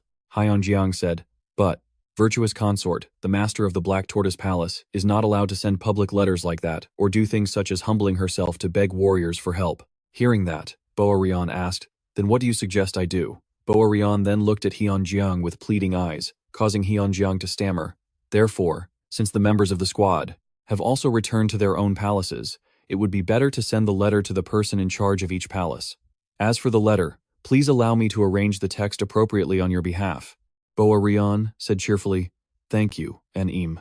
Boa Rion stared intently at Hyunjiang and asked, besides that, is there anyone else who can help Seo Tae-gang? An Im replied, let's see.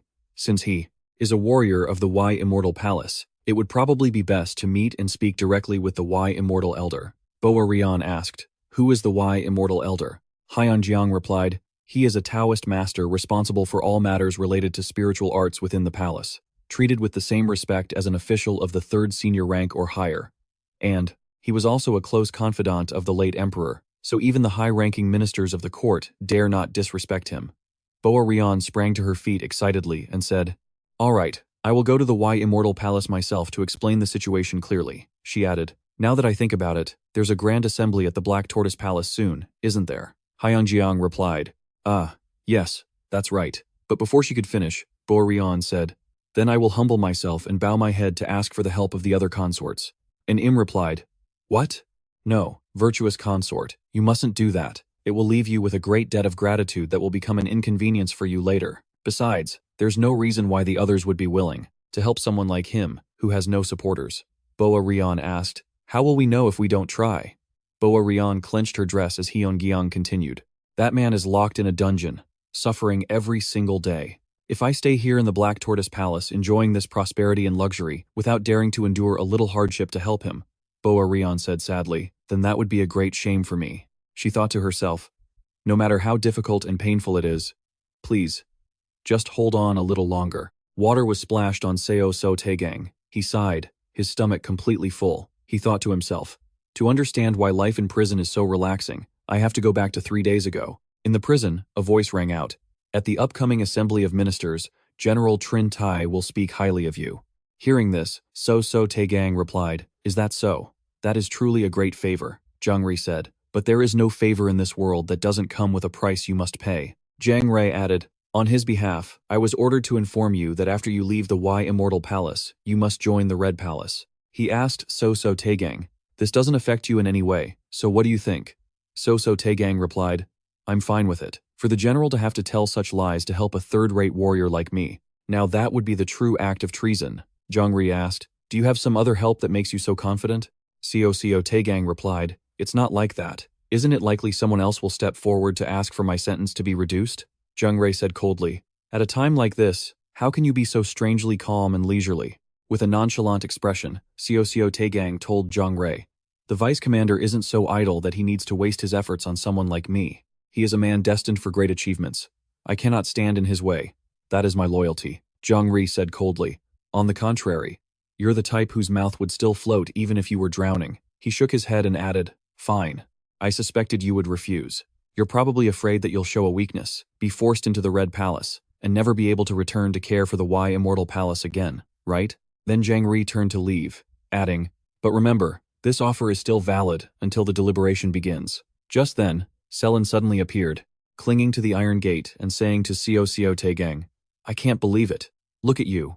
Why have you become so thin? What happened? She said to Seo Tae-gang, oh, head warrior, how did it come to this? Jungre stood to the side, looking at them speechlessly. Then Sellen took out a bundle of items, her eyes brimming with tears as she asked Seo Tae-gang, Seo Tae-gang, I brought you dried sweet potatoes and dried mackerel. Is the food in here okay? I figured you weren't getting any vegetables, so I picked some edible wild greens for you. Seeing this, Seo Tae-gang asked Sellen, sister, how did you get into the Red Palace's prison? Sellen's eyes shimmered as she recounted. In front of the Red Palace, when I met the officer in charge, I just started crying and begging him. That look made even Jungre blush. Then Sellen pushed a large pillow into his hands and said, I brought an extra cotton blanket from the Heavenly Dragon Camp for you. Luckily, the head court lady agreed. I'll wash it thoroughly before returning it, so don't you worry. At that moment, Jungre pulled Sellen's arm to lead her away. He said to her, the time for private conversation is long over. You have to leave now. But she was still reluctant to go, insisting, head warrior, just wait a moment. Seo Tae-gang, if you're tied up in one position for too long, your body will get stiff, so you have to undo the ropes and move around often. I left a book in here, so if you get bored, you should read it. Then Sellen tried to add, oh, wait, just one more thing. You have to sleep at night. Being in a place like this, you'll surely have some bad thoughts, so try to think of good things, okay? Seo Tae-gang held the blanket, completely speechless. In his cell, Seo Tae-gang thought with a sigh, Sister Sellen, she's always so worried. Suddenly, a voice rang out, speaking to Seo Tae-gang. You look so cheerful. This place must be more comfortable than the Wai Immortal Palace, huh? It was none other than Lyly Cherin. Seeing him, Seo Tae-gang called out, Elder. Lyly Cherin said, I really can't manage this brat, can I? The old man took one of Seo Tae-gang's leaves to eat and complained, why is this leaf so bitter? Seo Tae-gang thought to himself, how did he get in here? Lyly Cherin asked. So, have you achieved your goal yet? Seo Tae-gang bowed his head and replied, not yet, sir. The old man asked again, have you managed to hold on to your conviction? He replied, that's rather vague. The old man said to Seo Tae-gang, and yet, you look quite relieved. The boy asked back, confused. What's so obvious? Lyly Cherin told him, honestly, even the guards can't do anything right. I carefully selected each and every one of them, but these subordinates from the Wai Immortal Palace just keep making a racket. It's so tiresome to watch. Lyly Cherin continued, in any case, it seems you've figured things out a bit. It's good you're back at the Wai Immortal Palace. Go get some food ready. It's been a while. Let me try your cooking. Old man T-Shi bowed his head and smiled, as the other man said, what, you don't want to? After slacking off for so long, you don't feel like working now? At the Grand Council meeting, Ren Xuanlu had a dazed look on his face as he thought, it's not like it's a huge problem, so why is there so much paperwork? There were many letters on the table, but one was particularly special. Inside a luxurious, seemingly gold-plated palace, a voice suddenly rang out, Your Excellency, I wonder why you have summoned this humble servant to this place. Minister Ren Xuanlu, a high-ranking official and the father of noble consort Ren, smiled and said, I understand that you are a general, busy with countless matters.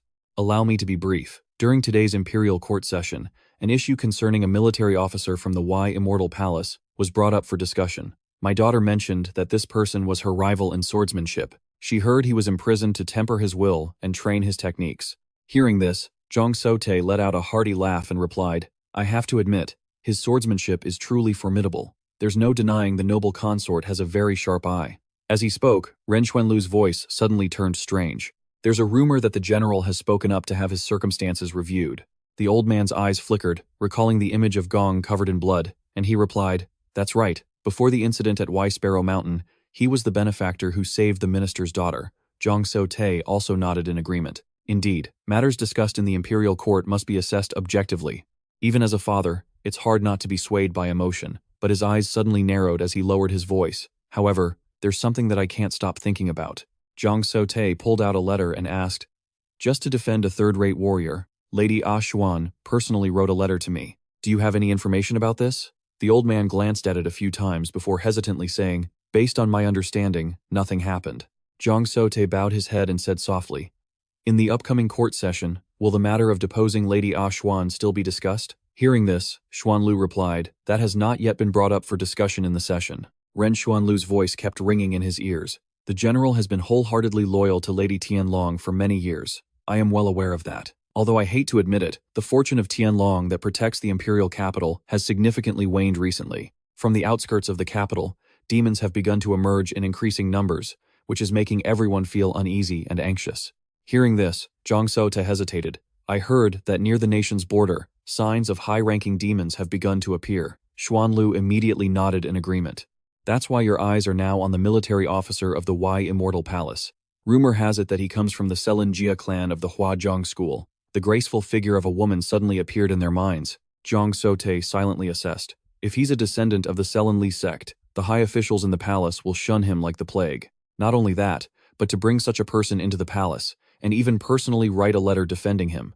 In truth, I can't find any connection between them. Therefore, there's reason to believe that Lady Tiandao is plotting something. Xuanlu closed his eyes tightly to calm himself. If the fortune of Tianlong is weakening, a major cause could stem from the lady herself. If necessary, we might have to consider putting someone new in Lady Tiandao's position. At this moment, the only question left in his mind was, how will this all turn out? Just then, from within the imperial palace, a scream that pierced the heavens rang out. Even though he was only 15 years old, the seated Seo Tae-gang had to let out a long sigh. Then he declared loudly, "I shall hold this pain within my heart, as if it were carved into my very bones. I swear I will never betray you again. I accept responsibility." The person opposite him heard this and replied in confusion, "All right then." Guangha watched the boy's defiant back and broke into a cold sweat, marveling to himself. To be struck with 15 lashes and still be this full of life.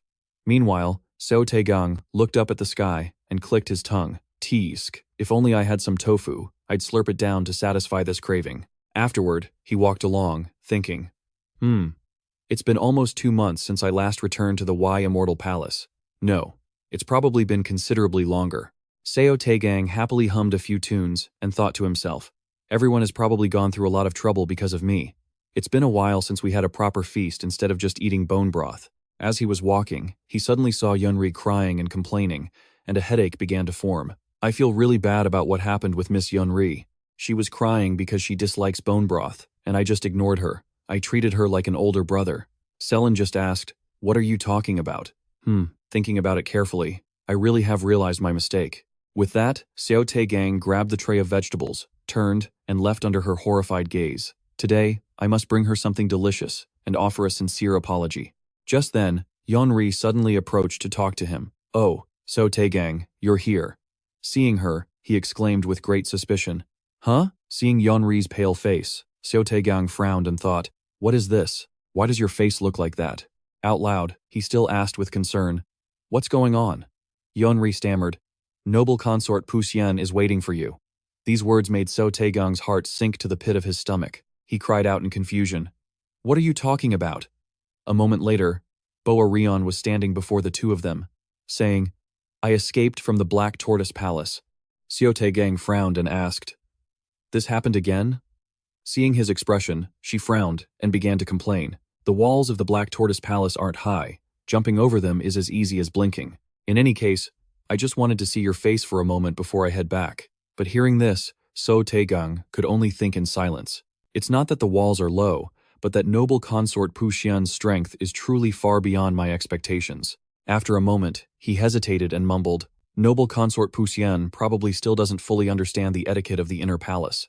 Yunri nodded in agreement after hearing him. Boa Rion said, "Yes, wandering around like this is indeed improper. I'll return to the palace soon. I just heard you were punished, so I was a little worried and came by to check." But Boa Rion was still circling around Seo Tae-gang, observing him and remarking, "As expected, you truly are a resilient person." She smiled and said, "Anyway, now that everything's been cleared up, I feel much more at ease." Bathed in the dazzling light radiating from her, he asked worriedly, "Noble Consort Pohyeon, what if someone sees you?" Hearing this, Boa Rion replied excitedly, "Don't worry, I may look like this on the outside, but I'm very good at hiding so no one will ever know." At this point, he had to cut in and advise her.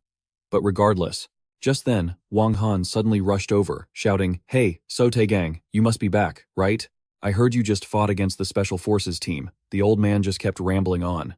"It's been a while, let's have a drink and share our war stories." But when he saw the person before him, Wang Han immediately dropped to his knees and exclaimed, "Princess Boa Rion." He then stammered, "Why have you come to the Wai Immortal Palace without any prior notice? We have everything prepared for you." Hearing this, Boa Rion replied, "Humph, I just came by on a whim. There's no need for anyone to worry. Seo Tae-gang, what's your story?" But as soon as his name was called, a flustered Seo Tae-gang corrected her. "Addressing me like that seems to go against proper etiquette. You can just call me scribe or guard warrior." Annoyed, Boa Rion puffed out her cheeks and mumbled, "Sheesh, the rules in the palace are so complicated, you never know what to expect." Then, he gestured and made the introduction. "This is Wang Han. He is the martial scribe of the Wai Immortal Palace and my closest friend." Kneeling, Wang Han respectfully nodded. "Yes, that is correct." Hearing this, Boa Rion's eyes suddenly lit up. "Oh, so he's your longtime best friend." Thinking back, "I lived a wandering life on Wai Sparrow Mountain and never made a single friend my own age." And so she asked Seo Tae-gang, "Isn't the martial scribe about the same age as me?" Seo Tae-gang frowned and agreed, "Yes, that's right." But Boa Rion suddenly crossed her arms and dropped a bombshell. "Then why don't you become my friend?" Hearing those words, Seo Tae-gang's world completely fell apart. He screamed internally, "Who would ever imagine a third-rank warrior becoming friends with the nation's crown princess?"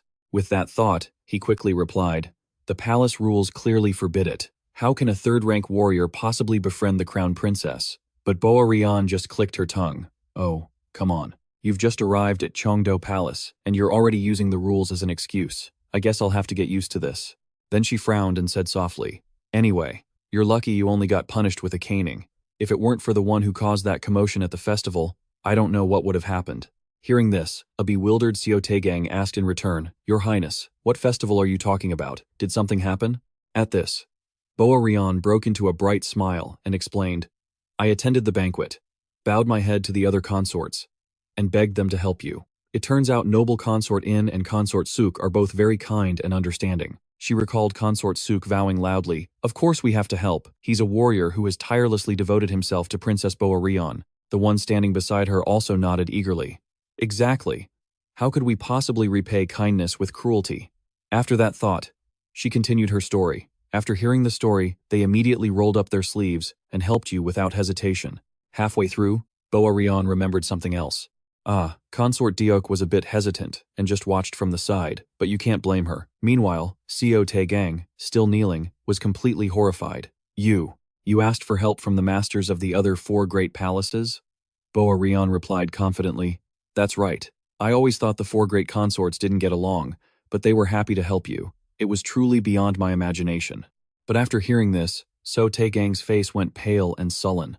Suddenly, Boa Rion stroked her chin thoughtfully and said, "Now that I think about it, those two seem to think very highly of you. It's so strange." Just then, he suddenly cut in, "Princess Boa Rion, it is impolite of me to interrupt, but there is something I absolutely must report to you." Hearing this, Boa Rion stopped and inquired, What is it you want to talk about?" Seeing his chance, Seo Tae-gang looked up and stammered, "Do you remember what I told you before?" She thought for a moment then replied, "Haven't we talked about quite a lot of things?" Seo Tae-gang hesitated for a few moments before speaking up. "What I mean is, when I told you that you shouldn't fall in love with me." The moment he finished speaking, the 2 men kneeling beside him shot him a sideways glance in unison. He closed his eyes and sighed internally. I know.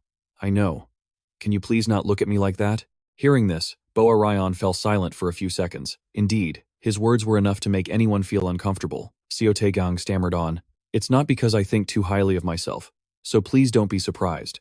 This is the truth that I've confirmed with them myself. It's absolutely not because I'm delusional." His words made her raise an eyebrow in suspicion. He hesitated before saying, "Noble Consort In and Consort Suk, their feelings for me go beyond friendship." The moment he said it, all 3 people present fell dead silent. Boa Rion seemed so shocked she was stunned. She walked over, placed a hand on his forehead, and asked, "Have you been to the infirmary?" After a moment, Boa Rion sighed, This is the first time I've ever seen someone claim to be so popular that it's causing them misery. Back then, I wondered why you'd suddenly say something like that. She frowned and mumbled to herself. Still, blurting out something like, "Don't fall for me isn't easy at all. Should I call that being blunt, or just tactless?" Then she turned to him and chided, "Now that you're in the palace, you've become overly respectful." It feels so strange. Hearing this, Seo Tae-gang simply replied, "It's better for me to maintain a formal tone, when necessary." Annoyed, boar Hayon came closer and said, "Oh, come on, it's no big deal. Who's even paying attention? There's nothing to worry about if you speak a little more naturally right now." She gave a cute smile and whispered softly, "Besides, no one is listening anyway. Try calling me like you used to when we were together outside the palace." But Seo Tae-gang frowned worriedly and asked, "If someone hears, this won't be a simple matter." Boa Hayon paid him no mind and urged him on. "Oh, it's fine. Isn't the Wai Immortal Palace a quiet place? Come on, just try it." After taking a few seconds to mentally prepare himself, Seo Tae-gang spoke shyly. "Oh, Princess Boa Hayon." Hearing him, she got so excited she started giggling. As soon as it was over, Seo Tae-gang's expression immediately changed, and he tried to send her away. "All right, thank you for visiting me." Boa Hayon, who had just been happy, felt like a bucket of cold water had been thrown on her. Seeing that she wasn't moving, he reminded her, "Princess Boa Hayon, you should return to your palace now." Hearing this, Boa Hayon suddenly blushed and turned away. "Ah, no. I really didn't think you'd say it in such a serious atmosphere." He felt incredibly wronged and blurted out, "I didn't do anything to create this serious atmosphere." Not wanting to be seen, Boa Hayon quickly dashed over to the wall and shouted, Anyway, it's about time for me to go. My head court lady must be worried sick." She shouted her farewell. "Well then, I'm leaving now." But after she left, Seo Tae-gang was left shivering pitifully. He thought to himself, "It's springtime right now, isn't it? Why do I suddenly feel so cold?" Imagining Seo Tae-gang slowly calling her name over and over again made her freeze up shyly for a moment. Then, Hayon gazed into the distance, lost in thought. Sigh. At times like this, having such a clear memory is a double-edged sword. Even though time has passed and the seasons have changed, why is it still so clear in my mind, as if it just happened yesterday? Then, Hayon imagined him calling her name once more. This time, the thought made her clutch her blushing face and let out a small cry. As Hayon's face fell and she sighed in disappointment, Hyun-jang spoke up, her own expression filled with concern. Then, she immediately returned to her usual calm state and said, "Not at all, Hyun-jang. Let's go into the tea room." At the same time, a thought crossed her mind. So this is what it's like to pretend. I guess I've gotten used to it by now. She hesitated for just a moment before thinking, "To be honest, all the crown princesses are equally difficult to deal with. The noble consort seems generous, but sometimes she says things that make me feel uneasy. And as for that other consort, I'm not sure why, but she often looks at me with such unfriendly eyes. He Yuefei, at least, always smiles and tries to ease the tension, but that just makes it harder to guess what she's really thinking." Finishing her thoughts, she let out another weary sigh. If only everyone could just get along. The scene shifts, and we hear the voice of old Lyly Cherin. "Start with the Blue Dragon Palace and check the status of this great palace's magical arrays."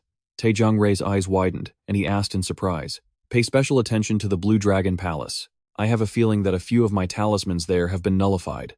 Investigate it carefully and report back to me." Hearing this, he hesitated before asking, "Venerable Elder, don't you have something you need to handle personally? Why entrust such an important task to me?" The old man just sighed in frustration.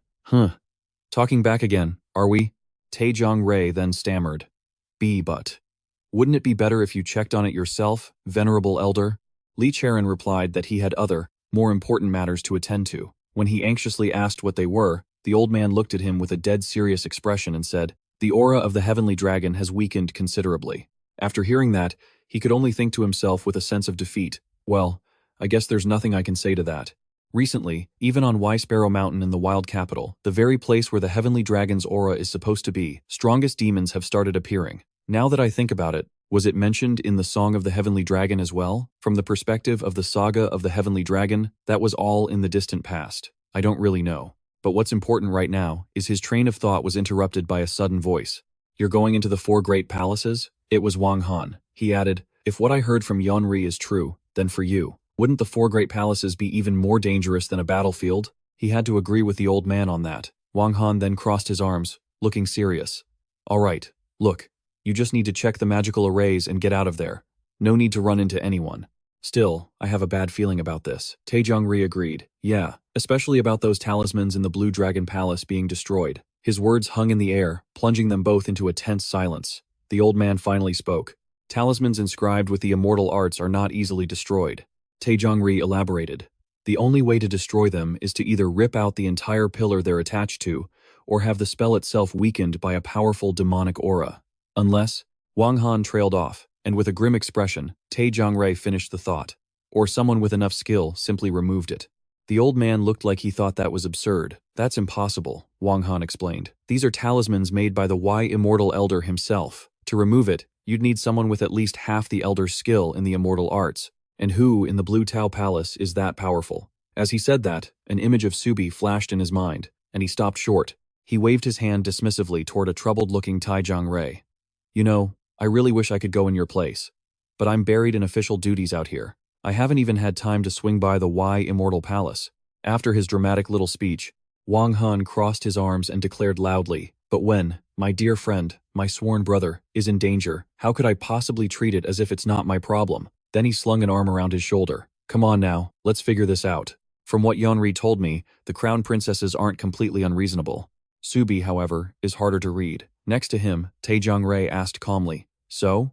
The old man stared into the distance, his eyes full of thought. If they know their feelings for you are like a poison, but they hold on to them anyway, then things are far more complicated. And just then, a woman's voice cut in. "Wang Han, that's the first sensible thing I've heard you say in a long time." The two men turned to see Yeonri, who was holding up a finger as she proposed an idea. "Jungre, it's come to this. I think we need some shock therapy," she continued, fired up. "Let's use this visit to the four great palaces as a chance to make every single one of the crown princesses absolutely despise you." He remembered that pathetic attempt before. Ripping his shirt obviously wasn't enough. Yeonri pressed on. "We were too naive back then. This time, we have to go all out. We need to make them truly, deeply disillusioned with you." As she spoke, a brilliant aura began to radiate from her. "Consider this trip to the four great palaces a test run. Besides, I'm going in with you, so I'll back you up 100%. He looked confused. "What do you mean, a test run?" She explained. "Just think about it. The mistress of each palace has a unique personality, which means their likes and dislikes are all different, too. All we have to do is figure out what kind of person each of the consorts hates the most. And then you act exactly like that, right in front of their faces." Suddenly, Yeonri pointed right at Jungre and yelled, "But you absolutely cannot let the crown princesses see through your act," she continued, getting into character. "If they do, they'll just think, 'Oh, Jungre must be acting like this on purpose to make me give up on these impossible feelings.'" Then Yeonri snapped, "And if they see through your intentions, this will all be for nothing. You have to become a person they truly, genuinely, absolutely loathe." She repeated in a chilling voice, "Trust me, Jungre, I have a plan." The scene changes. A clear voice rings out, "Summer is here, and it's gotten so much hotter. I hope the grand ceremony of the Heavenly Dragon proceeds without any trouble." The speaker was Hayan. Rion then replied, "Yes, it seems the high officials are on high alert with the biggest festival of the year just around the corner." Hayan then added, "You know, I heard that Consort Subi's mastery of the immortal arts has improved by leaps and bounds." To the side, Rion shyly replied, "Yes. All the palace officials agree that Consort Subi's skill in the immortal arts has reached a truly incredible level." Right at that moment, Subie appeared without a sound. This caused all three of them to whip around in surprise to face her. Subie covered her mouth with a hand, laughing cheerfully. "Oh, it's nothing that amazing. I still have a lot more training to do." Hearing that, Rion thought dejectedly, "Great. Can I go home and eat some snacks now?" Watching the sequence of expressions on Rion's face, Hayan wondered with confusion. It's one thing for her to be wary of me, but why is Consort Subi on guard against Consort Rion too? Thinking back, I still don't know why Sellen Warren got dragged in by Rion, or why Consort Rion is protecting him so fiercely. I never got the chance to find out. Just then, she spoke up unexpectedly, startling Rion. "Lady Rion, by any chance, are you well acquainted with the warrior Seo Tae-gang of the Wai Immortal Palace?" Hearing the question made her stammer, "Excuse me, I just choked on my water a bit." Nearby, Subie was carefully observing her actions as Rion replied, "Aren't we talking about the warrior from the Wai Immortal Palace? It would be stranger not to know him. He's the very warrior who helped write the petition at the last tea party, after all." "But why do you ask?" Hayan replied, slightly startled. "Ah, it's because it's been a long time since I've wielded a sword. If he has recovered, I thought it wouldn't be a bad idea to cross swords with him again." Hearing her answer, Rion was completely stunned. She recalled his words, As for Lady Hyan and Lady Subie, I think they might have special feelings for me. She thought that this was not good for him at all. Ryan then stammered, I don't know, but that snow warrior named Seo Tae-gang seems pretty busy. Would he even have time to spar? Hayan gave a forced laugh in agreement. Ah, that's true. Haha. Hayan was silent for a moment before she spoke again. Why should you two concern yourselves with the schedule of a third-rate warrior like him? Hearing her say this, Ha stammered back. Even if he is just a low-level warrior, isn't he still one of the people who helps keep the Azure Dao Palace running?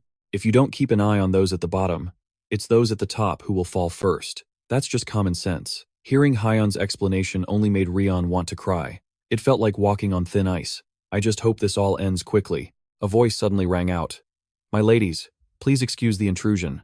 A female attendant spoke politely. There are visitors from the Wai Immortal Palace. They say there's a problem with the formations in the 4 great palaces and have come to inspect them. It seems to be related to warding off demons. Should we let them in now? Hearing this, everyone was shocked. The head of the gathering at the Wai Immortal Palace then spoke. The Azure Dragon Palace is currently hosting a tea party, and the consorts of the 4 great palaces are all present. Normally, we should ask them to return another day. However, the formations are directly related to our safety, so it's probably best to deal with this as soon as possible. Let them in. Both Seo Tae-gang and Jungre looked at each other with grim expressions. They sighed. Can't we just turn back? The scene changes to a lavishly decorated hall, beautifully illuminated by sunlight. Seo Tae-gang's respectful voice echoed through the hall. Your Highnesses, please forgive me for this intrusion. I will quickly inspect the talismans and then take my leave. He said this while bowing his head respectfully. Just then, Subie, covering her mouth with one hand, spoke up with a slight, surprised stammer. You arrived sooner than I expected. The efficiency of the Wai Immortal Palace is truly impeccable. Seo Tae-gang narrowed his eyes, thinking with a hint of suspicion. Sooner than she expected? It seems the Blue Consort's spiritual arts can actually affect the protective talismans. Looking towards Subie, he continued to wonder. It couldn't have been intentional, could it? Maybe the protective talismans were unintentionally affected while she was practicing her arts? Noticing him staring at her, Subie was left a little speechless. She fretted internally. Is it okay to just stay silent like this? Then, her mind flashed back to that moment. I imagined something like this might happen after I accidentally broke the talisman system, but why did it have to be now? She recalled how she had been struggling to find a way to meet Warrior Seol. She was filled with endless regret. I just wanted to be alone with him. With that thought, she smiled, and calmly agreed to let them proceed. Then I shall begin. Please excuse me. Seo Tae-gang gave his thanks and quietly walked off, leaving the ladies to stare at his back. At that moment, Ha-wol leisurely changed the subject. My Inbong clan is greatly honored to be hosting this year's Sky Dragon Festival. Although we lack experience in organizing such an event, I hope all my sisters will be generous enough to overlook our shortcomings and help make this year's Sky Dragon Festival a great success. As she was speaking, she suddenly trailed off with a puzzled expression. Hayan asked Ha, who was next to her, is something bothering you, sister? The question made Ha jump slightly, and she stammered in reply, it's nothing. She then asked, so, for this Sky Dragon Festival, do you plan on demonstrating any of your skills? Hayan replied softly, no. I'll probably just represent everyone and release a sky lantern. A sky lantern? It's been so long since I've released one, not since I was a child. I'm really looking forward to it. While those two were chatting, Subie was still focused intently on Seo Tae-gang. Ryan was no different, watching his every move. Suddenly, Jungre, who was walking ahead, missed a step on the stairs and fell backward. Luckily, Seo Tae-gang caught her in a very romantic pose. He only had time to exclaim, whoa. Immediately, the girl was startled as she felt a terrifying, intense killing intent radiating from the 3 women behind her. Jungre quickly pushed him away and told him to let go. Her face sullen, Seo Tae-gang just stammered in agreement and reminded her to be careful. At that moment, Jungre was thinking, is he trying to get me killed with him? It felt as though she had just lost 10 years of her life. A while later, Seo Tae-gang returned and spoke respectfully. I have carefully inspected the interior and have not found any serious issues. Hayan just smiled leisurely and replied, that's a relief. There have been so many disturbances lately, both inside and out. If even the talismans were having problems, I wouldn't be able to rest easy. As she spoke, she thought to herself, so, this is Seo Tae-gang? The other consort's attitudes toward him are highly unusual. Even if I didn't want to, I'm forced to notice. Both the time with the letter of pardon and this time as well. His appearance is decent enough. His combat ability seems passable, but no matter how you look at him, he just seems like a crude, third-rate warrior. There must be something more to this warrior that I don't know. There's no way the heads of the 4 great dragon palaces would openly support a third-rate warrior just because of personal feelings. And yet, here they are. Weighing the pros and cons of every move is the fundamental rule for people in our position. This is a purely emotional act. Therefore, the reason for his. To get this much attention, he must have some political connections. There's no way he's clean. Hearing Hawol's words, Seo Tae-gang bowed in thanks. Then we will take our leave to continue inspecting the talismans outside. Just as he finished speaking, Subie suddenly called out to him. Wait. I have a theory I need you to verify. Could you inspect the area near my training grounds, just outside the Blue Dragon Palace? Seo Tae-gang replied, I can. But before he could finish, Subie continued. I often go there to practice my spiritual arts. You can wait until this tea party is over. Then you can join me to see if my arts are truly affecting the talisman system. I will perform them directly so you can inspect it. As she was speaking enthusiastically, a panicked voice suddenly cut in. That's not a good idea, Sister Blue Dragon Queen. It was Hawol's voice. She calmly stated, Actually, the Red Dragon Palace is facing a similar situation, as you know. The talisman problem directly concerns the safety of the entire Dragon Palace. We are also in dire need of someone from the Wai Immortal Palace to come and inspect. Many of the court ladies have been losing sleep and appetite over this for days. Her words made one of the handmaidens look confused. After all, didn't the Sellen warrior receive orders to inspect all 4 great dragon palaces? Hearing this, Seo Tae-gang didn't deny it, and agreed. Then, Hawol continued her tirade. If that's the case, then Sellen Seo's inspection of the Red Dragon Palace cannot be taken lightly. Besides, to check the influence of spiritual arts on talismans, someone from the Wai Immortal Palace would be more suitable than a warrior who specializes in swords. Her words made Subie feel a little disappointed. Then Hawol concluded the matter. Alright, then it's decided. After the Sellen warrior finishes his inspection of the Blue Dragon Palace, he will come to the Red Dragon Palace to inspect next. And after that, if there's still time, we could practice swords a little. As she spoke, she looked away, her face showing a rare, slight blush. But just as she finished, another voice suddenly cut in, shouting, That's not a good idea, Sister Red Dragon Queen. This left Hawol stunned. Then Hyan began to stammer. Actually, the talisman system in the Black Dragon Palace is also experiencing a very serious problem. We've been anxiously waiting for days for the Wai Immortal Palace to send someone to help inspect it. Her words made her own handmaiden even more flustered. Hyan blurted out, The Red Dragon Palace doesn't seem to have any critical issues yet. So, could you prioritize inspecting the Black Dragon Palace first? As she spoke, she clenched her fists, blaming herself. Meanwhile, the handmaidens behind her watched her and thought pensively, she might be misunderstanding the situation. Hyan? Hawol simply asked, This is happening too? In her mind, she was thinking, as expected, the Black Dragon Queen also harbors those kinds of feelings for the Sellen warrior. Hyan answered shyly, If that's the case. In her heart, she thought, the Red Dragon Queen's state is definitely not right. I have to report this to Seo Tae-gang. I'm the only one who can protect Seo Tae-gang. That was her conclusion. At this point, Subie spoke up. In any case, he's already working in the Blue Dragon Palace. It would be better to resolve the root of the problem before he leaves. Hawol interjected, arguing, the situation in the Blue Dragon Palace is temporarily stable, so he should come to the Red Dragon Palace. Then it was Hyan's turn to jump in. No way, the problem at the Black Dragon Palace is extremely urgent. And so, the 3 of them fell into a fierce 3-way argument, with none of them willing to back down. Standing to the side, Hawol could only sigh helplessly. Is the talisman system really that important? Then she looked over at Seo Tae-gang, another Sellen, with a thoughtful gaze. It's directly related to safety, so it's understandable if the 3 of them are being particularly sensitive. Just then, a voice rang out with a suggestion. Instead of arguing like this, we could let an expert assess the situation and decide whose problem requires more priority. Those words made all 3 of them calm down and pay attention. Hawol agreed with the suggestion. Sister Wai Dragon Queen is right. Hyan also agreed. Subie covered her mouth with one hand and called out towards Seo Tae-gang.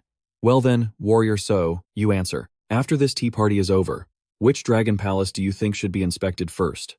Hearing this, everyone waited with great anticipation, each harboring their own hopes. From Hyan to Hawol to Subie, every one of them wanted him to choose her. Faced with this invisible pressure, he stammered, well, all 3 dragon palaces need careful consideration, but I will inspect the Wai Dragon Palace first, where no serious problems have occurred yet. Then I will return to the other 3 palaces to conduct the most thorough inspection possible. His words made all 3 of them turn their attention to Hawol, who was also quite surprised and let out a small, Seo Tae-gang, whether intentionally or not, was now looking at her. with the most sparkling eyes he could muster, making it impossible for her to refuse. If you say so, then let's do that. Ha-wol, on the other hand, was thinking to herself. I'm not sure if this guy has any political connections, but he seems to be showing me an incomprehensible amount of attention, and I've decided to take advantage of it. If used well, it will be very helpful in raising her status within the 4 great dragon palaces. Then, Ha-wol placed a hand on her chest and declared, having a reliable warrior like you come to inspect the Wai Dragon Palace's talisman system truly puts me at ease. Since this Sellen mission is especially important, please come to the tea room for a cup of tea before you leave, she added. Seo Tae-gang's face darkened, but he forced a smile and mumbled, this task doesn't deserve such special treatment. Inside, he was screaming pathetically. This is obviously a blatant provocation aimed at the other queens.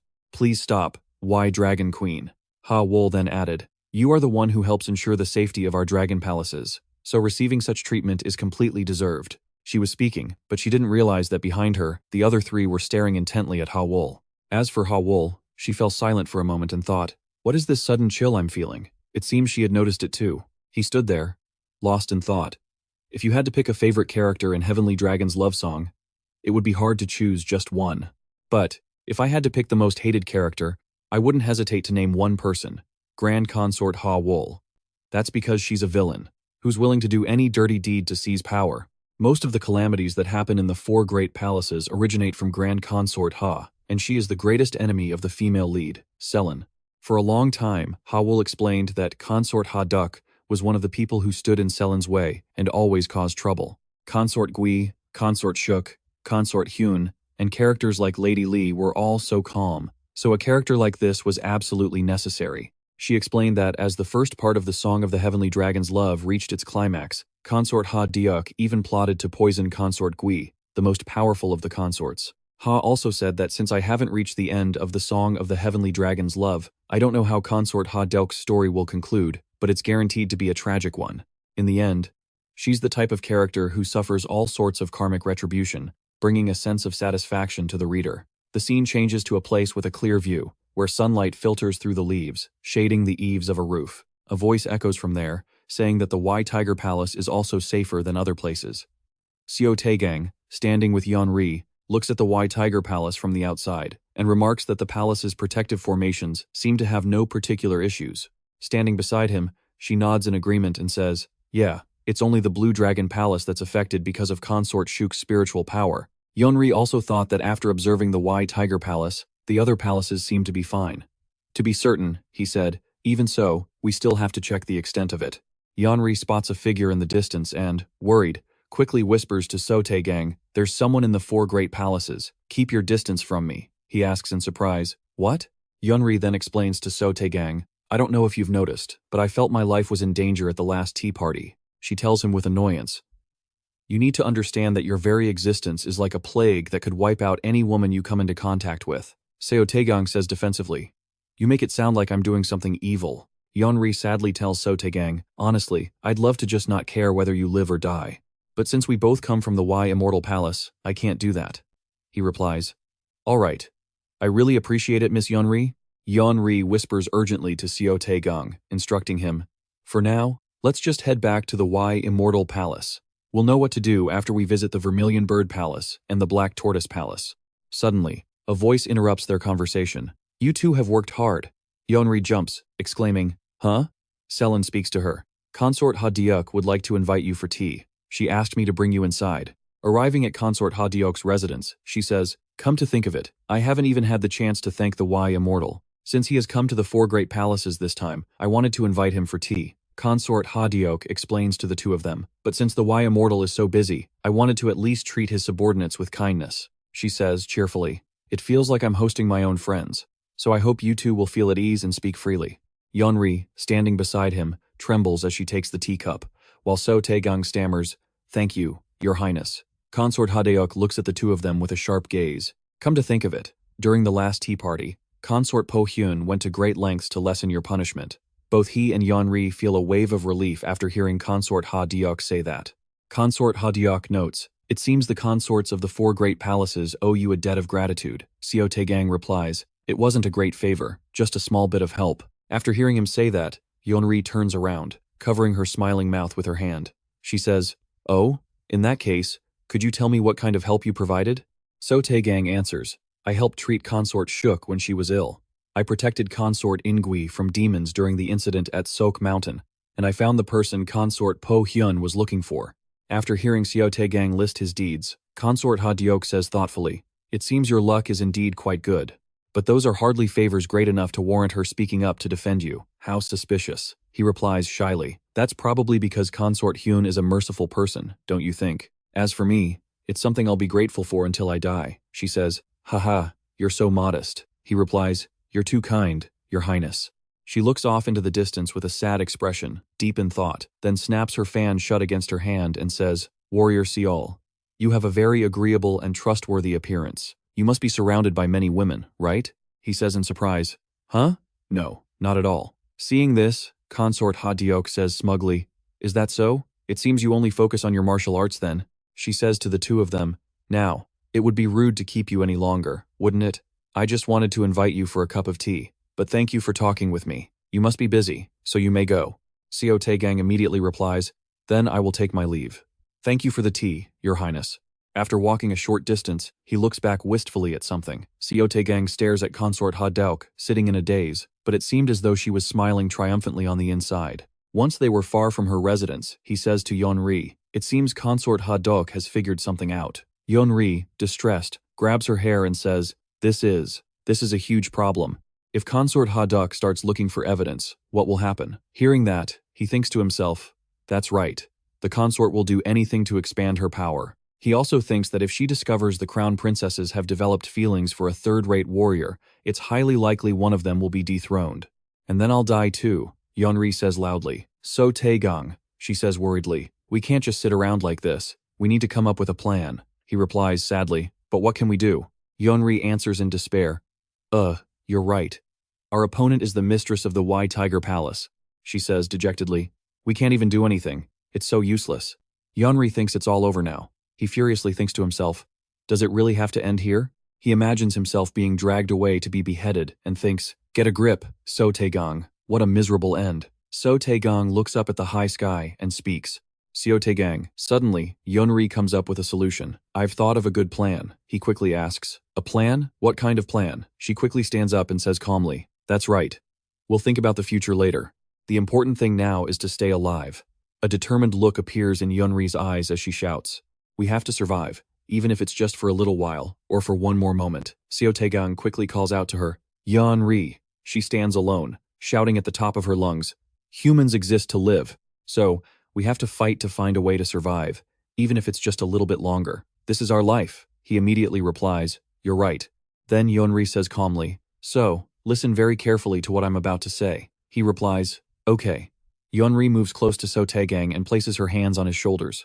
She stares into his eyes and says, at this point, there's no difference between 3 people or 4. Seo Tae-gang stands there, confused, and asks, Yeonri, what on earth do you mean? What are you talking about? The scene changes to 2 people kneeling on the ground, hearing a proclamation. Now, everyone, the reason we have gathered here today. That person slammed his hand against the pillar. Yeonri cleared her throat and said loudly, it's to save Seo Tae-gang's life. Seo Tae-gang then thought, to hunt a white tiger, you can't just run away. You have to go into its den to catch it. He sat there, dejected about the situation. Seo Tae-gang asked himself, is this really the right thing to do? Hayan sat absent-mindedly by the window, her mind deep in thought. She anxiously asked her maid, have you managed to contact the retainers of the Lan Feng-hee family? The maid replied, yes, they said they'll arrive in time for the Tianlong festival. The maid then hesitated and added, but it seems they haven't prepared all the items that the consort requested. Ha Wool replied sadly, I suppose it is difficult. She explained that smuggling dangerous substances like poison into the palace is a capital offense, so it's very hard to find someone willing to risk their life to transport them. The maid added, but the Miaoyue incense could be disguised as medicinal herbs and brought into the palace. Suddenly, she burst out laughing. Ha ha. Hayan gazed out the window and said, humans are such unpredictable creatures. She mused that for someone who lives more lavishly than anyone, the lover she secretly cherishes is just some insignificant martial artist. Hayan looked at Ha Wool, and a scheme began to form. This was the perfect opportunity to deal with that vixen, Lyly Cherin, of the Vermilion Bird Palace. Seo Tae-gang thought to himself, Seo Tae-gang of the Wai Immortal Palace. I have to catch that guy first.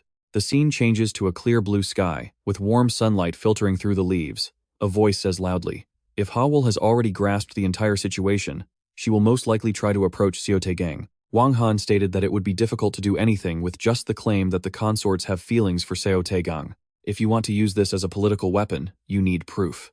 Yeonri, standing beside him, said worriedly, "Then Hawol will surely try to find that proof." The old man replied thoughtfully, "Proof, you say? We can just create it ourselves." She asked in surprise, "Is that possible?" Wang Han answered, "There are countless ways." The old man added smugly, "Sooner or later, Seo Tae-gang, and you will be summoned back to the Wai Tiger Palace for some reason." Hearing this, Seo Tae-gang thought for a moment and said, "If that's the case, all right, then let's use that opportunity to act according to Yeonri's plan." A plan formed in Seo Tae-gang's mind. Use his refined appearance and eloquent speech, along with my divine social skills, to capture the hearts of women. Wang Han encouraged him. "You just need to make Hawol fall for you. That's enough." The old man remarked, "Is that for real?" "Yeonri, I don't trust this punk." Yeonri offered her opinion. "What can we do?" She noted that considering this guy had seduced 3 crown princesses in just 1 year, he must have some kind of charm that works on noble women. "I'm just not sure what that charm is." Seo Tae-gang's face went blank after Yeonri's words. He said, "Are you telling me I have to risk my life based on some vague speculation?" She replied, "Well, this is a life-threatening situation anyway, isn't it?" Hayan took Seo Tae-gang's hand to encourage him. "Don't worry, Seo Tae-gang. If this doesn't work, we'll just run away in the middle of the night. Trust your big sis." She spoke earnestly to Seo Tae-gang. "I've wandered through capitals and lived as a beggar since I was a child, so what is there that I can't do?" Seeing Hayan pleading like that, he found it hard to refuse and called out, "Sister." She added, "This time, I don't even mind going to the border regions and working in a hotel kitchen." Hayan exclaimed with joy and happiness, "And I'll become the best waitress in the world." "That's right. You have to dream big." After hearing Hayan's reassurances, he reluctantly accepted, thinking to himself, "My sister, who is destined to become the Princess of Tiandu, having to work as a waitress for my sake? Absolutely not." He made a decision in an instant. "All right, there's no harm in trying, even if I fail. I'll do it." Yeonri said in surprise, "Did you come up with a good idea?" Seo Tae-gang replied, "We don't have much time anyway." "You made me see reason instantly, sister." Hearing Seo Tae-gang's explanation, she yelled, "What?" Yeonri was stunned and said in fear, "No matter how you look at it, that's insane." Wang Han interjected, "No, Yeonri. I, your humble secretary, think differently," he explained. "It may sound truly crazy, but this could be a brilliant move." Yeonri couldn't believe her ears and said, "What?" The maid beside Hayon said, "The consort is waiting, Seol, the martial artist." As Seo Tae-gang followed her, he said, "You don't need to be so formal." The maid replied, "It's no trouble. As a valued guest of the consort, you are a valued guest of mine as well." She announced to her mistress, "Your Grace, Hawol, the martial artist Seo Tae-gang of the Wai Immortal Palace has arrived." Hawol replied, "So my esteemed guest has arrived? Let him in." She sat above, staring down at him and said, "You must be busy inspecting the palace's defense formations. Forgive me for summoning you so often." Seo Tae-gang immediately replied, "Not at all. For a crown princess to apologize to a mere martial artist would be a great discourtesy on my part." She explained cheerfully, "It is thanks to warriors like you that I can live such a peaceful life. How could I be so stingy as to withhold a simple apology?" He listened nervously for what she was about to say. "Today, I have a simple task for you," Hawol told him seriously. "Actually, this year's Tianlong Festival will be hosted by my Lan Feng He family. I want to prepare a stage performance to liven up the atmosphere before the lantern release ceremony." She recalled their previous duel and said, "I was still very impressed by your martial contest with Ingui Bai during the last longevity celebration. It's a shame that only the high-ranking officials in the palace were able to witness such a magnificent sword dance," she added with satisfaction. "On a grand stage like the Tianlong Festival, I hope the common people can also admire your superb swordsmanship. This is my sincere wish," she stated. Hawol then added, "If that's the case, would you be willing to have a sword duel with Ingui Bi once more?" He stammered, "About that. It seems Ingui Bi's opinion is more important than mine." She replied, "Let's see. I thought it would be best to persuade you first."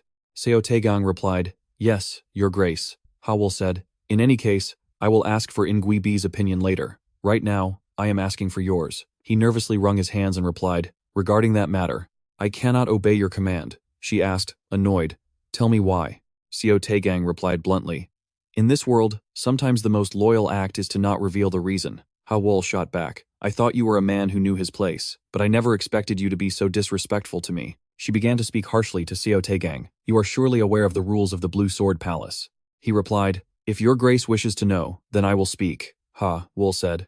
Then speak. Outside, Jungre worried for him, while inside, Seo Tae-gang faced Ha Wool's pressure and asked, does your grace truly wish for me to reveal it? She snapped, you had better not make me ask too many times. As she spoke, Ha Wool moved closer to him. Seo Tae-gang shouted, this humble one has committed a crime worthy of death. She looked surprised by his sudden action and said, what are you talking about all of a sudden?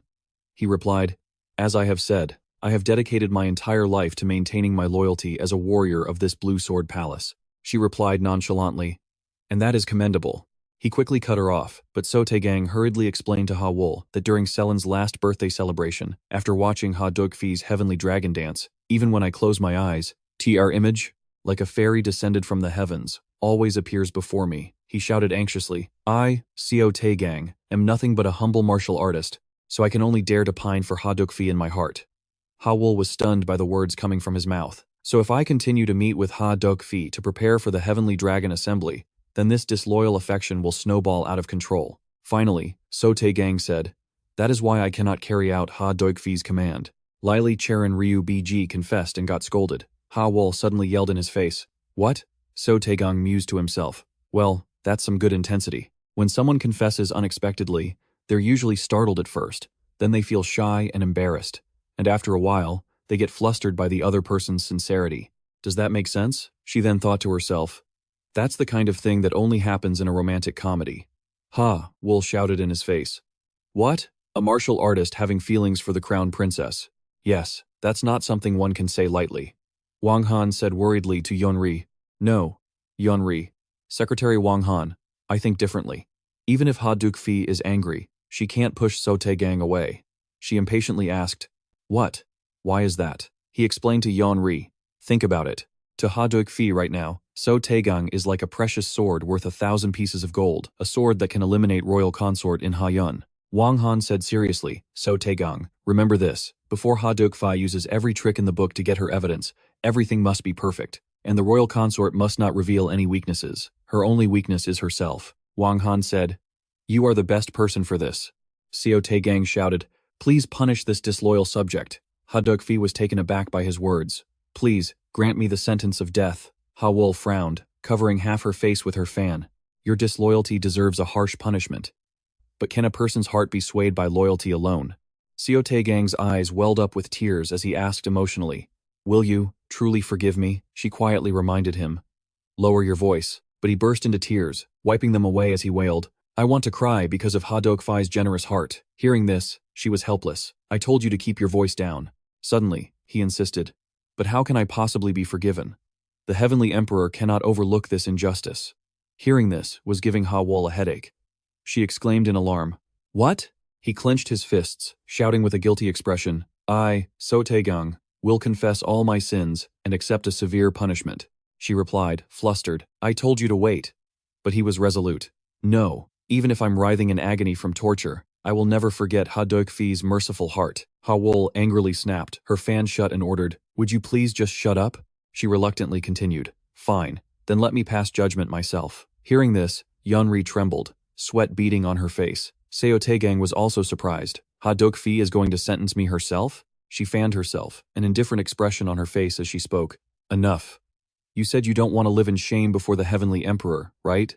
Then join forces with me for this Sellen's Heavenly Dragon Assembly. He was stunned. Really? She confirmed it again. Yes. I need you to stir things up with a martial arts duel against the royal consort. All right? Faced with this sweet deal, he quickly agreed. I will obey your command. Seo Tae-gang then asked worriedly, but, Ha Duk-fi, are you really all right with keeping me by your side like this? She closed her eyes and replied leisurely, I don't care what kind of feelings you have. Her face blushing slightly, she continued calmly, as long as I keep my wits about me, nothing will happen. Am I right? He stammered. Well, Ha Wool ordered teasingly, I have forgiven you for that. So you will live the rest of your life feeling grateful to me. Seo Tae-gang exclaimed with joy. Yes. Thank you, Your Highness. Ha Duk-fi, I will see you at the Heavenly Dragon Assembly then. This caused the onlookers to smile to themselves. As soon as he was outside, a worried voice asked, Hey, Seo Tae-gang, are you okay? Seo Tae-gang said nonchalantly, That's the first time in my life I've ever wanted to die so badly. Wang Han, crying and gritting his teeth, put a hand on his shoulder to console him. Seo Tae-gang. What the hell are you talking about?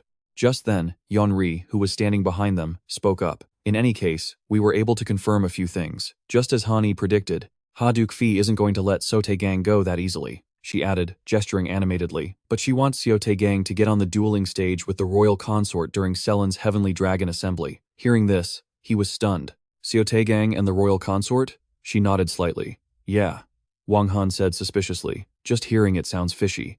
At this, Seo Tae-gang, who was listening in, scratched his face looking clueless. Seo Tae-gang said wearily, yeah, why is she so insistent on having the royal consort face me in front of so many people? He thought to himself, but this is still the past timeline of Heavenly Dragon's love song, so it's not easy to see through Ha Duk-fi's scheme. He began to speculate. However, I have heard about the Heavenly Dragon Assembly before. It's the event where the female lead of Heavenly Dragon's love song, Sellen, meets the second male lead, and Seon, isn't it? Many men were infatuated with Sellen, but there were 3 main potential suitors. He began to list them off. Crown Prince Hyan 1.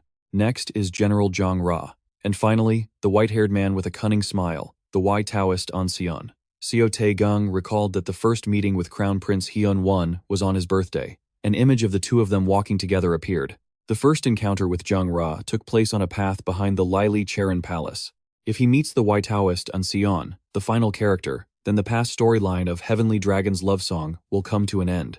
After helping An Seon at the Heavenly Dragon Assembly, Sellen will receive a treasure called the Black Forest Pearl from him. He is highly skilled in Taoist magic. This is a mystical item that allows one to resist most types of spells and is essential for her, as she later becomes embroiled in a secret war with the other concubines. Back in the present, he continued to ponder.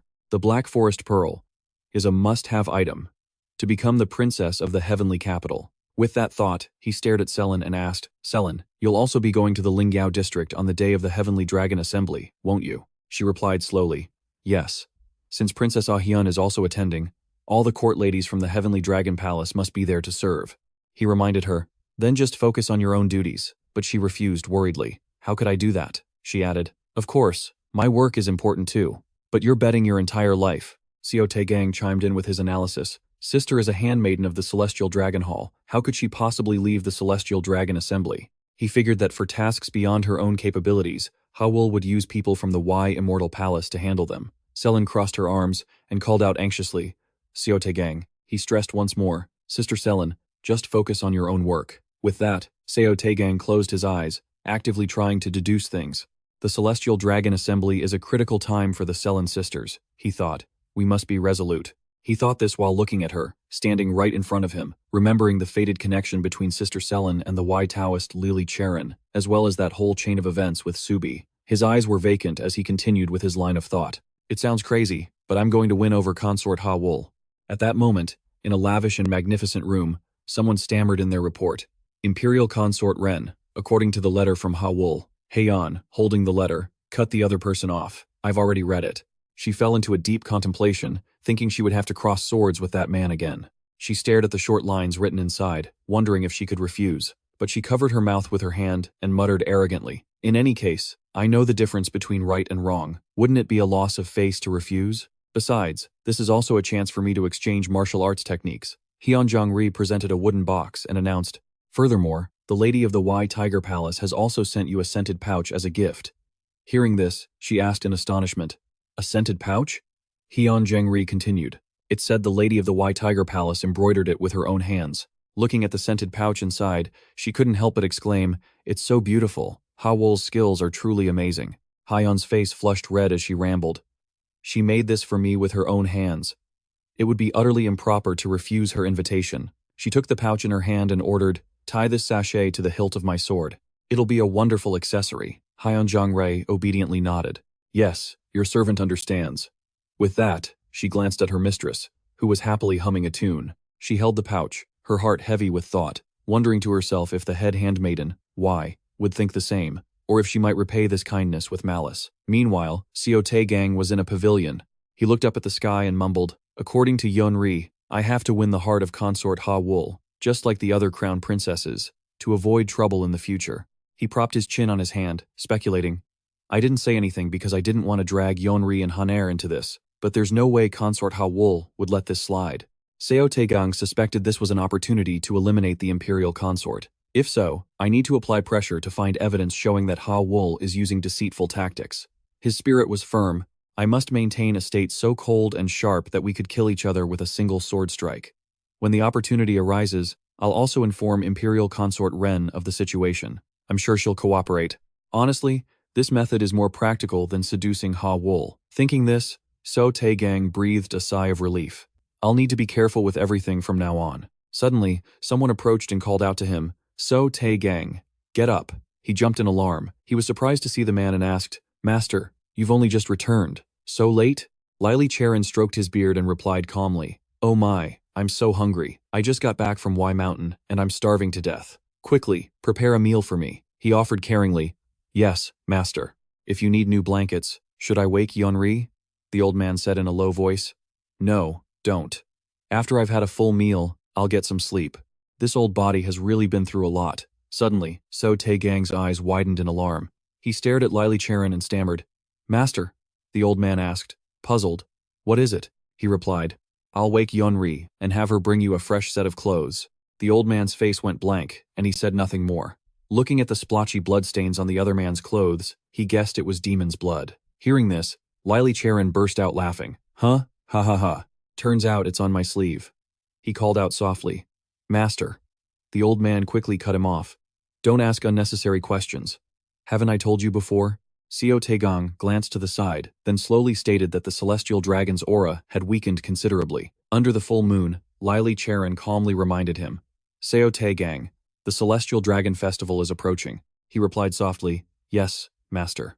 Lyly Cherin instructed, "On that very day, you are to prepare an iron sword." Seo Tae-gang bowed, listening intently, when his eyes suddenly widened in shock. The old man whined, "Oh, I'm so hungry. This old man is about to die of hunger. How long are you going to make me wait?" He clenched his fists and replied, "I'll go cook right away."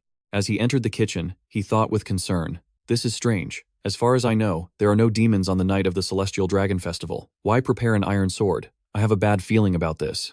In a spacious boudoir, meticulously and elegantly arranged, branches of white orchids sat in a green ceramic vase, warmly draped in ribbons of sunlight. A voice laced with coldness rang out, "Hayon, this Celestial Dragon Festival is a golden opportunity for our Ha family of Linfeng to solidify its authority." Tai Lin gently caressed her teacup and continued indifferently, "As Consort Xuan in the rear palace, I rarely had a chance to assert my own authority." Hyan just replied faintly, "I heard that Consort Zhongyi has received a great deal of help from the noble clans. The number of merchant stalls is also very large, and the amount of explosives is quite impressive." The woman spoke again, with a hint of a warning. "Shouldn't it be done to that extent? The Ha family of Linfeng has high hopes for you, little sister. You must not let your guard down, understand?" Hayan said nothing more, silently lowering her head in thought. Outside the city gates, the excited roar of the crowd echoed thunderously. "The celestial dragon is coming through. Make way for everyone." The people all around were joyful and excited. On the city wall, Jungre also looked on in admiration. "It's so lively." Then, she excitedly tugged on Seo Tae-gang's sleeve, wanting to go out with him. "Before the sun sets, let's go for a walk around the merchant stalls," he asked, puzzled. "Don't you need to be at the Wai Immortal Palace for work?" Hearing this, she answered, very proud of herself. "Of course, I've already finished all the urgent tasks. I can't be cooped up in the Wai Immortal Palace on the one day a year this festival happens." He was all too familiar with this tone of voice and replied nonchalantly, "Is that so?" Jungre was too excited to wait any longer and dragged him along to have fun. Come on, let's go." They went to a meat skewer stall together. Jungre savored the fragrant aroma of the grilled meat, moved to tears. "This is delicious." Seo Tae-gang wasn't very interested in this sort of thing, and sighed to himself, "We have way too much time on our hands." Meanwhile, he was seriously contemplating his next move. Aside from performing on stage, nothing unusual has happened. Still, I have a bad feeling about Consort Ha-deok. I need to stay sharp. A voice spoke up from within the inner palace. "It seems you're thoroughly enjoying the Sky Dragon Festival, aren't you?" Seo Tae-gang felt a pang of guilt and replied helplessly, "I apologize."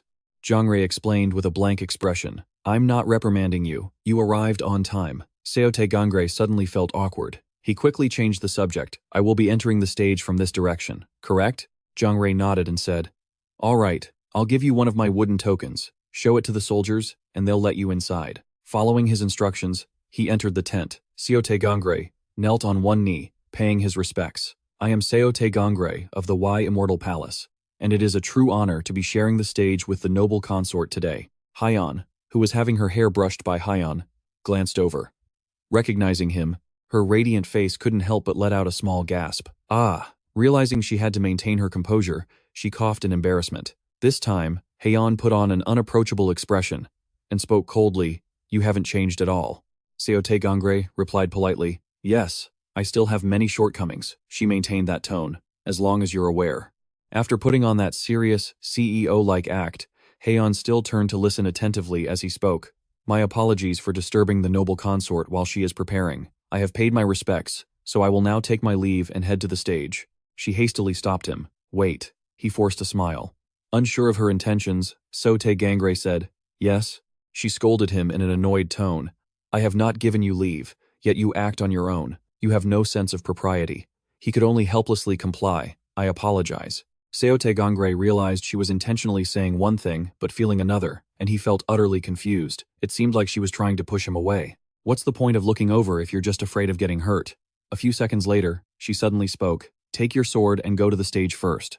Hearing this, he hesitated, finding it difficult to speak, but Hayan asked in confusion, "Are you refusing the crown princess's command?" The maids nearby watched with curiosity. Her voice was slightly annoyed. "You really are insolent." Hayan, styling her hair with one hand, wore an emotionless expression, as if she were used to hearing this. "How can you expect to remain in the Blue Blade Palace if you behave like this?" She asked disapprovingly, "Is there any reason for you not to draw your sword?" Seo Tae-gang answered in a low voice, "Actually." He honestly explained that the memory of cutting someone down as a child had left a great trauma, one that is still deeply etched in my mind, to this day. After hearing him out, she frowned resentfully. Seeing that expression, he suddenly felt a wave of emotion. Even so, for the noble consort to go this far for my sake. Damn it, I'm so moved. Later, she said coldly. "Regardless, you are an arrogant man, and I'll take this opportunity to fix that incompetent head of yours," he replied respectfully. "I will do my best to show the noble consort my most perfect self." Hayan feigned disgust. "Get out of my sight." He obeyed and backed away. "Then, I will see you on the stage." Once outside, Seo Tae-gang let out a long sigh. He was teary-eyed and moved. "That's the noble consort. All right. I trust her completely." On the stage, he stood quietly waiting with his sword. A moment later, a voice called out, "Look!" Before him, Hayan emerged, looking exquisitely beautiful, with a smile as gentle as a flowing stream. Everyone praised her. "It's the noble consort. She truly has the quality befitting the Vermilion Bird Palace." She smiled benevolently and began her introduction. "Today is a joyous day. May the standing of the Blue Blade Palace, protected by the Heavenly Dragon, continue into the next year. And now, I invite you all to enjoy my martial arts." With that, she drew her sword. The drawn blade was sharp and graceful like its owner, but it also possessed an intimidating aura. Seo Tae-gang closed his eyes to prepare, drew his own sword, and took a ready stance. He announced his name. "I am Seo Tae-gang, a warrior of the Wai Immortal Palace." Hayan said simply, "Come." He moved in a flash, and a second later, they were locked in combat, their swords clashing and sending sparks flying. She swung. He dodged it instantly. Hayan spun her sword again. Neither hesitated, both using their blades to overwhelm the other's spirit. Suddenly, the incense pouch on her sword hilt burst open, releasing a strange-smelling black powder, causing Hayan to flinch and cover her face. "What is this?" She stumbled back in alarm. Seeing her coughing uncontrollably, Seo Tae-gang froze. She could no longer hold her sword, and her whole body weakened and collapsed. She clutched her chest in pain as she heard him shout, "Noble consort!" He rushed over anxiously. "Noble consort, are you all right? If you feel too dizzy, you should lie down on the floor." Her entire face was now flushed red, her eyes hazy as she heard him say, "First, it would be best for you to get off the stage. I will help you down." Seo Tae-gang noticed the strange fragrance and covered his nose. "What is this odd scent?" He asked again urgently, "Noble consort, can you hear me?" "Noble consort," she replied sluggishly. "All right, I hear you." He kept asking, "Do you know who I am?" Hayan struggled to remain rational, answering, "Yes, I know you are Seo Tae-gang of the Wai Immortal Palace." Seo Tae-gang felt somewhat relieved. "Yes, that's right. Let's get down first." Suddenly, she reached out her hand. "How could I ever forget you?" She gripped his clothes tightly, speaking in a daze. "I have never forgotten you." Her shimmering eyes looked as if they were drowning in a sea of love as she asked him, "Can you hold me just once?" Upon hearing this, Seo Tae-gang froze on the spot. His heart pounded in his chest. Huh? How did this life-threatening situation just happen out of nowhere? "Get a grip," Seo Tae-gang, or you're dead for sure. Hayon's voice rang out softly. Just once, I want to lean on your embrace. There on the palace grounds, she tugged on the hem of his clothes, closing the distance between them.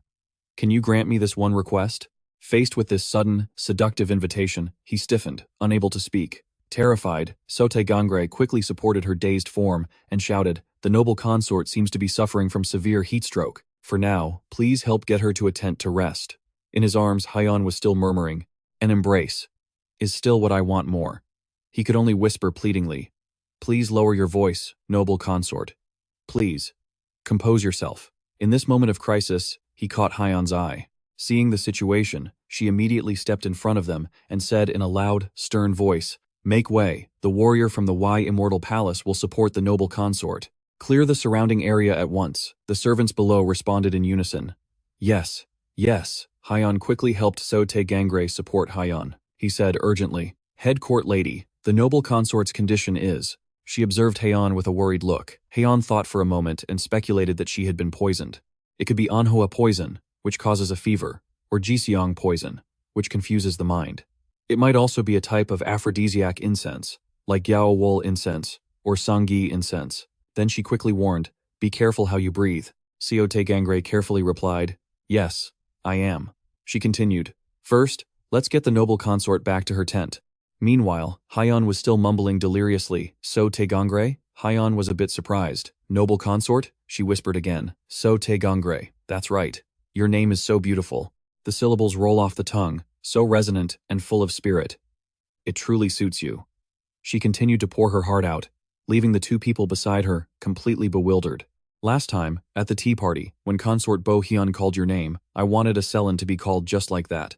Seo Tae-gang. Seo Tae-gang? Seo Tae-gang. Hearing his name called repeatedly, he felt embarrassed. Noble consort. And it might be best if you stop talking for now.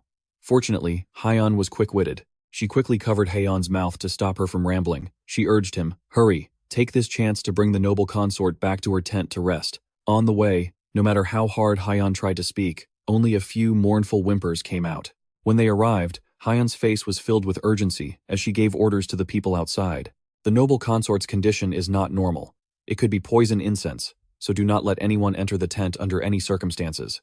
After saying that, she immediately drew the curtain closed. Seo Tae-gang quickly helped Hayan lie down. He was confused, seeing her face flushed red and her mind completely dazed. The noble consort's condition was truly strange. If it was poison, the symptoms were more like alcohol poisoning.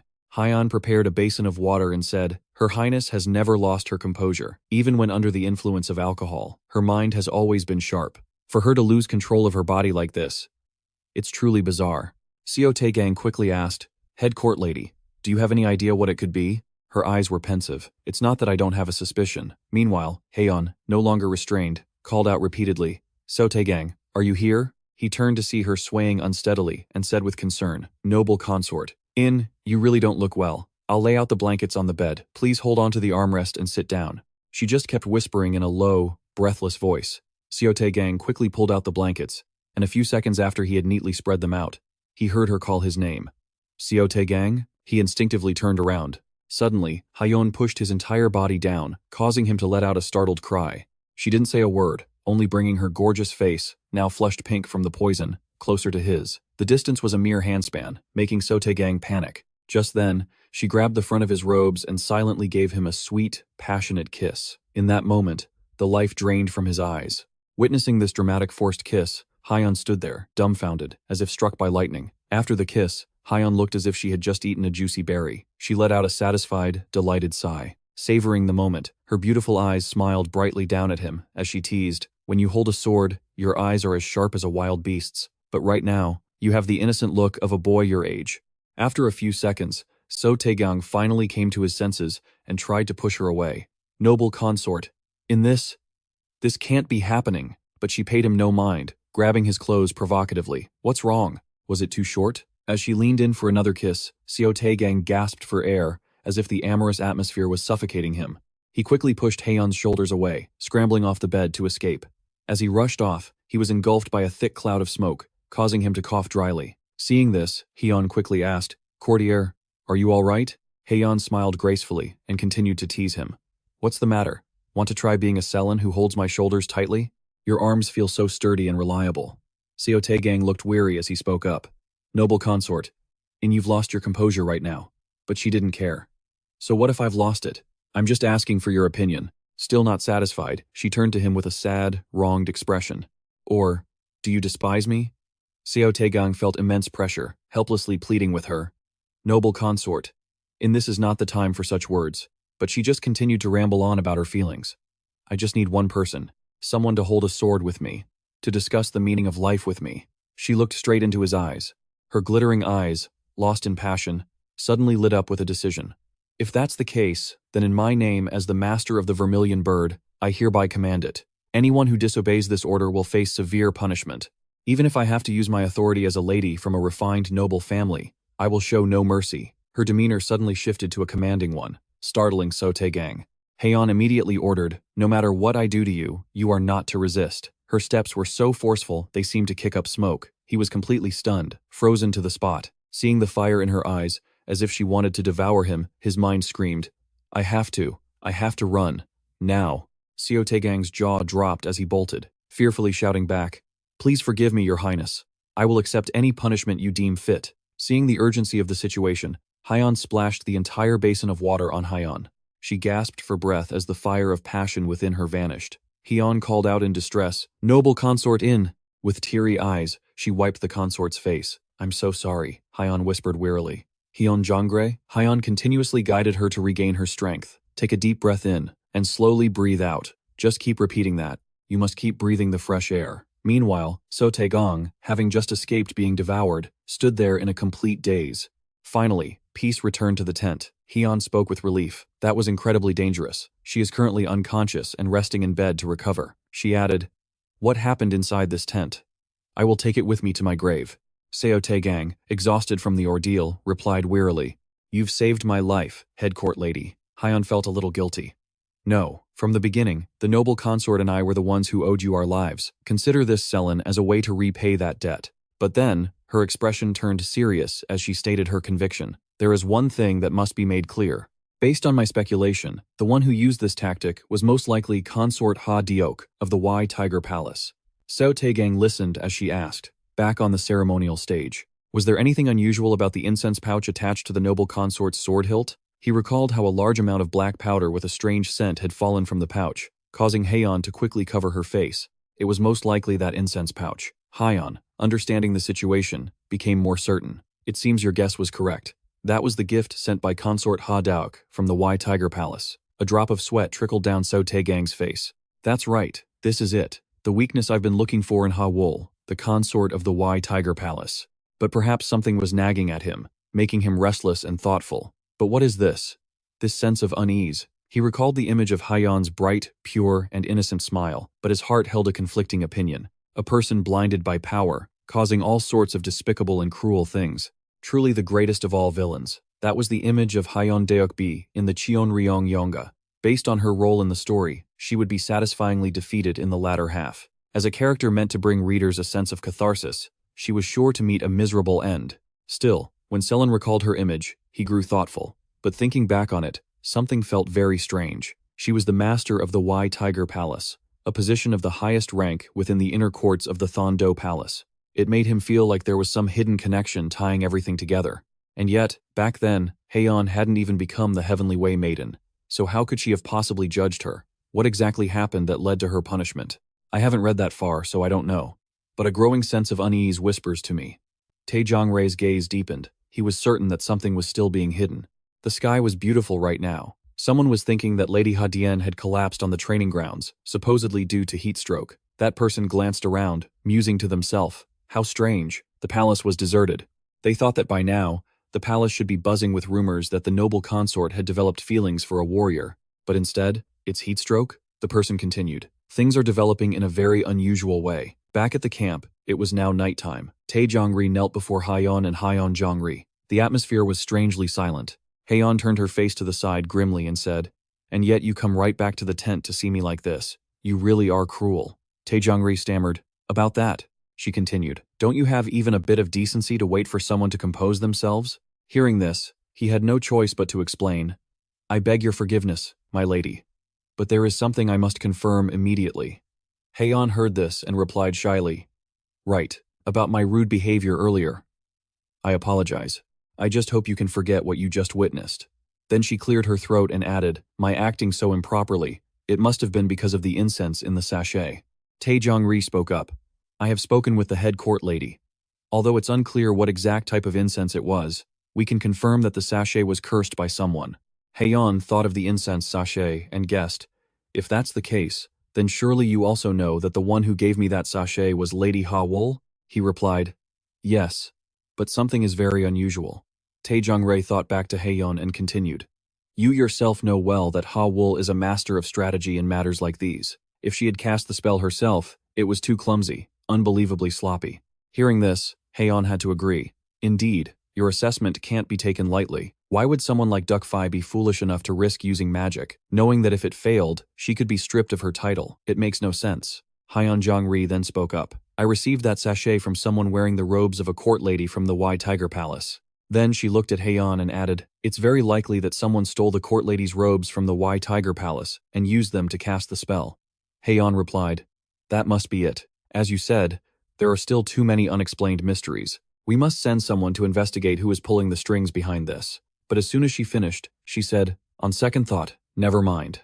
Then Hayan said regretfully, "This time, I was truly a great disgrace to you. You almost lost your life because of me." Jungre replied, "Not at all, my lady. We just need to punish the one who used the incense to cast the spell." Hayan stammered, "Yes, but..." At the end of the day, as she spoke, she couldn't help but blush. Hayan suggested, "Let's just pretend that the kiss between us never happened."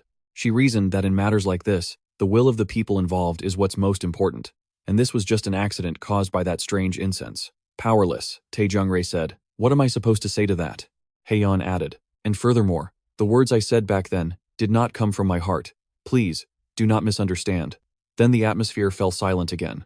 Hayan, on the verge of tears, asked, "Why aren't you answering? Are you trying to make me die of embarrassment?" Jungre stammered, "I truly don't know what to say." She spoke up, "So that's how it is? You must be just as confused." Over on the side, Hyan Jongre could only break out in a cold sweat. Hyan suddenly had an idea and spoke up. "That's right. What's the use of dwelling on the past? Right now, figuring out the truth about the sachet is what's most important." Jungre agreed. "Yes, that's right." Just then, someone outside spoke. "My lady," Hayan answered. "Yes, what is it?" The person outside continued. "The warriors of the Red Palace have discovered the sachet on the training grounds." The person continued, saying they heard that they want to ask about the sachet, so if you are feeling a little better, the Vice General requests an audience. Hyan was stunned to hear this. She replied, "Very well. When I feel better, I will send a letter inviting the Vice General." The person outside said, "Yes, my lady." Hearing this, Jongre broke out in a sweat. Hyan turned to look at him, thinking that once the origin of the sachet was investigated, it would undoubtedly lead back to Ha-wol. "When I'm well enough to move, I will speak with the Vice General myself to clear things up." With that, she handed a token to Jongre, saying, "Here, take this. It's called the Vermilion Bird Token. As long as you present this, you can enter the rear palace without an escort. This is a passage token that I only give to my trusted aides in case of an emergency." As he took the token, she continued, "Take this with you and go to the White Tiger Palace. If your suspicions are correct, something is bound to be happening around Ha-wol." Hyan continued, "Normally, a matter like this should not be entrusted to a warrior from the Wai Immortal Palace." Finally, she proposed, "But for now, could you be my eyes and ears?" That same night, as Wang Han was walking somewhere in the palace, a voice rang out, "It's the Heavenly Dragon Festival. After all, are you just going to keep clinging to the Wai Immortal Palace?" He recognized the old man before him and asked with concern, "Old master, you should be resting in the inner hall. Why have you come out here?"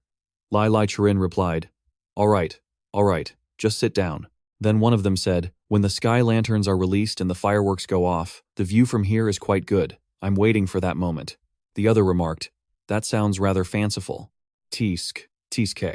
Lyly Cherin began to ask, "That Tuet Gyang fellow, hasn't he gotten himself into another life or death situation again?" Wang Han asked. "You already know?" Lyly Cherin replied, "I can tell just by looking at your face. You fool, you need to learn to hide the things that should be hidden." He began to draw in the dirt, reasoning that while something big did happen, Tuet Gyang would return alive this time too. "I can guarantee it." Lyly Cherin questioned him. "What makes you so sure?" While drawing, Wang Han explained, "Calling it intuition sounds cool, But there's actually a reason for it. Lyly Cherin replied. Is that so? Well then, that's good enough. Then he tossed the stick aside and exclaimed, Goodness, just as you said, old master, today is the Heavenly Dragon Festival. After all, maybe I should swing by the casinos near the Chonryong stage. Hearing this, Seo Tae-gang sighed and asked, Are you planning to lose everything again and come crawling back, whining like last time? Wang Han declared, No way, I've got a good feeling this time. Today, I'm definitely going to win big. Then he asked, Elder Lyly Cherin, have you ever tried gambling? Lyly Cherin admitted that she had tried it a few times in her youth. Wang Han clenched his fist, saying, I've noticed something. To win big, you have to bet big. Eventually, the time comes when you have to go all in for a life or death gamble. Then he opened his hand and continued, If you hesitate at that moment, afraid to bet big, you'll never win. You just get whittled down, bit by bit, until you have nothing left.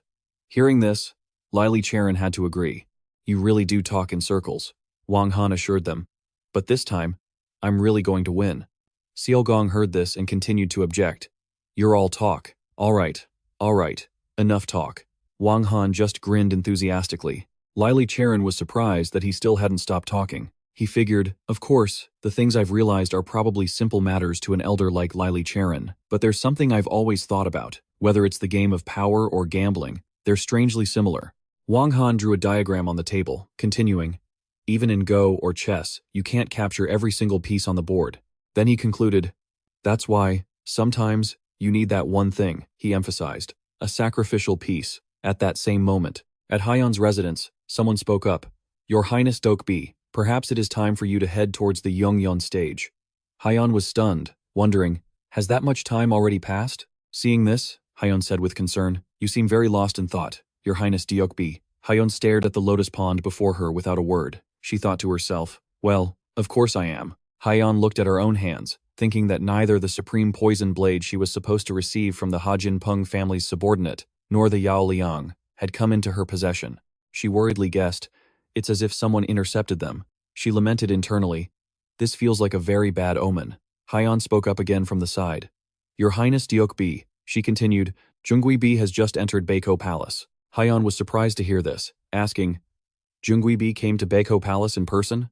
Hyan hesitated. Yes, it's just. An image of Tae Lim leading a group of people appeared, Hyan explained. She brought a group of martial artists whose identities are completely unknown. In Hayan's mind, she recalled the words, You're just temporarily taking a step back, and she confirmed that was the phrase Ha Gang Myung, the head of the Inbong Ha family, always said habitually. But it's just a gentle way of telling me to sacrifice myself. An image of a young Hyan appeared. She continued to recall, I realized that truth when I was about 7 or 8 years old.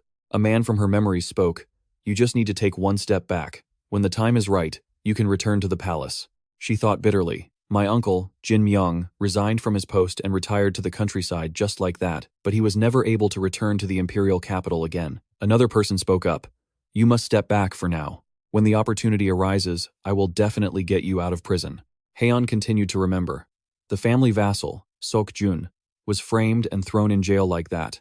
But he couldn't escape his fate, even up to the day of his execution. She went on, thinking that so many people from the Inbong Ha family had been abandoned with those words, and she never saw them again. Hyan concluded to herself, That's what it means to survive in the Inbong Ha family. Even if you're trampled, robbed, or forced to crawl, as long as you're breathing, you have to endure and live. That's what living is.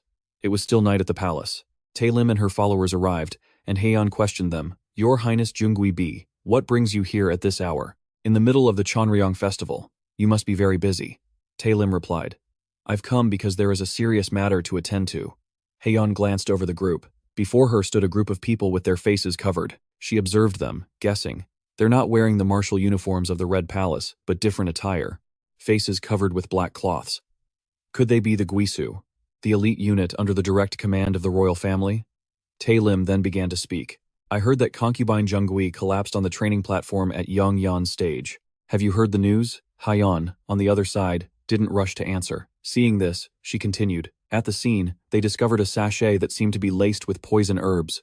Unfortunately, that item was said to be a gift from Baeko Palace. Tae Lim continued. As a member of the Inbong Ha family, how could I simply sit by and do nothing? I wanted to hear the whole story, so I rushed straight to Baeko Palace. Hayan calmly replied, And what if I were to say that I never gave such a sachet?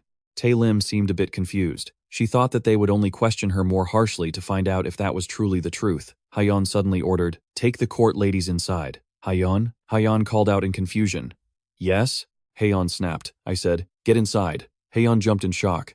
After the court ladies had withdrawn, Hayan said, "Actually, I've always thought that sooner or later, it would be my turn." Tae-lim demanded, "What are you talking about?" She replied, "I just thought that if I could become the crown princess, perhaps I could survive a little longer, hold on to my life for just a little while more." Tae-lim said nothing. Hayan looked at her and said, "It seems the Yaoelhyang didn't work. That man, Seo Tae-gang, seems to be better at adapting than I thought." Tae-lim smirked. She questioned, "Hayan, are you confessing your crimes now?" Then she continued with praise. "Good. After all, you are a daughter of the Inbong Ha family, sharing the same blood as me. Let's go before His Majesty together and beg for his mercy." Hayan suddenly wondered, what does it even mean to survive? In the end, there are times when the world is just so cruel. Finishing her thought, she gave an enigmatic smile and asked cheerfully, "This was all you're doing, wasn't it, Jungre? Tae-lim reminded her, "Hayan, even if you are cornered, how can you be so ungrateful and say such things to me? Ah, let me add," she continued, "have you forgotten how I helped you during those days you spent hiding in the rear palace?" She pressed on, uncaring.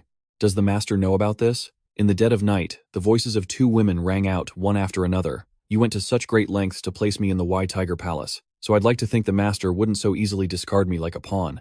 Ha-wol, could it be that you're afraid?" She tilted her head provocatively. "One day, I will push Zhong Yifei from her position," she continued. "Even though things have turned out like this, I'm not angry at all." Hearing this, Tae-lim broke into a cold sweat. As she spoke, Ha-wol thought to herself, "It's not anger I feel, it's pity. Whether it's you or me, our positions aren't all that different.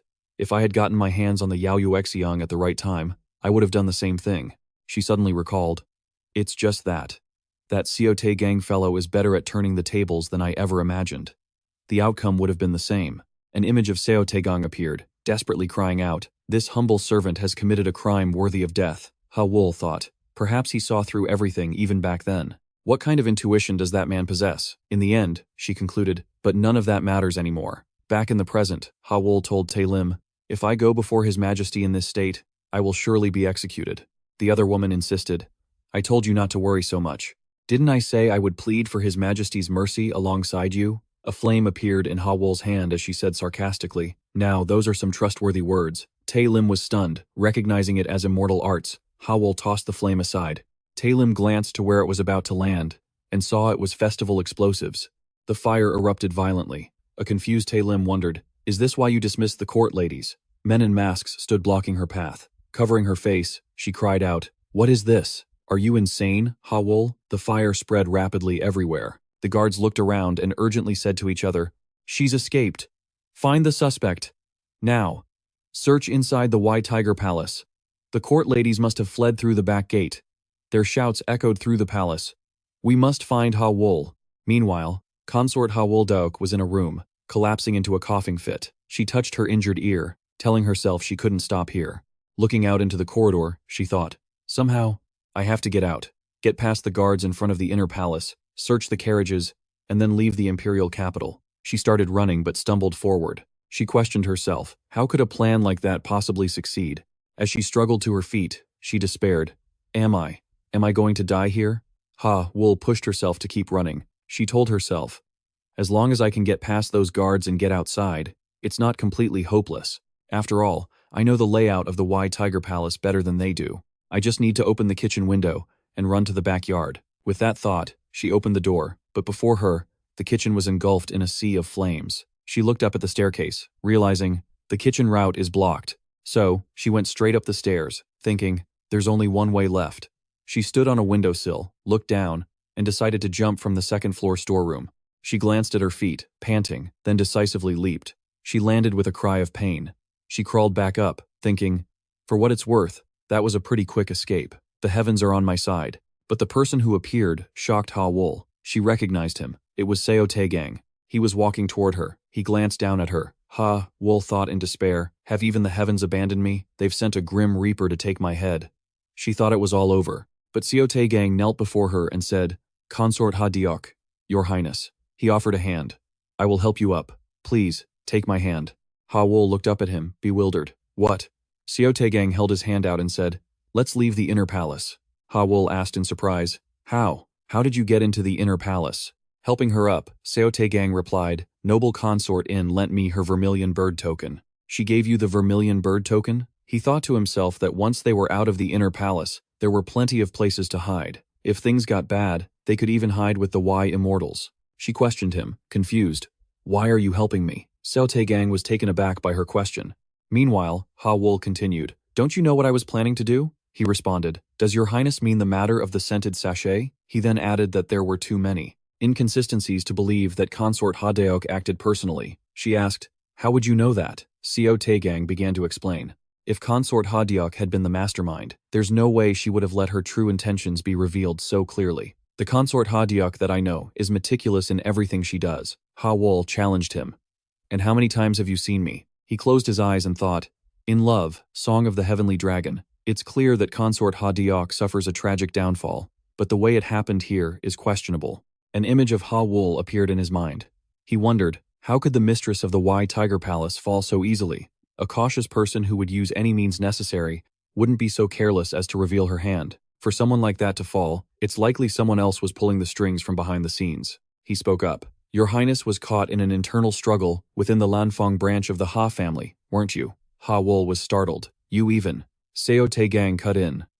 In that case, I have good news for your Highness. Noble Consort In, who nearly fell for the trap herself, has realized the current situation. He believed that right now, the noble consort was on her way to meet the expeditionary general to discuss things. Once your highness escapes from here and secures your life, things will get better. Ha-wol said wearily. The main palace's guards came to arrest me personally. Seo Tae-gang asked. The guards? She explained. Before things get more complicated, I'll be dragged before His Majesty, and all the blame will be pinned on me. He asked whose scheme it was. Ha-wol answered. Consort Zhongyi, Ha Tae-lim. An image of Tae-lim appeared in Seo Tae-gang's mind. He thought, if it's Consort Zhongyi, Ha Tae-lim, she's Emperor Munseong's fourth consort, lives in the main palace, and is the highest-ranking daughter from the Lanfeng Ha family. Just then, Ha-wol's voice rang out. No matter how displeased Noble Consort In is with the situation, she can't say anything without proof. The undeniable fact is that the scented sachet was a gift from the Wai Tiger Palace to the Vermilion Bird Palace, she said bitterly. If Consort Zhongyi insists on that point and pressures me, I won't be able to refute it. Then she asked, even so, you're still going to side with me? Seo Tae-gang replied, I don't think it's that complicated. However, I want to ask. He asked her seriously, did Consort Hadeok do this? Ha-wol was stunned for a moment. They were both silent for a while before she finally spoke. Ha, she gritted her teeth. I did not. Hearing this, Seo Tae-gang nodded and replied, understood. If I sold the jewelry I'm wearing, I could probably hold out for a few months. Suddenly, she turned to look at him, thinking, it must be nice to live according to your beliefs. After speaking, Ha-wol chided herself for being a fool. But then, for some reason, she collapsed to the ground. Seo Tae-gang knelt beside her, calling out, Ha-wol. Then he advised worriedly, Ha-wol, it would be better if I carried you. But Ha-wol simply said, I truly envy you. Seo Tae-gang asked, confused. Huh? As Ha-wol looked up at him. She repeated, I said, I envy you. He wondered why. Suddenly, she started giving an order. Leave me here. I'll confess that I was the one who did that to Consort In. There's no way Consort Young would do something without a backup plan.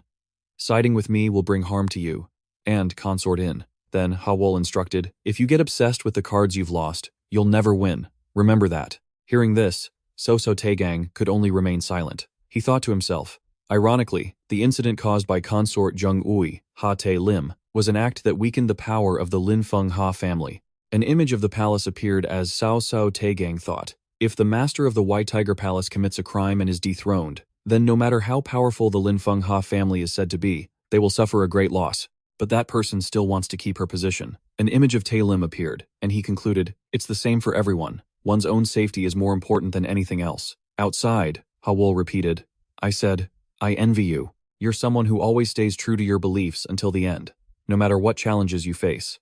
Clenching her fist, she said, you always choose what you want, because you're strong. Then she added, but in this world, there are many people who aren't strong. I can't be as strong as you. Memories of the past flashed by. Ha-wol said, in order to survive, the weak will stop at nothing. We have to turn a blind eye to injustice, resort to cowardly tricks, and sometimes act against our conscience. She remembered herself as a child and continued, The only thing that helps the weak survive from one day to the next is reality. That's why I'm so jealous of you.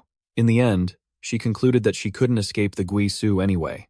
But now, Seo Tae-gang suddenly cut her off.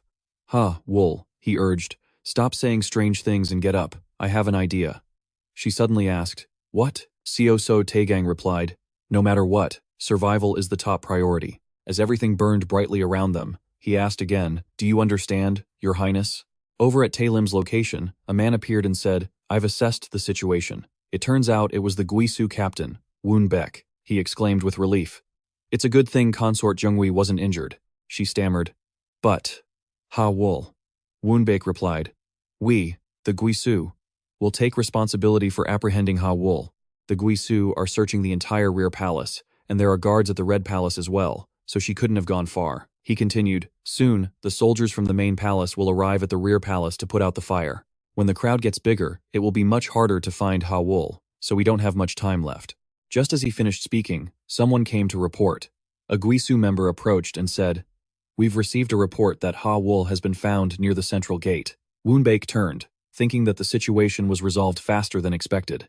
Then he ordered, After you capture her, bring her to the main palace immediately. But the man stammered. But, he continued, there's a strange warrior guarding the central gate. He says he lost track of Wool. Woon Baek exclaimed in surprise. What? At the palace gate, it was revealed that Seo Tae-gang was fighting the Guisu. At that moment, Wool thought of him, thinking, I survived. She leaned her hand against a pillar, exhausted. As she walked, she told herself, First, survive. Then, figure out a plan. The sentence was still pending. Jungse quickly stepped forward to greet her. I can't imagine what would bring the Red Royal Consort to grace a humble place like mine. This sudden visit made the old man a bit flustered. I'm truly not in the best state of mind right now. Wool had brought a few court ladies with her. She got straight to the point with him. It's fine. I came here because there's something I need to discuss. Jungse remembered the recent incident concerning her, so he asked with concern, I heard you fainted from heatstroke.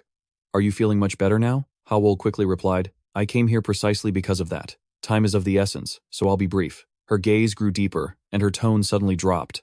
Someone secretly put poison in the incense pouch tied to the hilt of my sword. Hearing this, Jungse asked in shock, Is that really true? Wool continued, Since this just happened, I haven't had a chance to investigate properly. She looked thoughtful, then spoke again. However, to be frank, based on the current situation, Wool's voice grew colder, as she made a direct accusation. All the evidence points to the Wai Royal Consort and Prince Baekryong being involved in this. In an instant, Jungse was even more stunned.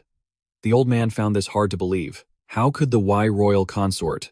How could she possibly be involved in something like this? Knowing this, Wool also shared her own suspicions.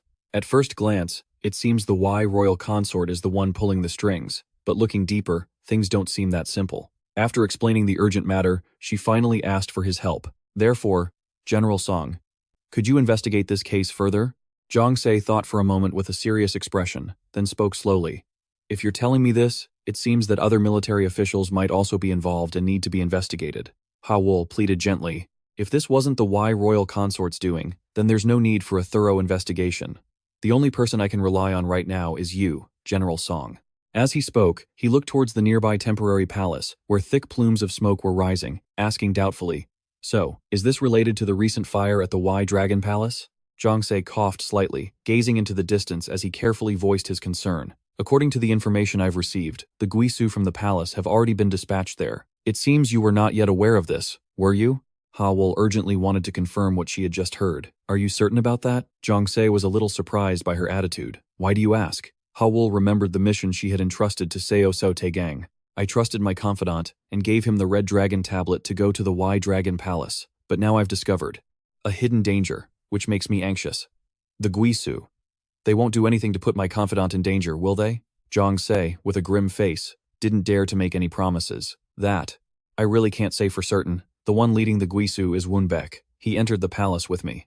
That person will stop at nothing to complete their mission. Hearing him confirm it, Hyan felt a chill run down her spine at the situation. She closed her eyes anxiously, blaming herself. It seems I've made a huge mistake. A moment later, Seo Tae heard her call out to him. General Seo Tae, I need you to accompany me to the Wai Dragon Palace. She looked at him seriously, her voice laced with urgency. This situation could quickly spiral out of control. At the Wai Dragon Palace, the danger intensified as flames spread everywhere and thick black smoke blinded everyone. Please, everyone, remain calm. A guard quickly tried to reassure the crowd. There is a fire in the inner palace, but it will be brought under control shortly. In the bustling crowd, San was listening to the announcement when she suddenly heard a voice call out to her. That court lady instructed her. A bead from the curtain seems to be missing. Go to the capital market and buy a replacement. She quickly nodded. Yes. Jianlong looked up at the palace with worried eyes, thinking to herself, why do I have such an uneasy feeling? For hours, the black smoke clung to the palace like a demon. The scene ahead was dark, but she told herself, everything will probably be fine. Elsewhere, Ha-wol, covered in soot and dust, pushed forward with heavy breaths. Her steps grew increasingly leaden, yet she forced herself to continue. What's the point of running like this? How can one warrior possibly fight off more than 20 members of the Ghost Hands? Her vision blurred, her eyelids growing heavy. A wave of helplessness washed over her. Sooner or later, I'll be captured again. This is all just a pointless struggle. But then, despite the pain from her wounds, she tried to convince herself. But I'm not really alone anymore. There's still someone risking his life to create this chance for me, so I absolutely cannot give up. She pushed forward, guided by the bright West River star, steeling her resolve. If I just keep going, maybe one day the heavens will answer my plea. Just then, a voice called out to her. Why, consort? Hayan asked in a panic. Why did you do this? How did you end up in this state? The Wai consort's gaze grew distant. Couldn't you have shown me even a little mercy? Seeing Hayan's face, she felt a bitter pang. Do I really have to accept help from the Red Consort, the one person I'm most jealous of?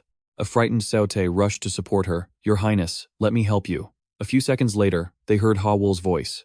If you help me like this, you'll be charged with a crime. But Hayan dismissed her concern, saying, that's unavoidable. Now listen closely. I'll be brief. She then asked, Why, consort, were you the one who sent me that incense pouch? Ha-wol fell silent. The West River star was beautiful, but Ha-wol's voice was filled with sorrow. I was so jealous of you, she added. How could I not be? Hearing this, Hayan grew pensive. In her heart, Ha-wol confessed, I've always had to fight for survival in this cruel palace. While the Red Consort has had it so easy, she has everything I've ever wanted. Looking down at her once pristine hands, now covered in scratches and burns, she thought in anguish. These hands are filthy and wounded. How could I ever compare to someone as perfect as the Red Consort? Hayan looked saddened and was about to speak, but Ha-wol continued. Lowering her head, her eyes filled with the pain of being wronged, she said, But I didn't do it. Thinking of Tae-lim's scheming face, she said with certainty, As for who's behind all of this, I think it's the fourth queen. Hayan was stunned. Are you sure? Ha-wol explained that the fourth queen herself had led the Ghost Hands to the Wai Dragon Palace. Her plan was clearly to capture me and drag me before the emperor. Seo Tae's expression turned grim. The Ghost Hands. Taking orders from the fourth queen, Hayan was equally shocked. Aren't the emperor and the three grand ministers the only ones with the authority to command the Ghost Hands? Seo Tae recounted what he knew of two of the ministers. I personally saw Napnagon busy preparing for the Heavenly Dragon Festival, and Trung Thu Len just attended a banquet with me. Hayan's eyes widened, and a cold sweat of realization trickled down her face. Then that only leaves one person. Minister In Seon-yuk, the man who commands the palace guard. Hayan frowned. Father? She started to piece it together. The fourth queen is desperate to protect her position at any cost. The Wai consort is a disposable pawn, used and then discarded. She finally understood the conspiracy that tied the three of them together. Her father, a man who would stop at nothing, mobilized the Ghost Hands to capture the Wai consort. Regardless of who took the blame, the minister himself would remain untouched. It was a perfectly calculated move. Hayan clenched her fists. She bowed her head in distress. So that's what this was all about. Outside, on the capital's brightly lit streets, a panicked voice cried out, Lord Minister. An official rushed to report the news. Have you heard? There's a fire in the rear palace. In Seon-yuk gently swirled the tea in his cup. He stared out pensively, then replied with cold eyes, No, I've received no such report. Back in the corridors of the Wai Dragon Palace, Hayan spoke slowly, her brow furrowed with worry. In any case, if the Crown Prince questions her directly, she won't be able to lie, and neither will Noble Consort In. She recalled the poisoned incense pouch. Noble Consort In knew about it, and so did the head court lady. Ha-wol looked toward Hayan, knowing full well that Noble Consort In would have no choice but to say, I received it from the Wai Tiger Palace. She can't lie about something like that. Thinking of Tae-lim's obvious plot, she concluded that Consort Trung Wai must have disguised it as a gift from the Wai Tiger Palace. But this realization only made her feel more helpless and resentful. But it's too late now. There's no way to prove what really happened, and the fabricated story has become the truth. She knew it was useless to try and defend herself. If I cry and deny sending the gift, it will just look like I'm trying to evade responsibility. Though heartbroken by the false accusation, she resolved to find a way to prove her innocence. The only way to be convincing was to find the source of the poison and present it to the emperor. In the deserted hallway, she was silent for a moment before declaring, "I must prove that the pouch was not from me." Her eyes darted around, and her voice faltered. "But I don't know how." Hayan closed her eyes, thinking for a moment. Now, she was about to voice the deepest concern she held in her heart. "What worries me about this situation is that I feel Seo isn't safe right now." Hawol looked a little surprised. "Huh?" She quietly recounted. "He said that Ha Deok would never do something so crude herself." Remembering Seo Tae-gang's determined attitude at the time, she continued, "So he suspected this had nothing to do with Ha Deok." Her voice echoed in the old man's ear. "To be honest, it's hard to completely trust Ha Deok's words." After a moment, Hayan's tone began to shift, but a few seconds later, her voice grew more serious, her gaze firm as she asserted, "Seo is a trustworthy person. Therefore, I will also trust Hawol, the one he trusts." That attitude made Hayan's eyes widen in surprise. She quietly clenched her fists, witnessing this situation. Seeing how Hayan's beautiful face could show such a decisive aura, she was startled with admiration. How can Royal Consort In's gaze be so righteous? But Hayan also spoke frankly. "However, I'm not sure how much I can defend Hawol in front of His Majesty. I cannot lie to the Emperor." They didn't notice a shadowy figure watching them intently. As Hayan was still speaking, the dark shadow gradually became clearer. Before she could say more, the person had quickly appeared right behind them. Seo Tae, startled, shouted, "Who's there?" Several men in black respectfully bowed and then stated their purpose. "Royal Consort In, General Seo Tae, I greet you. I have come to take someone away, under the Empress's orders." They'd been caught so quickly. Hayan's eyes widened in horror. The man in black pleaded in a cold voice, "I must bring Hawol to see His Majesty. Please understand." Her eyes welled with tears, holding a deep, hidden bitterness. In the end, Hawol helplessly closed her eyes. "The messenger of death has finally come for me." The bright moon, silent in the night sky, seemed to sympathize with the loneliness in her heart. The moonlight shining on the magnificent royal palace carried a hint of desolation. Her hands were bound tightly as she was led away. The massive doors of the throne room swung open, revealing the majestic emperor, his face expressionless, his gaze cold. She knelt in the great hall as an insidious voice rang in her ear. "Your Majesty, I have captured Hawol, who was attempting to flee the inner palace, just as the report stated." Her eyes fell as she glanced to her sides. She saw the emotionless face of Minister Kwan, and on the other side, caught a scheming look from Tae Lim. "There's no one on my side." She lowered her head, wondering, "Is this how it ends for me?" She found it ridiculous, her heart filled with bitterness. "Isn't this a fitting end for a villain? It's time for me to pay the price." Meanwhile, at the Y Dragon Palace, Hayon spoke up. "I have to go and plead for Hawol." She frantically turned to Seo Tae for help. "I'm worried, so I must go." "General Seo Tae, could you please go to the Y Tiger Palace?" He quickly complied. "Yes, leave that to me." Outside, the entire estate was still ablaze in a sea of fire. Seo Tae, following his orders, quickly began his search. Suddenly, he stopped in his tracks, startled, his eyes freezing in disbelief. Before him, at least a dozen men in black had been killed, their bodies scattered on the ground. "What the?" He looked around and broke into a cold sweat. Seo Tae-gang, even the men who were dispatched have been taken down. How is this possible? Seo Tae recalled Hayon's words. She had said, "What worries me about this situation is that I feel the martial artist is not safe right now." He silently guessed. The one royal consort in sent. Could it be him? Knowing this, his eyes darted around, searching. Where is he? He looked everywhere, but there was only scorching smoke and fire. No body was found. The entire corridor was engulfed in flames that grew larger by the second, but there wasn't a soul in sight. He thought to himself, he must not be dead. So Seo Tae looked out into the courtyard, searching. Could he have already left the White Tiger Palace? As soon as he stepped outside, he suddenly spotted something suspicious. He realized it was a trail of blood on the ground, an unbelievable amount of it. Seo Tae immediately followed the blood trail. It ended here. Seeing the path of bloody footprints leading straight ahead, he realized the destination of the footprints. They were headed towards Lang Yen Hall, where the emperor was. The grand hall was adorned everywhere with the magnificent, extravagant beauty of the royal family. The emperor sat on his high throne, exuding a solemn imperial aura. He said in a cold voice, "Explain yourself." Hawol silently pressed her lips together. She looked up at the high and mighty emperor on his throne, her heart clenching. What's the point of explaining anything now? Looking around at the crowd of ministers just waiting to accuse her, she felt even more helpless. The verdict was already decided. This wasn't a place for uncovering the truth. Her beautiful, wounded face remained cold and expressionless, because she understood this was a place to be punished for her sins. Deep down, Ha-wol was fighting all alone. No matter what she said, they would see it as a wicked excuse. She mocked herself bitterly. After all, I am the master of the Wai Tiger Palace. No matter how wicked a life I lived, to end up in such a wretched and pathetic state. Outwardly, her gaze was vacant, but inwardly, she grieved her fate. How pitiful. She closed her eyes, lost in thought, imagining herself in the most pathetic situation. Royal Consort Jung-ui must be imagining me wailing pitifully as I'm led to my execution. Thinking about being forced into this situation, she uncomfortably tightened her bound hands as a defiant will began to rise within her. If this is how it is, I will maintain my dignity to the very end and accept this fate. The magnificent hall remained silent for a long while. Then she finally opened her mouth hesitantly. I have been wrongly accused. Her voice was very soft, speaking slowly. As she finished, her gaze changed, looking straight ahead with defiance. In her heart, she was determined not to yield. You think I'll accept this so easily? For her own sake, she was determined to find a way to survive. I'll do whatever it takes to survive, so I will fight until the very end. A choking sense of injustice welled up inside her. It's all a trap.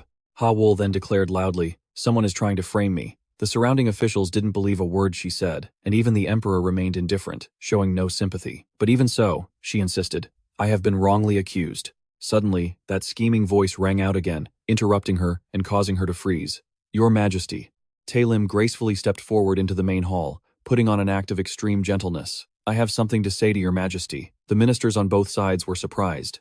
The emperor, also slightly taken aback, asked, Is that royal consort Jung-wai? That Tae-lim lowered her eyes with a frail demeanor, but when she spoke, her words were pure venom. Yes, your Majesty. I cannot say that I bear no responsibility for all of these wicked traits of Ha-wol. Ha-wol was once again pushed into a vulnerable position by her. Ha-wol furrowed her brow in annoyance. She knew I wouldn't give up, so she struck first. Tae-lim continued her performance, using a trembling, sympathetic voice. But her words clearly condemned Ha-wol. How can we possibly forgive these savage actions of Ha-wol?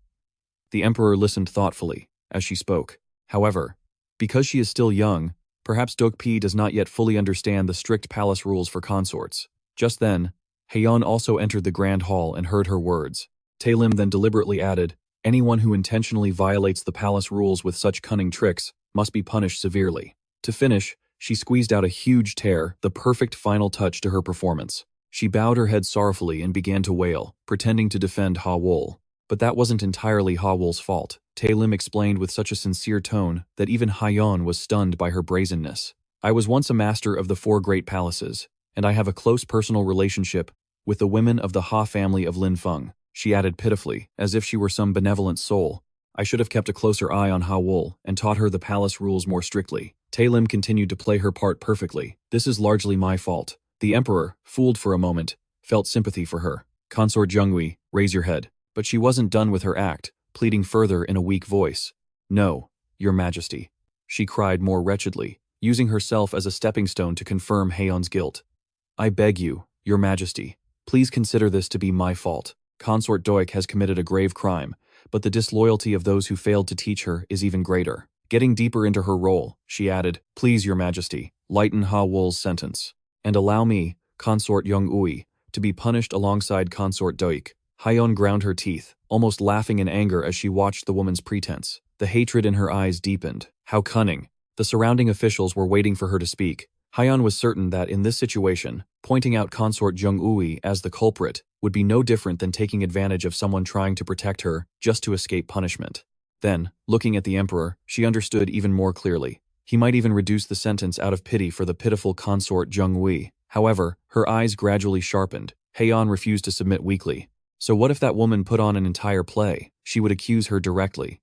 All of this was orchestrated by Consort Jung-wai. She raised her voice, asserting, it was Consort Jung-ui who ordered the ghost hands to capture me. Tae-lim was shocked, not expecting her to be so stubborn. Hearing this, the surrounding officials could only look on with contempt and whisper amongst themselves. She's finally showing her true colors, trying to frame even the consort who was protecting her. Those men judged her with utter disdain. How could she be so treacherous? The more Hayan heard, the angrier she became. She was determined to prosecute Tae-lim to the very end. She then recounted, I saw it with my own eyes. How could Consort Jungre possibly order the ghost hands to capture me? Hayan's voice grew sterner. The ghost hands absolutely do not act unless they have a direct order from His Majesty the Emperor or a directive from the 3 High Ministers. Tae-lim suddenly froze. She began to panic, her eyes darting around as she tried to think of an explanation. The Emperor responded in an indifferent tone, causing both of them to look up. Does that matter? His face was emotionless, but Hyan remained resolute. But Your Majesty, it's very strange, she earnestly argued. Right after the incident occurred, they came to arrest me as if they already knew. That woman, Tae-lim, cut in, Hayan? Tae-lim continued her act of a heartbroken, innocent victim right in front of her. How could you treat your sister like this? She explained with the air of a gentle older sister. I only wanted to protect you. When the Grand Secretary heard about the situation, he granted me a special order for the ghost hands. The Emperor confirmed in a stern voice. Is that correct, Grand Secretary? Seo Tae-gang pondered for a few seconds before quickly reporting to the Emperor. Yes, Your Majesty. Consort Jungre informed me of the situation and requested that Hawol be captured quickly. Hayan, panicked, immediately refuted it. But I never gave her that fragrance pouch. That other woman put on a coddling tone. Tae-lim pretended to advise her, it's better if you stop with these meaningless lies. Let us just beg for His Majesty's mercy together. Hayan didn't even bother to listen and cut her off.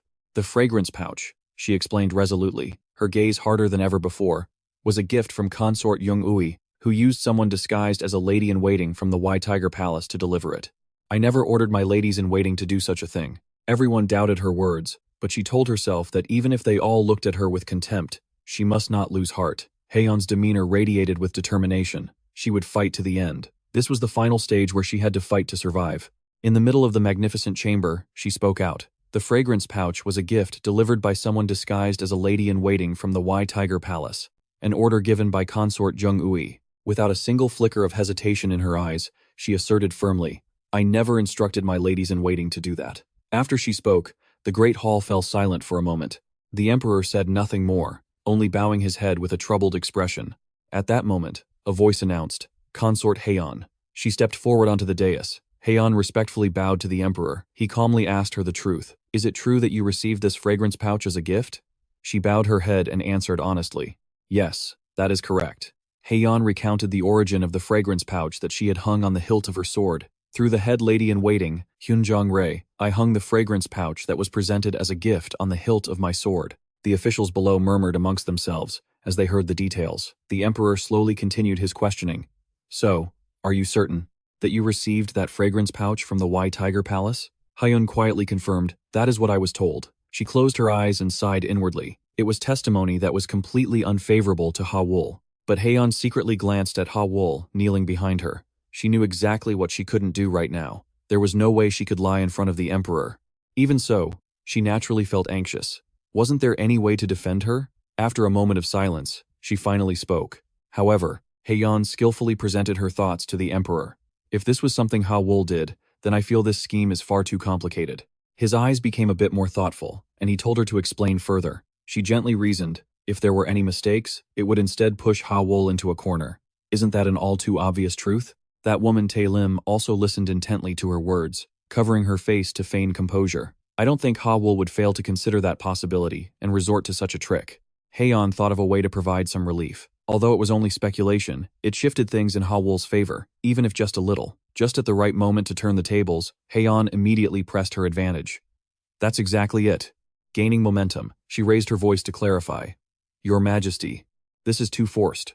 It's as if someone planned to use Consort in and frame me for high treason. The depths of her eyes grew fiercer as she unhesitatingly exposed the conspiracy behind it all. All of this must have been orchestrated by Consort Jungre. If it was Consort Jungre, someone who can freely enter and exit the White Tiger Palace, she could have planned this entire thing. As for Tae-lim, she put on her weak act again. She moved closer, about to put on another crocodile tear performance. How could you say such a thing? How could you say that about me? Hayan, irritated beyond belief, angrily shouted right in her face. Please, get rid of those fake tears. Even if you play the sympathy card, the high officials of the Blue Sword Palace won't just nod in agreement. But that woman only grew more shameless, her malicious eyes narrowing in anger at Hayan. The one playing the victim is you, Hawol. That woman screamed, threatening her. There's a deadly poison inside the incense pouch sent from the Wai Tiger Palace. That truth has already been exposed to the entire world. Pointing the finger at me to shift the blame won't work. How could words like that possibly be convincing? Unable to stomach this attitude, Hayan cried out. Your Majesty, she pleaded desperately with the Emperor, determined to clear her name. Please, allow this servant to examine the incense pouch on the platform. If it was a gift presented directly to Consort Inn, then it must be one that I embroidered with my own hands. The Emperor, who had been cold and indifferent until now, showed little reaction, merely listening in silence. I know my own embroidery style better than anyone. If I can just see it for myself, I can prove whether or not I was the one who made that incense pouch. But in that moment, his gaze turned colder. Is that true? He asked, demanding confirmation. Hyan said nothing, instead letting her resolute gaze convey her conviction. She bit her lip, the tension rising from this dangerous gamble. First, I just have to say whatever it takes to survive. If I can't take responsibility for my words, there's only one way this ends. Hawol lowered her head, staring at nothing, well aware that she was betting her very life. Death. Her heart ached as she wondered. Is my life really going to end here? The Emperor spoke, summoning someone inside. General Jungre. Jungre knelt and paid his respects. I am here. The Emperor asked him for the results of the investigation. You've investigated the platform, have you not? Did you find the incense pouch hanging from Consort Inn's sword hilt? The general broke into a nervous sweat and berated himself. I am deeply ashamed. The platform he had gone to investigate was completely empty. Although I searched the entire area around the platform, the mysterious incense pouch was nowhere to be found. He reported that he was unable to locate it. Hayan never expected this to happen. That woman, Tae Lim, quickly seized the opportunity. No wonder she was so quick to fabricate charges and pin them all on me. You so confidently asked to see the incense pouch. Turns out you already burned it yourself, didn't you? Tae Lim pressed on, exaggerating her accusations. I cared for you so much. And this is how you repay me? By pushing the blame onto me? Hyan was seething with rage, but could do nothing with her hands bound. Seeing this, the woman deepened her act, covering her face and sobbing. Ah, I cherished you, my dear sister, for we are both women of the Linfeng Ha family. How could you do this to me? Hawol could only lower her head and grind her teeth, helpless. She understood this was a checkmate. With both of them waiting for her to submit, she thought in anguish. So it has come to this, struggling until the very end, to the point of even slandering Consort Chung Ui, the only person on my side. Seeing her dire situation, she mocked herself in despair, the most wicked of them all. Tae Lim continued her act as the pitiful victim, but her eyes revealed just how vicious her true intentions were.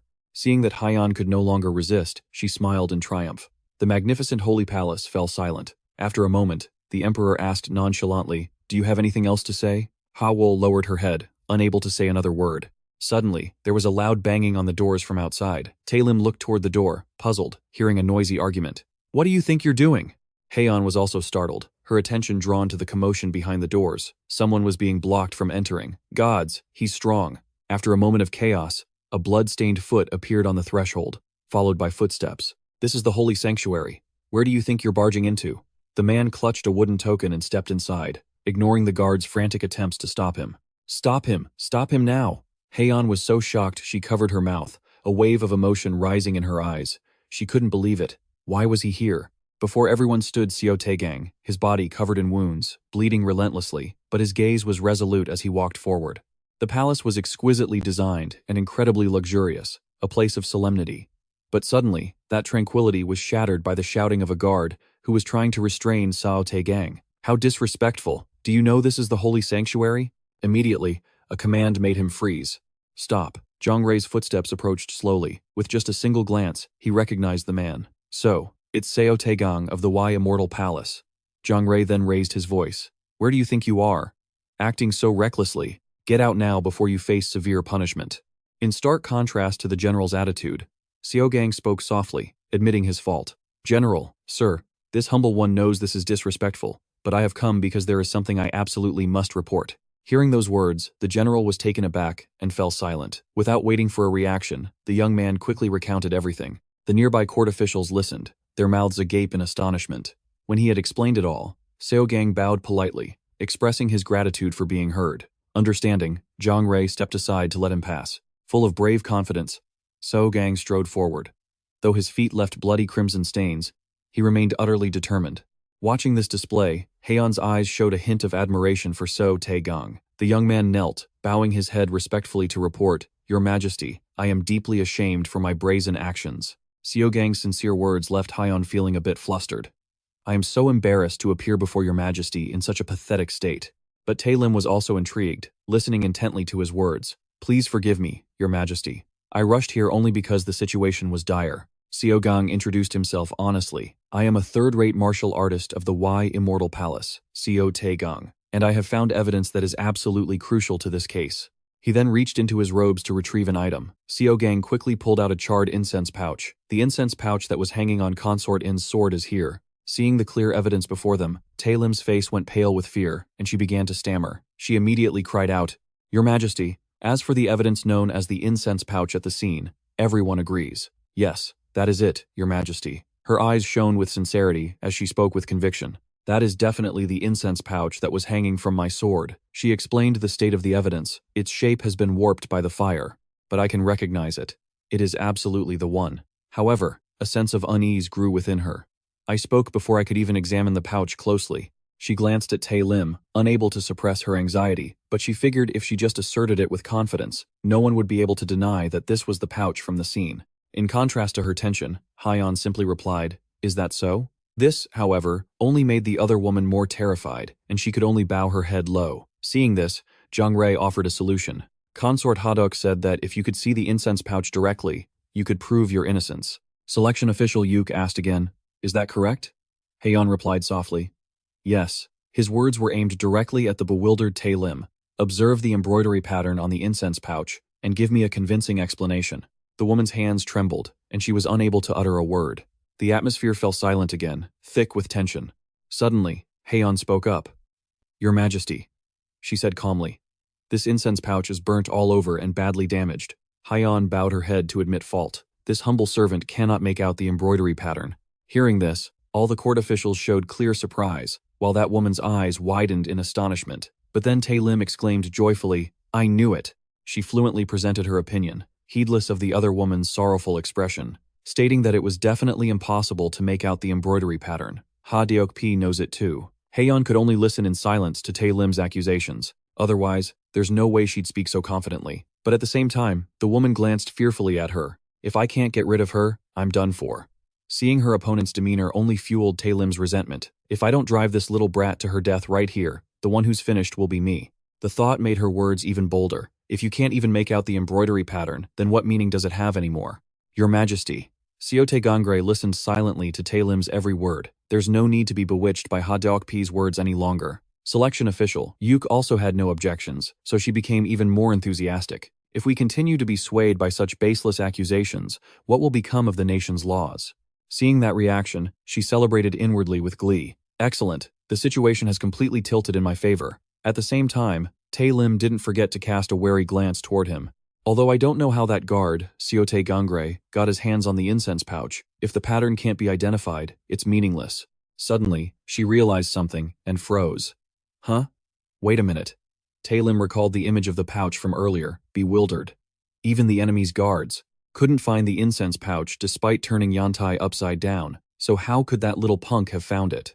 Seo Tae-gang's appearance at that moment filled her with even more fear. Suddenly, he spoke. Your Majesty. Seo Tae-gang asked a question that silenced Tae-lim. Do you know where this servant found this incense pouch? He answered slowly. This servant found this incense pouch on the person of Woonbaek, the leader of the Ghost Hands. The air in the palace immediately fell into a strange silence. Time passed quickly, with no one saying a word. The story quickly became clear in her mind. The leader of the Ghost Hands, Woonbaek. He hid this incense pouch at the scene, but there's still a mystery surrounding Seo Tae-gang. If so, who on earth gave him the order? No one can command the leader of the Ghost Hands. So who could possibly have the authority to command him? In this Sellen incident, there is indeed one person whose orders he must obey. Knowing she could hardly escape, she changed her tune, sweetly helping Hayan up. I was only trying to have you apprehended. The Ghost Hands were ordered to help by the Minister of Personnel after he heard of my situation. Hearing this, the official stepped forward to report, Yes, that is correct. This servant knew of Consort Zhongyi's circumstances, and asked him to quickly capture Ha Deok-pi alive. Those words made Tae-lim's heart skip a beat. That's from chapter 47. Seo Tae-gang's steadfast gaze glinted with certainty as he spoke. This servant found this incense pouch in the chest of the Ghost Hands leader, Woonbaek. He knelt before the emperor, under the brilliant golden lights of the palace. The emperor observed thoughtfully. Tae-lim, startled, turned to look at Seo Tae-gang with annoyance, thinking, did he already take care of Woonbaek? She had suspected it for a while. Is he the reason I can't contact Wunbaek? But she comforted herself. No, I can't panic. What she noticed were the words of those around her. Public opinion was no longer on her side. Immediately, Tae-lim shouted a rebuttal. How strange. You say the leader of the Ghost Hands had that pouch. So how could a mere guard like you possibly get it back from the leader of the Ghost Hands? She pointed a finger straight at his face and yelled, Your story is full of inconsistencies. Seo Tae-gang calmly replied, This can be confirmed directly with the leader of the Ghost Hands. His answer drew praise from the court officials. That man's demeanor is truly extraordinary. Murmurs of discussion arose. But how could an ordinary, third-rate guard confront the Ghost Hands? Her expression also grew pensive. On the night, she and Wunbaek met to conspire. Tae-lim had demanded, If you search carefully near Yantai, you'll find the incense pouch has been removed. You must bring it to me. He had looked at her and asked about Sellen. Is it really necessary? She explained that it could become evidence pointing to Ha-deokpi's foul play. Under the moonlight, Tae-lim's eyes seemed to hold a grand conspiracy. To ensure Ha-deokpi is judged guilty, we absolutely need that. In her heart, she had calculated everything. Although it was a plausible excuse, her main purpose was to destroy the evidence. Her sharp gaze seemed to be targeting one person. Ha-deokpi is the observant type. If she sees the real pouch, she'll immediately realize that's not her embroidery. It would be dangerous if she revealed the truth to the emperor. Therefore, that pouch must be destroyed at all costs. To do that, the pouch must be in my hands. Suddenly, her eyes filled with hatred. Because that guy set fire to the Wai Tiger Palace, everything went to hell. Back in the present, the emperor commanded, Consort Zhongyi, speak. Startled, she could only avert her gaze and say, I. This humble consort. It is true that I asked the leader of the Ghost Hands to retrieve the incense pouch. Then she glanced at someone nearby and hesitated. But, suddenly, she collapsed to the ground with a look of utter grievance and screamed, Your Majesty, how can asking someone to retrieve an incense pouch be considered a crime? Lady Ha-wol said nothing, simply sitting there and listening to the unfolding accusations. This humble consort only intended to secure the evidence beforehand to prove Ha-deokpi's disloyalty. She had once been smug, thinking, However, the heavens have helped me. Thanks to the fire at the Wai Tiger Palace, I didn't even have to lift a finger. But now, she bitterly accepted the reality. According to the plan, things were never supposed to turn out like this. An image of Seo Tae-gang appeared in Tae-lim's mind, fueling her hatred. But because some third-rate guard had ruined her entire plan, all she could think about was herself. But no matter what it takes, I will get out of this. Then, she screamed, Your Majesty, you cannot doubt my loyalty. Suddenly, a voice rang out, startling her. Seo Tae-gang approached and asked, Then why didn't you say so sooner? He continued, The fact that you took the scent pouch first. Why did you stay silent until now? She stammered, and he pressed on. The guards of the Red Palace have been frantically searching for that pouch. Standing under the glittering lights of the palace, with all eyes on him, he spoke bravely. The leader of the Ghost Hands went straight to the Wai Tiger Palace the moment he took the scent pouch. So what if you claim you didn't know? Even up to this very moment, Consort Jungre has hidden the scent pouch's existence. Ah, I can only feel wronged. Would my position be compromised if the scent pouch were here? Jungre continued to shout. Your Majesty. Consort Ha-deok spoke with absolute certainty. Ha had said, Please, allow me to examine the scent pouch at the Yenden. If it was a gift I personally sent to Consort In, then it stands to reason that the embroidery on it was also done by my own hands.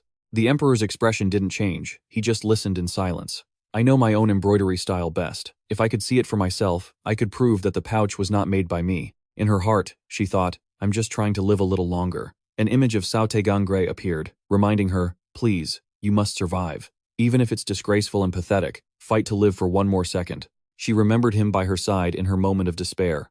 Never give up the struggle to survive. It may seem meaningless, but if you grit your teeth and endure, I'm certain it will light up some kind of meaning. Ha closed her eyes, deep in thought. The palace scenery was stunning, adorned with golden leaves. Now, because the scent pouch is no longer intact, the embroidery can't be examined. Jungre tried to explain. But considering the confidence with which Consort Ha-deok made her claim, this is indeed unusual. Hearing this, the surrounding officials murmured their agreement. That makes sense. The emperor shifted his gaze towards Tae-lim and said, Speak. Seo Tae-gang asked why you hid the fact that you knew the pouch's whereabouts until now. She could only bow her head and answer. That is. At this point, she was filled with terror, and her vision darkened. That is, her lips trembled. I. She could only blurt out an excuse. My memory isn't as good as it used to be. Tae-lim was too frightened to form a coherent sentence, claiming she simply couldn't recall. The entire hall fell silent until the emperor finally spoke. He uttered in a weary tone, "You truly disappoint us." His words left her frozen in place. The silence was then shattered by Tae-lim's scream. She shrieked desperately, "Your Majesty!" She rambled on, trying to explain herself. "Please, reconsider. What did I do wrong?" The emperor remained silent, listening to Tae-lim's crazed shrieks. That wicked fox from the Wai Tiger Palace used these tricks to get rid of me. She fell to her knees, heedless of everything, and continued to rave. That Consort Hayon orchestrated this entire scheme to eliminate the highest-ranking woman of the Ha family and take the position for herself.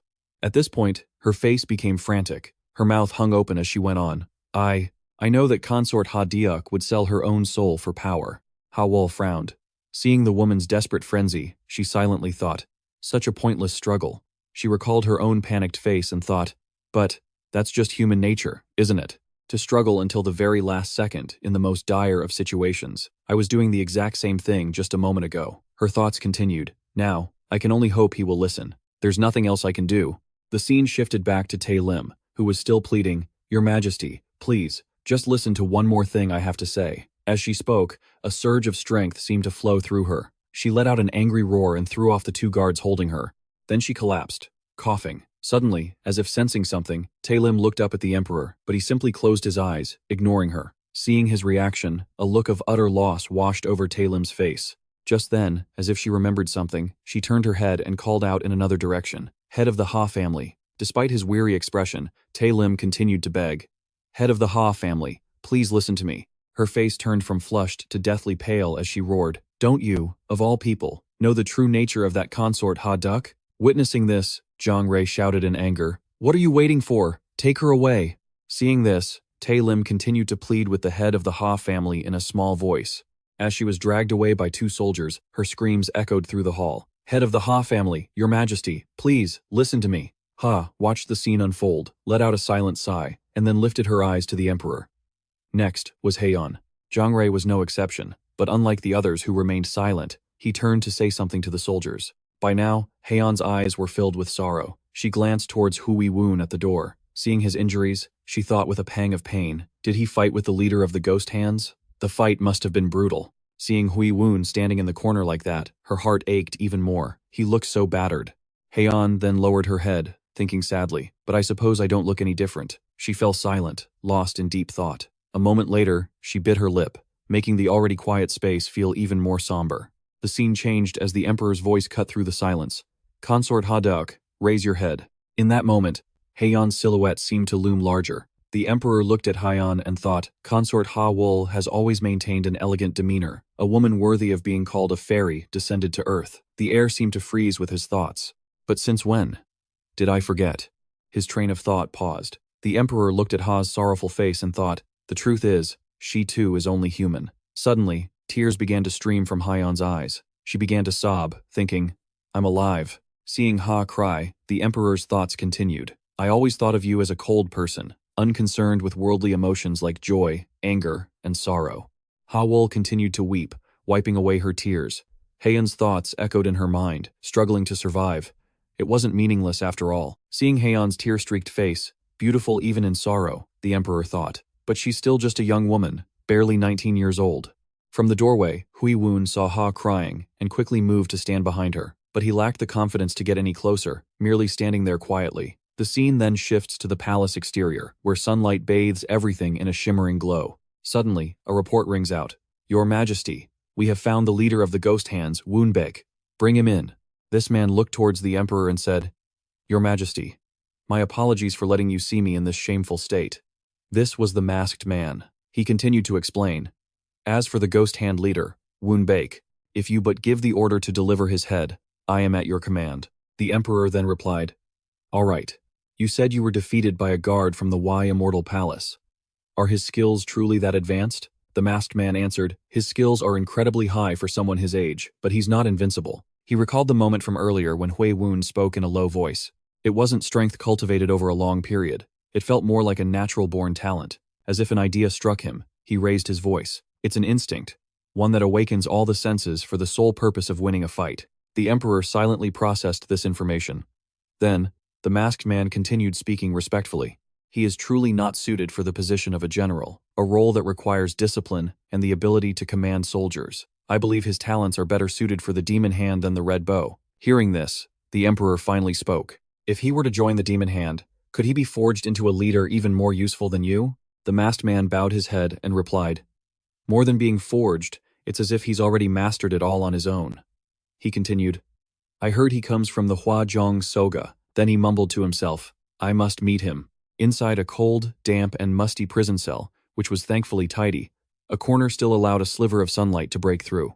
A lone female figure sat quietly behind the iron bars, her head slightly bowed.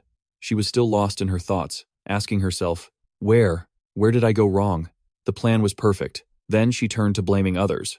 If it weren't for that nameless brute, the one imprisoned here should have been Ha Wol. Tae Lim was still grinding her teeth in hatred for Seo Tae-gang when she suddenly sensed someone approaching and snapped her head up. Another woman's silhouette descended the stairs, her presence like a fragrant flower blooming in the prison garden. Tae Lim was slightly alarmed by this person's arrival, her hostile attitude turning to disgust as she waved the scent away from her nose. That smell. The woman cast her gaze downward, her demeanor quickly changing to one of warmth and gentleness. Lady Jungbe, you've been through a lot. She crouched down to speak with her, as if talking to a helpless, fallen rabbit, feigning concern as she looked Tae Lim over. What is to be done? To think that such jade-like skin has been soiled to this extent. Tae Lim, of course, caught the sarcastic tone, and wanted nothing more than to strike her. You! She lunged forward, her hands gripping the iron bars so tightly she wished she could break them, wanting to let out a torrent of words but too enraged to form a complete sentence. You! Ha Wol spoke calmly. Don't be so angry. Lady Jungbe is imprisoned here because of her own actions, isn't she? Tae Lim stared at her with venomous eyes. You vicious bitch. The pitiful, tearful act she had put on in front of the high officials was gone without a trace. She dared to put on an act to win people over. She screamed, You think you're any different from me? If I hadn't stolen the bewitching moon fragrance, you would have done it yourself. Hearing this, Ha Wol just smiled faintly. The sight of it only infuriated Tae Lim further. Did you come here to watch me make a fool of myself? To laugh at me? Ha Wol denied it. Of course not. You're being too harsh, Lady Jungbe. Tae Lim's grip on the bars tightened as she mentioned the one who caused her downfall. If it wasn't for that nameless brute, Ha Wol cut her off, choosing to stand up rather than continue speaking to her while crouching. Yes, I was indeed very lucky. She smiled triumphantly. So what? Seeing her sitting there in a filthy prison cell like this was exactly what she wanted. What can Lady Jungbe possibly do now? Lady Jungbe, you should clearly assess your current situation. If Lady Jungbe behaves, I might be able to plead with His Majesty for leniency on your behalf. Tae Lim was so furious she could only sit there and curse silently. This bitch. Ha Wol turned to leave, not forgetting to leave a final reminder. After the Heavenly Dragon Assembly ends, he will have you executed by torture. You should reflect on your life before then. The sun outside was still warm and bright, and the houses on the surface seemed cheerful in the fresh, untainted environment. Ha Wol took a deep, refreshing breath of this air. She savored it. It truly was a blessing from the heavens. Ha Wol also thought of Seo Tae-gang. If it weren't for that warrior from the White Tiger Palace, I really would have died. What an extraordinary man. He can fight the leader of the demon hand to a standstill, and he also saw through my true nature so quickly. I owe him my life, but I can't just leave it at that. I must either make him an ally or eliminate him. I'm not surprised that Imperial Consort in Ha Wol was moved by him. Did he think that by making me owe him a favor, he could use that as a weakness against me? How naive. That man is truly a powerful piece. I will use him to deal with Imperial Consort in. Speak of the devil. As she was lost in her own thoughts, a voice pulled her back to reality. Lady Ha Wol. It's Seo Tae-gang and Yeon-ri. Your Highness came to the Red Palace? Ha Wol was a little startled to see the two of them, momentarily unsure of what to say, still slightly dazed. What was I just thinking about? After a moment of thought, she cleared her throat lightly. I didn't expect the esteemed warrior to be here. Seo Tae-gang showed his concern. Seeing that you are much healthier, this servant is no longer worried. Ha Wol had a strange feeling. You were worried about me? Seo Tae-gang bowed his head with great sincerity. When I saw you at the White Tiger Palace, you looked gravely injured, so I was very concerned. Ha Wol didn't expect this. What an honest man. She remembered how he knelt to accept the blame. This servant deserves death. Ha Wol closed her eyes for a moment, snapping open her fan as she thought, You've failed. You might have tried to grasp my weakness, but for someone like me, who was born wicked, that won't work. Then she opened her eyes, only to be struck speechless by the sight before her. You have failed. She only saw Seo Tae-gang's handsome face glowing, his voice soft and warm as he called her name. Ha-wol froze, her face flushing red. It forced Seo Tae-gang to ask again. Are you still not fully recovered? Ha-wol was stunned for a few seconds before she could finally reply. I'm fine. That's right. I owe you a great debt. Seo Tae-gang was now standing very close to Ha-wol, and the way he spoke was so gentle and warm. It's good that your body is unharmed. Standing in a corner, Jungre watched Ha-wol acting all shy. My intuition is telling me, this guy has seduced the crown princess. The Heavenly Dragon Festival was lively, ending with the release of sky lanterns into the night sky. The master of the Wai Tiger Palace, Lady Ha-wol, releases a sky lantern into the night sky. The night sky, embroidered with red sky lanterns, was a scene of unparalleled beauty. Seo Tae-gang looked up at the glittering sky, but there wasn't a spark of interest in his eyes because he was preoccupied with a headache. So much has happened recently. Sellen must be having a hard time too. If this matter is resolved, the Heavenly Dragon trial will put an end to all of the past. Now begins the chaotic and thrilling adventure of the Wicked Woman, Selen Seo Gang. Looking closely, I realized having a sister like her is really tough. This isn't the time to be talking about others. In any case, it's all been resolved. A new day began with the morning sun, and a cheerful, excited voice echoed in the room. Seo Tae-gang, congratulations. Numerous bottles of wine were slammed onto the table. Wang Han proudly gave him a thumbs up in praise. You're alive, once again. This guy here brought back a whole stash of rare liquor from Lingyan yesterday. Jungre just stared at the alcohol, completely exasperated, while Wang Han cheerfully started showing it off. Look, this is Baekhyungju, brewed from rice from the Odong region, and even Cheongju, which has the sweetness of Gamro nectar. Seo Tae-gang just felt exhausted looking at it all. What is all this, Han? You're so carefree. I don't know why, but I have a good feeling about this. So, your pockets are full of money again? Seo Tae-gang asked suspiciously. Did you go gambling again? Jungre crossed her arms, questioning him. If you don't save up when you win, are you planning to just starve when you lose it all? But Wang Han just retorted with his own ridiculous logic. Don't worry, Jungre. When you earn one Sellen, it's more profitable to immediately trade it for goods. Even if I save it up, I'll just lose it all in the next round anyway. Jungre was completely dumbfounded. You're aware of that? She pushed Wang Han aside to talk to Seo Tae-gang. Whatever. Anyway, judging by Consort Dok's state in the Red Palace, it seems the White Tiger hunt, which was the original goal, was a success. But why does Seo Tae-gang have such a blank look on his face?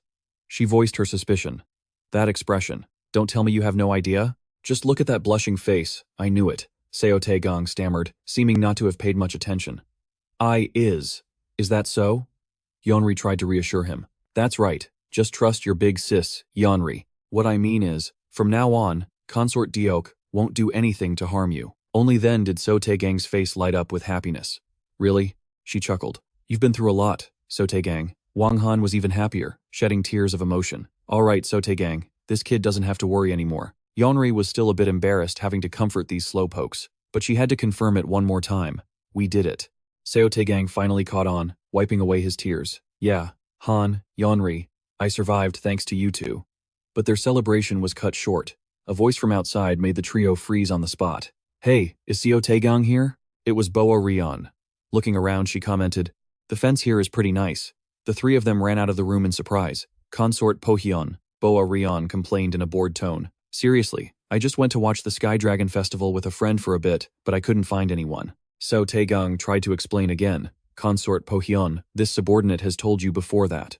A third-rank guard and a royal consort cannot be friends. She immediately retorted, what's a third-rank guard so busy with? Huh. Without waiting for his answer, boar Ryan grabbed his hand and started to drag him away.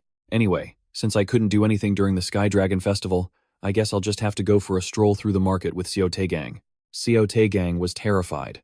If we do that, it'll cause a huge commotion. Jungre was sharp when it came to things like this, and hearing him say that, the gears in her head started turning. Consort Pohyeon. Why act like that between friends? With that, Jungre had to step in. Wait, I have an ominous premonition. I feel that. It is coming here right now. Consort Pohyeon, you must hide. And boar Ryan actually fell for it. What? She really ran off. There was nothing else to do. Boar Ryan gracefully leaped onto the roof, but didn't forget to wave and wink down at them. Seo Tae-gang, you promised we'd hang out next time, okay? The trio was left completely dumbstruck.